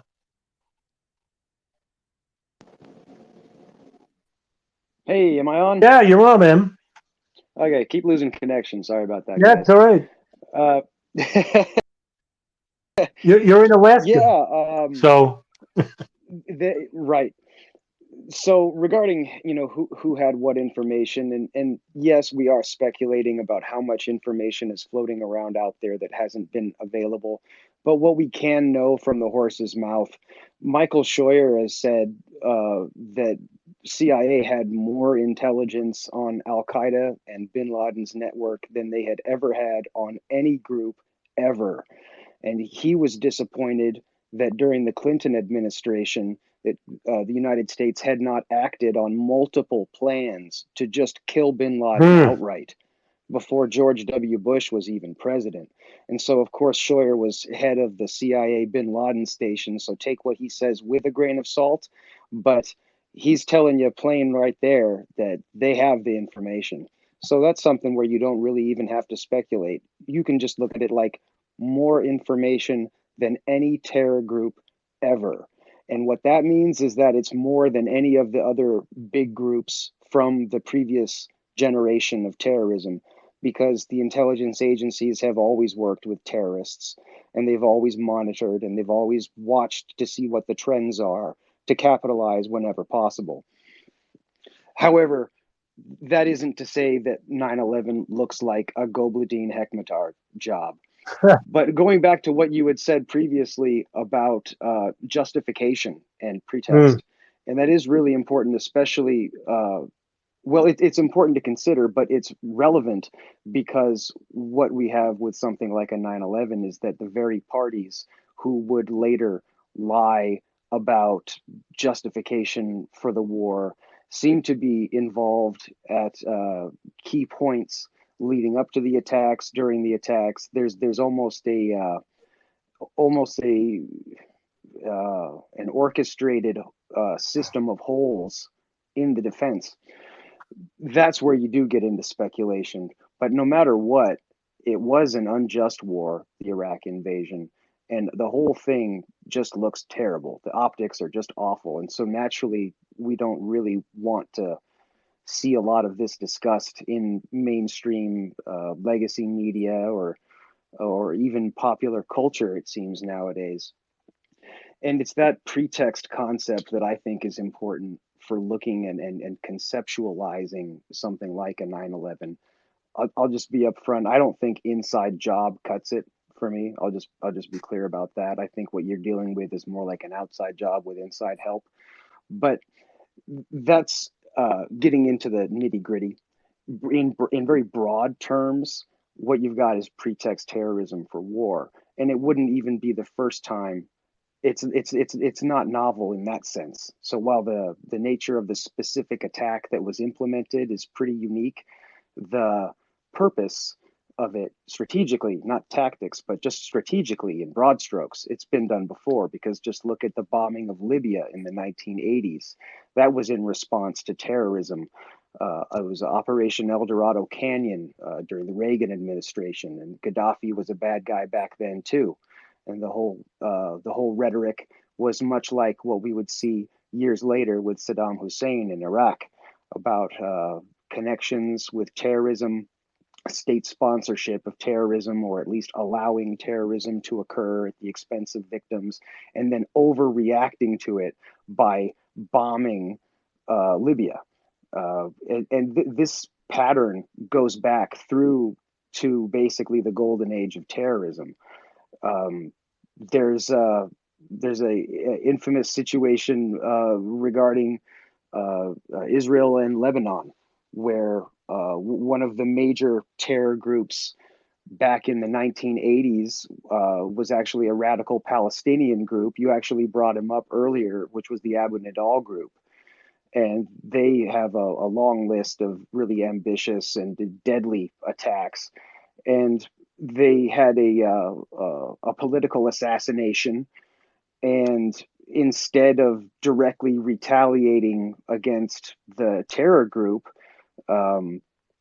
the Israel military bombed Beirut and killed, civilians and disrupted a country, right? And it's very similar to what we have with something like the Iraq War. You don't exactly hit the bad guys, and you destabilize a country. And so when we look at the broad geopolitical chessboard, so to speak, the devil's chessboard, if you will, that is a major component of war in this day and age, to do whatever you can to undermine your opponent. It's a curious thing, because the war hawks in whatever government and military always use this as their fallback crutch to justify aggression, especially if you're looking at something like you mentioned, Oded Yanan plan, or you're looking at things like the clean break strategy, or even the policy of containment on our end. It's all rooted in the same fundamentals of warfare. When Abu Nidal did that political assassination and Israel overreacted and bombed innocents in Beirut, Raphael Eitan, who was a military chief in Israel at the time, he shrugged it off. And we do the same thing when we're like, oops, I guess Saddam wasn't involved, but it's too late now. Eitan shrugged that off at the time and said, Abu Nidal, Abu Shmidal, they're all the same. And I think that's where we've never quite gotten away from, is they're all the same, and our Orientalist glasses are not helping. Anyway, that is all. Thank you. Yeah, look, Sean, I know you're familiar with Sun Tzu, Art of War, where he basically says, if your opponent is temperamental, seek to irritate him. So I would like to think that that's exactly what we see here in terms of 9/11 and just Israeli foreign policy, for example. So in other words, you have an enemy that is easily irritatable or is easily reactionary. And all you need to do is just facilitate the conditions to where they will react, and then you can overreact. Israel is basically the most polarizing use of this, is Israel, when they antagonize the Palestinians, or they antagonize Hamas, or the Palestinian Islamic Jihad, or the Islamic Jihad, where they basically shoot off a rocket, this poorly made rocket into like a neighborhood in Jaffa, for example, or something like that. And the Israeli military will basically over-respond, right? And then they usually just saturate the area with like 100,000 bullets. They come in with these EV-5 50 Jeeps, and they start shooting up these buildings. And, sometimes they'll even use white phosphorus, which is outlawed by the international community. It's international law, right? So but that's the reason. And then the defense will be, well, we're just defending ourselves. Well, in terms of 9/11, that's exactly what bin Laden wanted. He was going to precipitate a response. He knew he couldn't beat the U.S. military, so he just precipitated a response. And in order for that response to be successful, we needed the attacks to basically be allowed to happen, and then we could take advantage of those attacks. Well, what did the United States do after 9/11? We invaded Afghanistan, which is what bin Laden had predicted, but he didn't predict Iraq.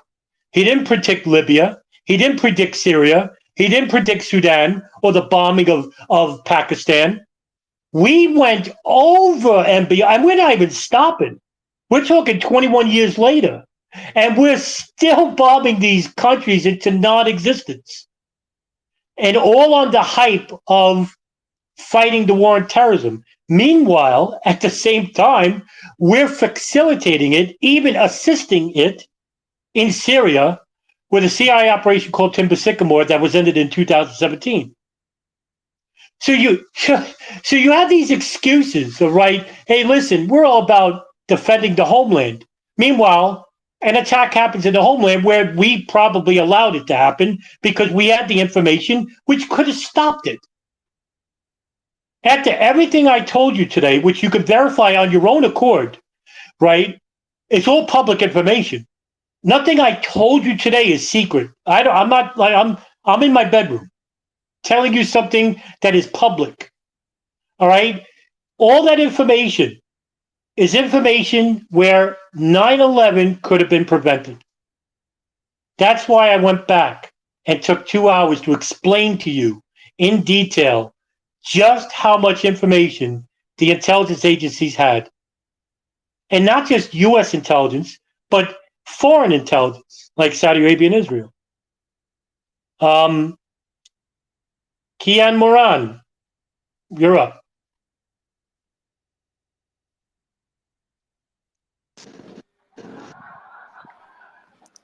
Yes, sir.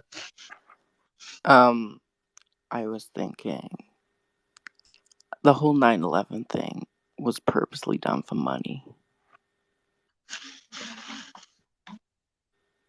Money? Yeah. Can you elaborate on that a little bit? So the government planned this whole thing. It was all pyrotechnics. Obviously, it was real. But it was a whole money stunt, you know? Well, who got money and where did it come from? The government, obviously. Well, that's not really saying anything. I mean, I'm all right. If you're going to say that we benefited from, like, say, the war in Iraq and Afghanistan, well, I mean, God, look at the war contracts that were purported by Raytheon, LG3 Technologies, Boeing, Halliburton.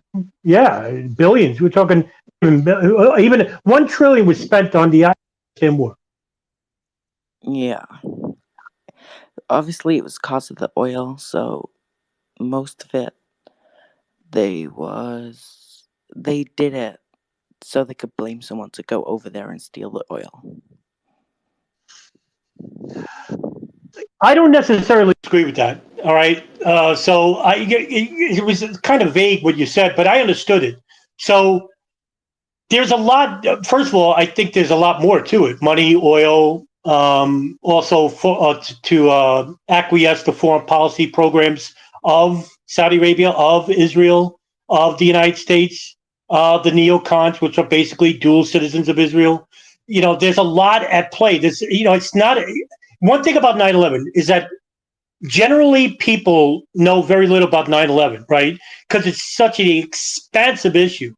So they only hear from what they hear from their loved ones or the media, which is general information, right? But 9/11 is so complex and expansive that even 12 years, I could say from my own experience, and you could get somebody else maybe to have a different one. But for me, I'm still, I have on my bookcase, about 133 books relating to subjects relating to 9/11. And I still, on my bedside, have 21 books I've yet to still read.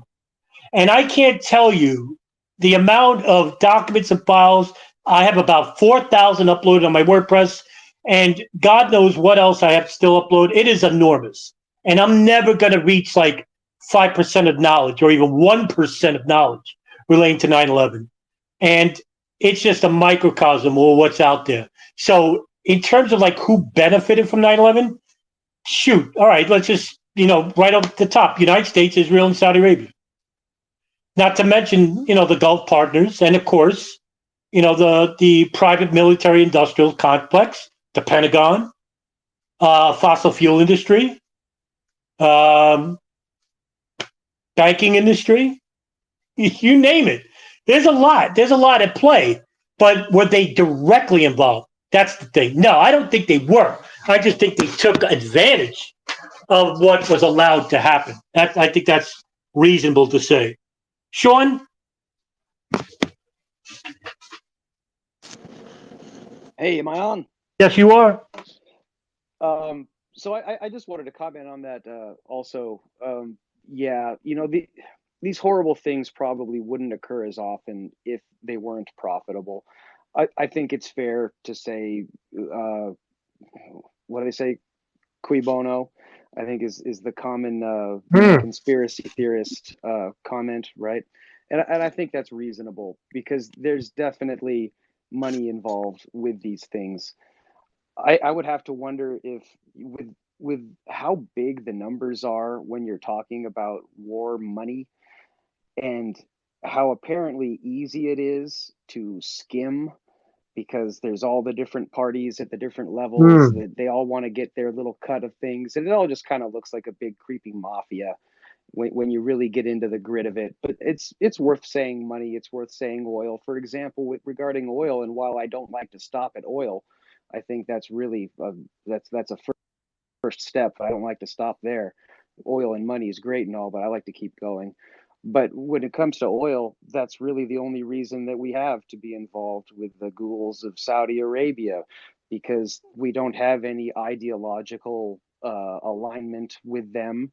There's no religious connection, cultural connection. It really does come down to something like money and oil.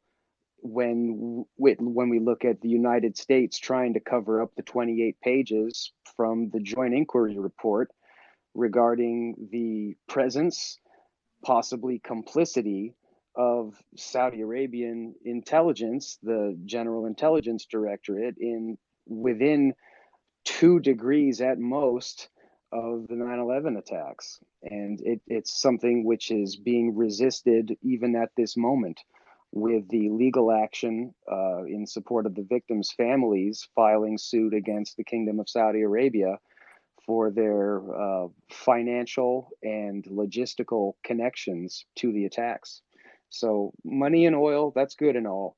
There's also weird things that are more magical, like ideological motivations, like the muscle hijackers, because they were only getting about a couple of $1,000s. It wasn't a major thing. It was ideological for the muscle hijackers because they believed enough in what they were doing. The attacks, according to the official narrative, were relatively inexpensive to accomplish. That's all. Thank you.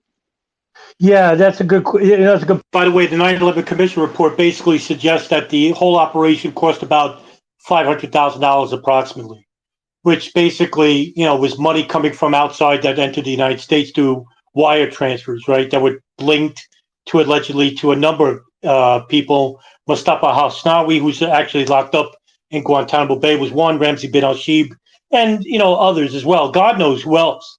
I mean, that isn't public. That funded this operation. And plus, the drug trade basically pays for black operations. One thing I failed to mention during the discussion was that there was another Israeli ring that is indirectly involved with 9/11, and that is the ecstasy drug ring in New York. And one of them was headed by Ergun. His name is Cookie Ergun. I forgot his full name, but he was known to a Madam Heidi Fleiss, which I'm pretty sure some people in this room have been familiar with, regarding the drug trade. And it was a big drug trade in the United States, the biggest ecstasy ring in the world actually. But what does that pay for? That pays for black operations.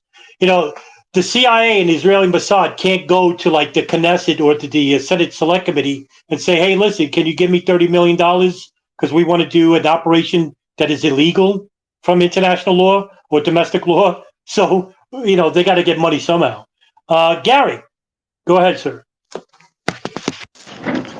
I would encourage everyone to check out Peter Dale Scott's A Road to 9/11. Very good. It's on Audible.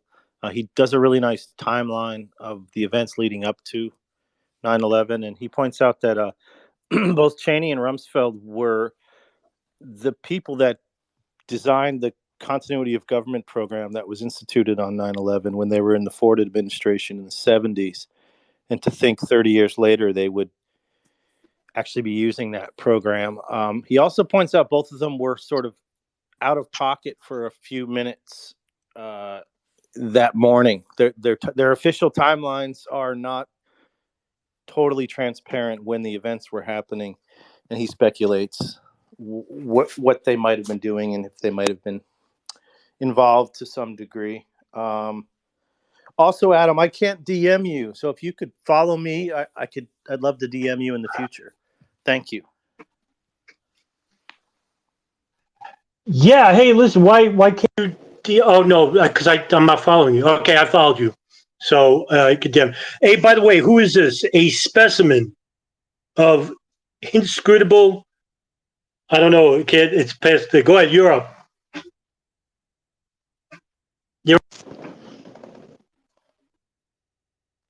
Specimen, you're on mute. We can't hear you.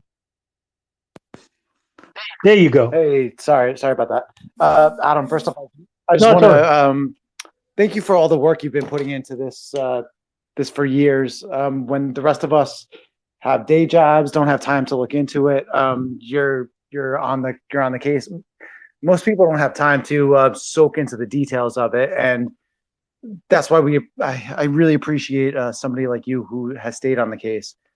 Sean and another earlier caller was talking about the financial incentives that are perhaps at play, and that brings up some of the more notable conspiratorial aspects of it that I was wondering if you could comment on, specifically the potential Larry Silverstein issue with the insurance payouts and the alleged hinky stock trades that were possibly surround this incident.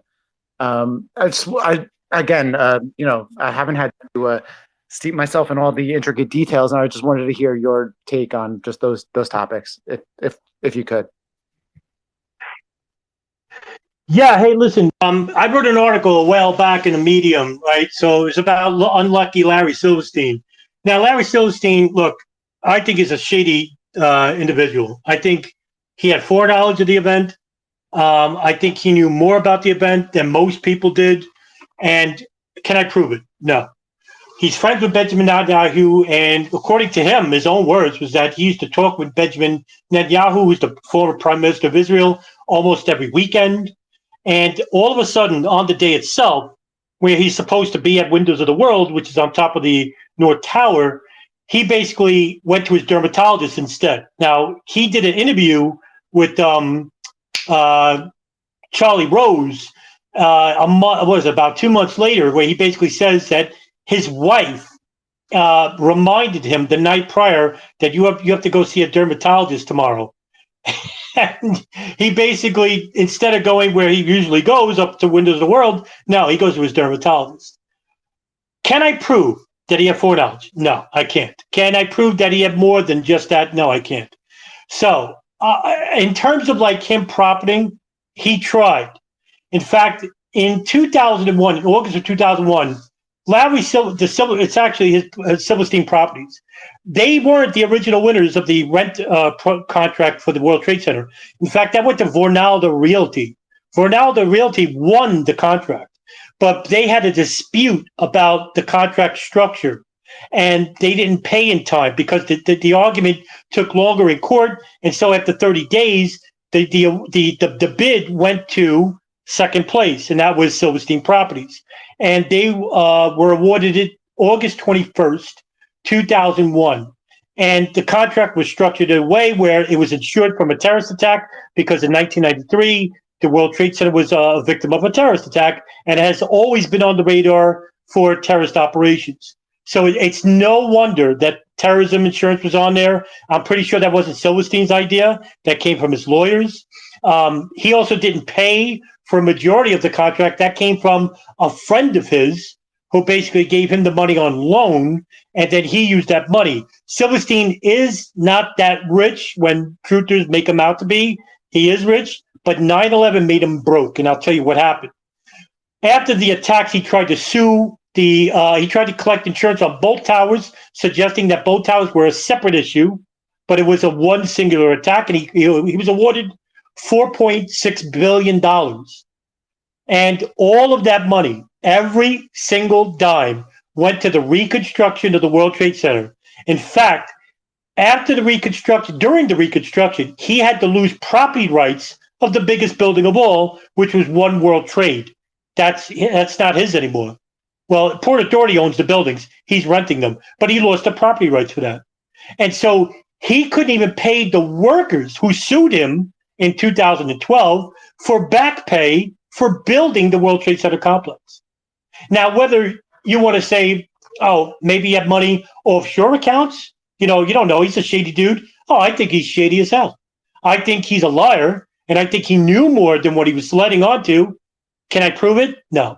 So I'm not going to use speculation as my form of evidence. I have to hold those reservations until I find out more. And that's what a responsible researcher would do. Those who want to, in a rush, want to blame Silverstein because he's Jewish, and most no planers are Israeli firsters, they want to blame them for everything. Well, I'm not going to do that route. And I want to be careful. And in order to educate my audience, I want to do it responsibly. And I hope you can understand that much as well. Sean.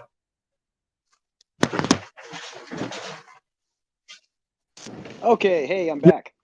Thank you, Adam. Yeah. The ADL, the Anti-Defamation League, has called the Larry Silverstein property management crime conspiracy a anti-Semitic conspiracy theory. So I would just want to throw that out there. But regarding money and finances, you brought up illegal drug trade, which that is an important component as well, because that is, as you alluded to briefly, the black budget. It's where money doesn't come from Congress, if you follow. Yeah. The agencies are government apparatuses, but when they do crime, usually they have to find ways to fund that crime.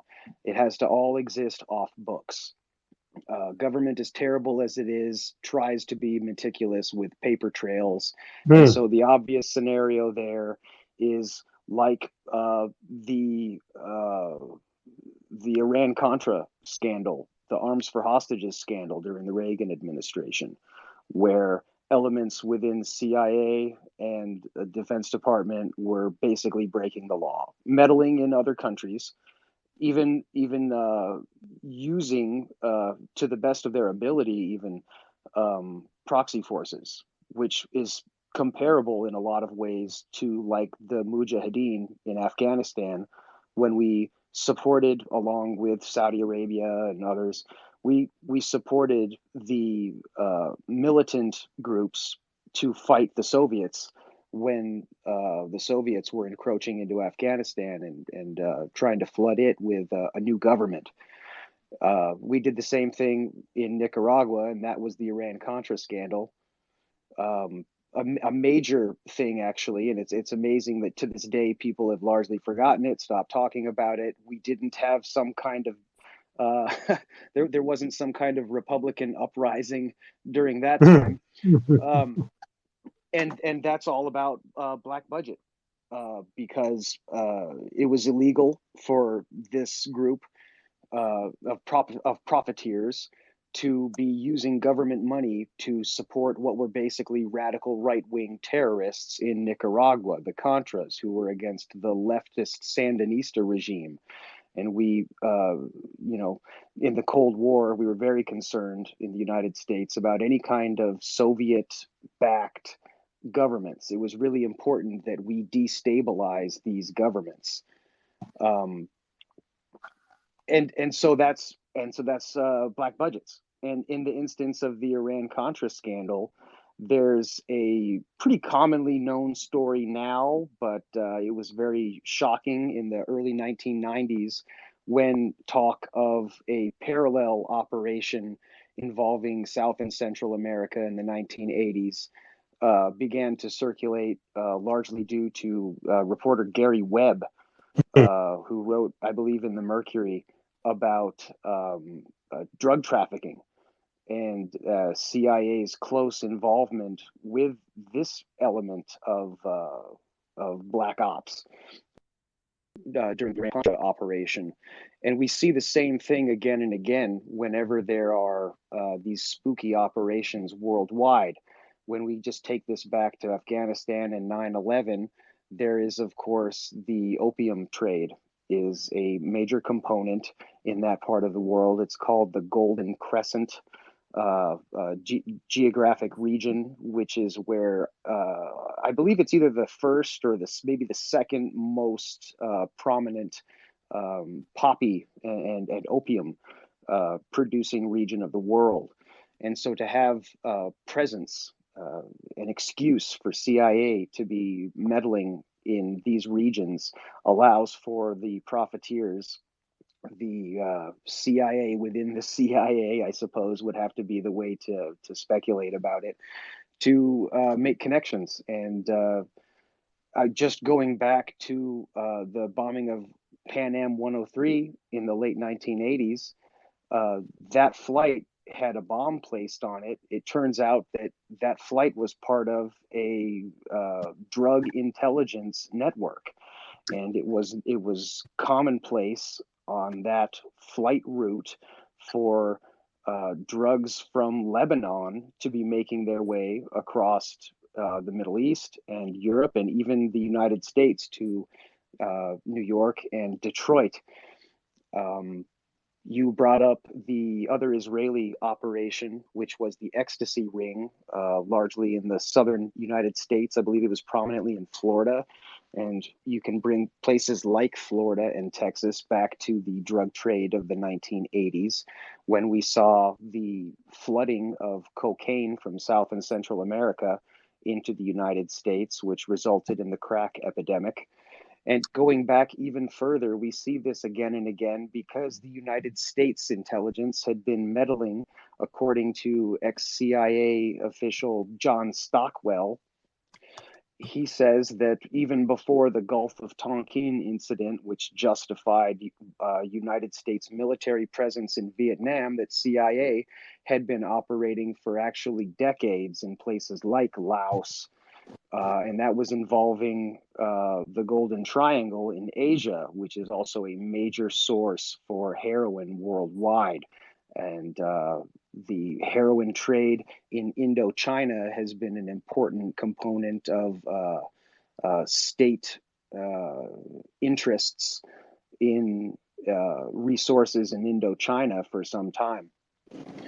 I believe I recently saw an indicator that we may be more interested in the Pacific theater again.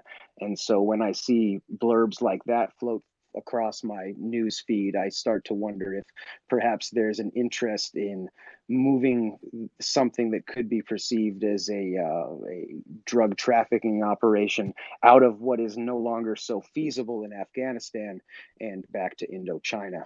That's all. Thank you. Yeah, Sean, it's interesting enough about the drug trade in Afghanistan. I didn't mention before in the lecture was that in 1990, in the early mid-1990s, Afghanistan had an airline called Ariana Airlines, which basically was a drug running airline by the Taliban and Al Qaeda, where they would ship the drugs from the Helmand province to Eastern Europe, Southeast Asia, and from there the CIA gained control of like certain areas where they would then commiserate business with them. and that the Ariana Airlines was forced to shut down because the airlines weren't picking up customers anymore. They were picking up these warlords and drug dealers that were basically giving money to the Taliban and Mullah Omar and Mayada Sistani and whoever was running the top religious council at the Taliban time. So, and that God knows how much money they were making over there in regards. So, yeah, in terms of in terms of all black operations, it comes from drug money. Jimmy, hey, you're up there, pal.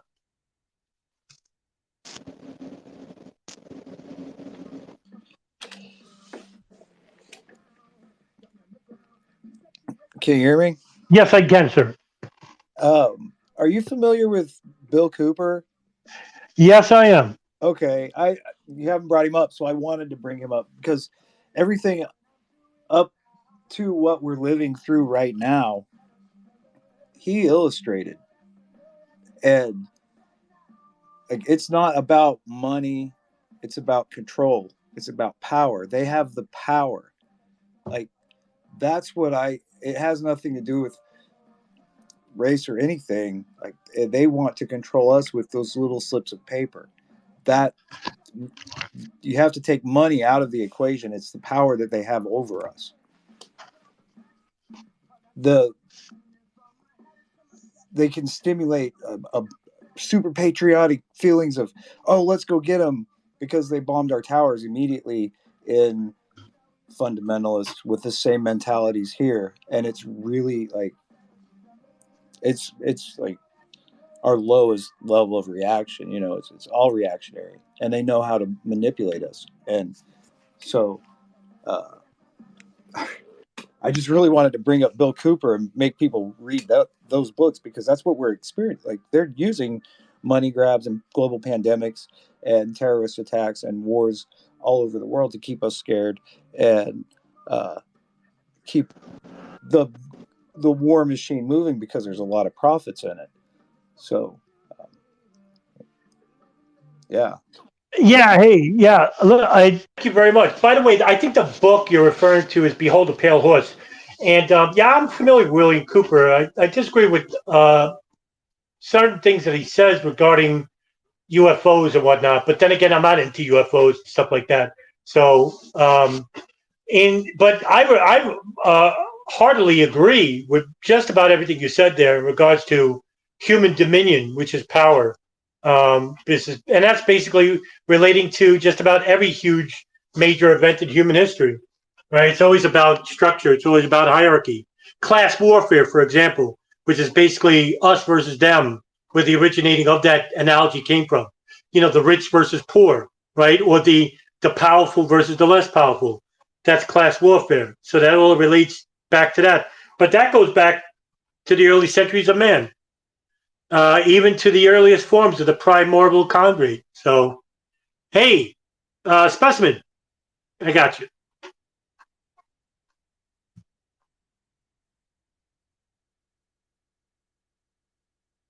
I lost you. What happened to you? I thought I had you. I allowed you to speak. No? Give him a minute. No? What happened to him? All right. John?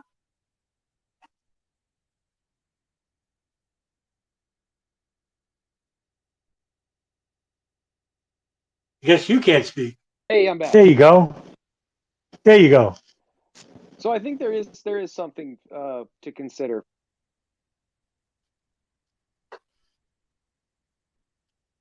You're on mute, Sean. Oh, hey, am I back now? Yes, you are. Okay, all right, good, thank you. Sorry about that. I think there is something to it with the concept of a desire or pursuit for power. There have been many writers who've commented on the tendency of state to pursue domination to the point where it may just be a natural consequence of institution. Certainly, money has to be a factor. I wonder if power can be the only factor.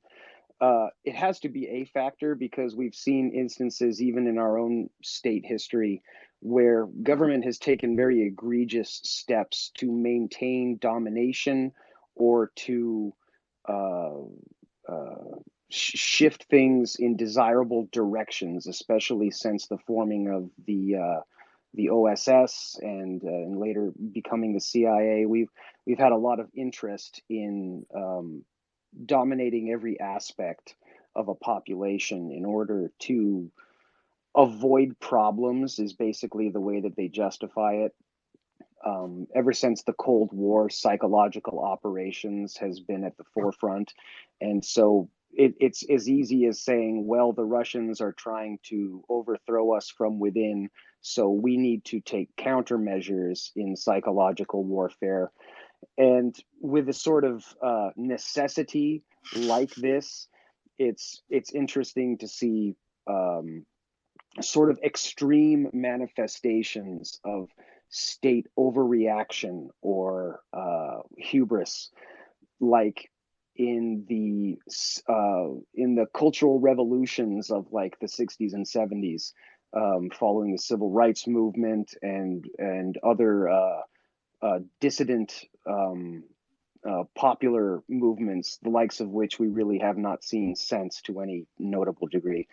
There was, even through FBI, there was the counterintelligence program, which sought to deal with any kind of popular problem, and many moderate groups saw themselves eventually drifting towards more extreme measures. And when the moderate groups shifted towards extreme measures, they became enemies of the state and they were dealt with handily. So that's my comment on power, to factor into all of this. But I don't think that power is a good enough reason to just say that that is the only thing. We're certainly dealing with psychopaths, but everybody wants to get rich.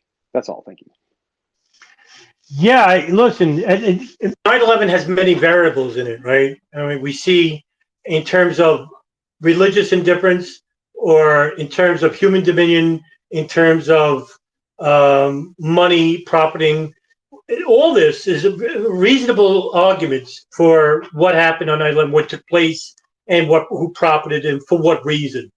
So it's not as simple as, hey, 19 guys, they hate us and hate our freedoms and want to attack the United States. That's what the government wants you to believe. That's what because they don't want you looking into, say, our foreign policy program. They don't want you to look at maybe, hey, what's the intelligence agencies and how secret and dark they are, nefarious as they are.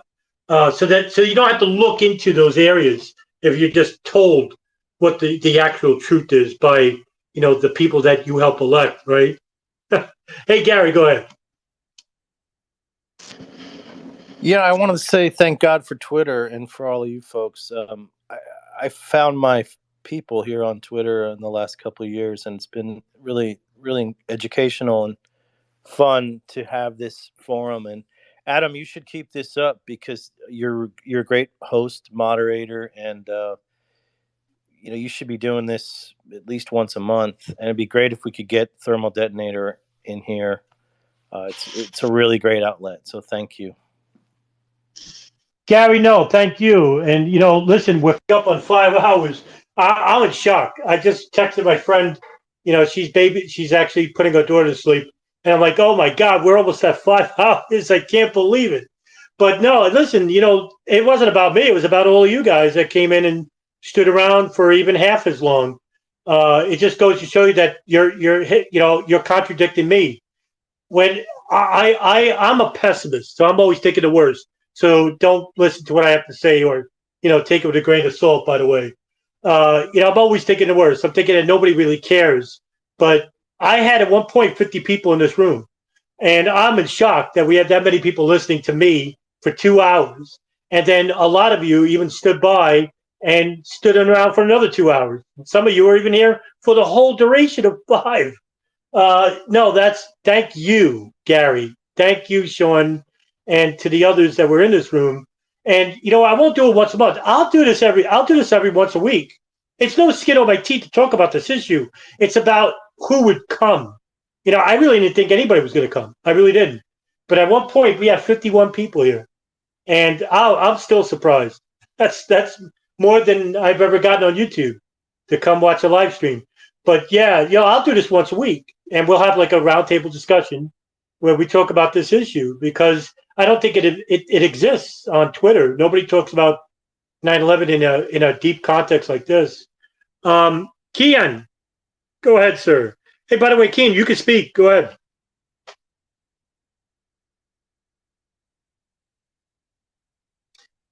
I think he's having problems. Connection problems. That's the thing. Poor guy. You have to leave the room.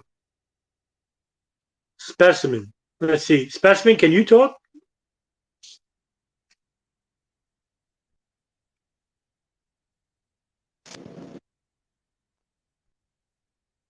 We got a beep. Nope. Me?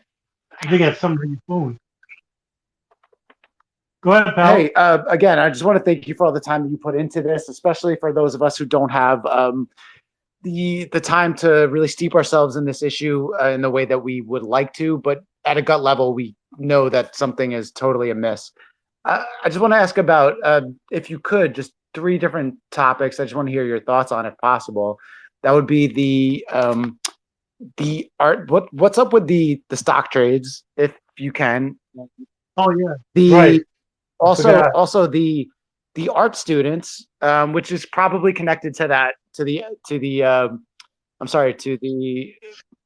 drug ring involving with the drugs, and also the other art group that cut the window out of the tower at some point, if you're aware of that. And yeah, if anything, I'd like just to hear your thoughts or comments on those 3, if you could. And again, thank you so much for your work and for your time in this issue. For all of us who don't have the time to, research this topic as much as we would like to. And thank you. Oh no, thank you. Next man, I have to apologize. You did ask this question before, and I freaking totally, my mind is shot. So I'm 52. I'm getting up there. So okay, as for the stock trades, there were I think what's his name? Somebody brought up his name before. Paul something Jones or something. I forgot what his name. He actually did a expose on this, and he found out that the stock trades itself was basically about United Airlines and American Airlines and the stock put trades, and that nobody picked up the money because it was put in like let's say over $250,000 on put trades regarding the validity of future stocks regarding the United Airlines and American Airlines, and of course, the stocks themselves took a dive, and this guy made a ton of money. Well, nobody picked it up, so I mean, we're left, and I don't know too much, so I'm not going to pretend like I know this issue and give you a wrong answer. I just rather tell you the truth and say that I really didn't do any type of real deep dive on that issue. I just know that much. But I can talk about the art student ring, which I mentioned in the lecture, and the 2-hour lecture. I talked about the art student ring that was located in most of the southwest and northeast part of the United States, where they arrested over 250 people, and it was men and women, where they would go in groups of 3, and it was usually 2 guys and 1 girl. The girl was usually pretty, and they would go to the residences of people who worked at the FBI, the Drug Enforcement Agency, and the claim was that the art that they were selling, which is cheap art, had listening devices on it, and that they were running a signals intelligence ring regarding the nation's FBI and Drug Enforcement Agency. So one has to question, well, why? Why would they do that? Well, if they're running an illegal drug operation ring, which is something I mentioned before, if they're doing that for black operations, they would like to know what the Drug Enforcement Agency is talking about. Are they talking about the ecstasy ring in New York and Florida that Sean mentioned? So that they can warn their agents and say, hey, we got to shut down the operation. that very well could be true. As for the art student ring in the World Trade Center, okay, there's a big misconception about this group. They're called Gelatin B, and they're Austrian. They're not Jewish. They're not Israeli. There's a group of 6 of them that basically did this stupid, ridiculous like thing where they rented out this one floor. I think it's the 83rd floor of the South Tower, and they basically put these people in the windows, and there was this helicopter going by taking pictures. Actually, there's a book. Says one book. I think there's one or two books that's for sale on Amazon, but it's $700. And if I had the money, I'd do it just for the historical aspect of it and get it. But yeah, you could buy it for $700, and it's called Gelatin B. But they years later they came out on YouTube and basically described what they were doing. But they weren't Israeli. And Rebecca Roth is the originator of this. It says, well, that's what they were doing this to put bombs in the building. And I would submit, look, I'm going to tell you this.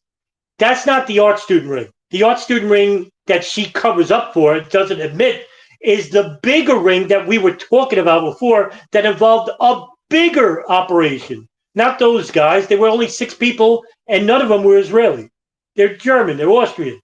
So no, they don't get that mixed up. But that doesn't mean that the World Trade Center had bombs in the building.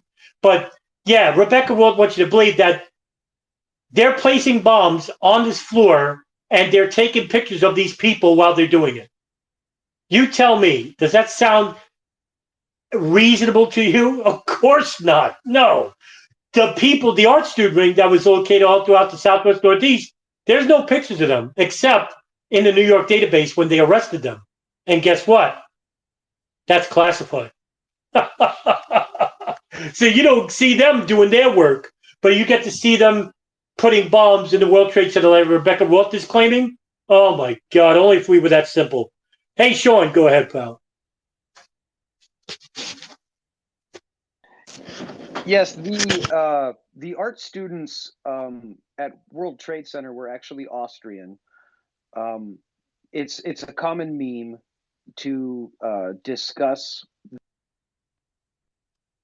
the art student project at World Trade Center in the same regard as Gerald Shea wrote about in his memorandum to the 9/11 Commission, which was not used in the final report.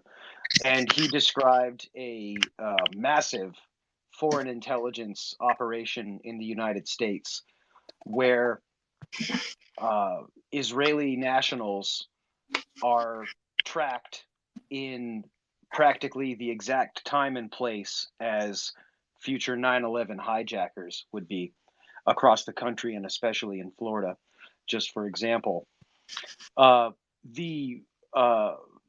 It was a art student spy ring in the South, which was described as the largest of its kind, was paying very close attention to United States DEA officers, even beyond their offices, but also their personal homes as well.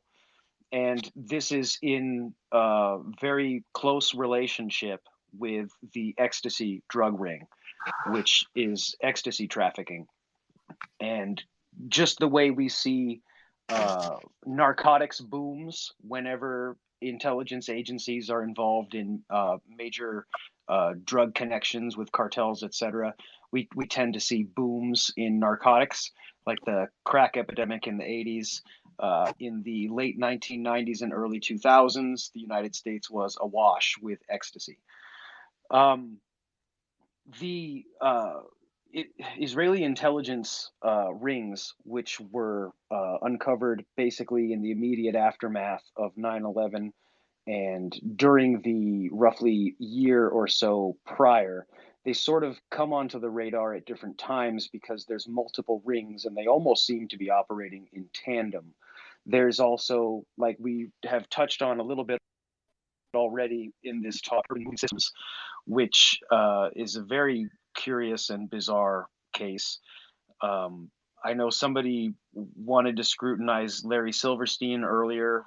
I think it's much more interesting to scrutinize Dominic Suter, the owner of Urban Moving Systems, because like the Tennessee Five, the the DMV crime where Catherine Smith was found apparently murdered before she could testify in court regarding identity fraud in Tennessee, where there's the connection through Khalid Odala's man, Sakir Hamad, a Jordanian who had been doing illegal work at World Trade Center the week prior to the attacks, apparently on fire prevention systems, interestingly enough. There is this urban moving systems case, which came in the middle of a larger FBI investigation into apparently Israeli front companies, where FBI had Operation Stowbiz, which had been going back months even before urban moving systems became of interest, and Dominic Suter had become a person of interest following the arrest of the high fivers in the van the day of 9/11, where there were 16 Florida moving companies. The number is something like 74 individuals, most of them Israelis, most of them who knew each other, and they had been involved in crimes as well. There had been reports of fraud, extortion, and in some cases, money laundering with this ring of moving companies. And when we consider through the lens of urban moving systems, was determined and even admitted by figures such as Vincent Canestraro, infamous counterterrorism expert, that urban moving systems was indeed a front for Israeli intelligence. So we have what is described, and it may still be true to this day, as the largest foreign intelligence operation of its nature ever in the history of the United States. And it's happening right at the cusp of 9/11, with even a little overlap the day of 9/11. With incidents such as the urban moving systems van, which was unexplainably in Pennsylvania, and to which you may have touched on already, Adam, that Roy Barak and Moti Butbu could not explain, nor could their boss, Dominic Suter, why urban moving systems was out of state after the 9/11 attacks, because they had officially ceased out of state operations because of the attacks of 9/11. Dominic Suter could only say in response to FBI inquiry, "That's strange," end quote, and nothing more to say about it. He fled the United States immediately after, remains a person of interest on the FBI counterterrorism list, and also evaded charges of such things as fraud and extortion and tax evasion, to which he still owes thousands of dollars, and abandoned multiple, it was at least 2 urban moving system properties in the United States when he fled back to Israel. So I would say Larry Silverstein lost billions and Dominic Suter got away clean. So that's where I would advise people to be careful about which memes they pursue. That's all. Thank you. Yeah, first of all, Brown points for bringing up the Gerald Shea memo, and I didn't mention this in the lecture either. Everybody in this room, if they want to see the complete report regarding the Israeli art moving student ring, just Google Gerald Shea memorandum. Gerald, Gerald, Shea, Shea, and memorandum. And it is a good document to have. Basically, he's a lawyer out of Chicago, or I think California. He basically, on his own accord, he paid for an investigation into the arrest of the largest spy operation inside the United States, which was an Israeli operation, regarding the art student ring. Not to mention the moving companies that went along with it, as well as the drug ring that were probably operating alongside it, but was indirect regarding the operational and analytical methods that were involved. As for the drug ring, for those who want to learn more about that, Google the name Jacob Orgad. Jacob, Jacob, Orgad, Orgad. He went by a nickname Cookie. It's a huge operation involving the ecstasy ring in New York and in Florida. And I want to say there was another Southwest country near Florida, Georgia. Let's say, don't quote me on that. But yes, it was the biggest ecstasy ring in New York, operating in the years 1997 to 2000 when he got arrested, Orgad. But we are coming up on the 5th hour I can't believe it. 5 hours. I'm going to cut it off because, it's Saturday night. You guys have been absolutely amazing. Sean, Gary, Darren that was here earlier, to everyone else that hung around this long, you are awesome. MJ Dunn, I see your name here, Gabby, and the rest of the people. Look, today was really a success. I'm really shocked because it was off the cuff, and I didn't think we would last this long. Nowhere near 5 hours. 5 hours. So you guys been fantastic. I'll do this once a week. So I'll do it every weekend and see what it goes from here. So next Saturday, I'll do this again. And if you want to come on in and participate in whatever, come on in. You're more than welcome. And really, everyone have a great night. Good night. And thank you so much for coming. Jimmy, Phil is here. Cross Country, Gabrielle, Alaskar, T, John, Idle Kid, and Jess Core. Thank you guys. Lots of props for hanging around and listening to some nobody like myself talk about the important issues of 9/11. And we'll do it again next week. And listen, guys, great night. Have a safe night. Good night. And I'll see you next week. Take care.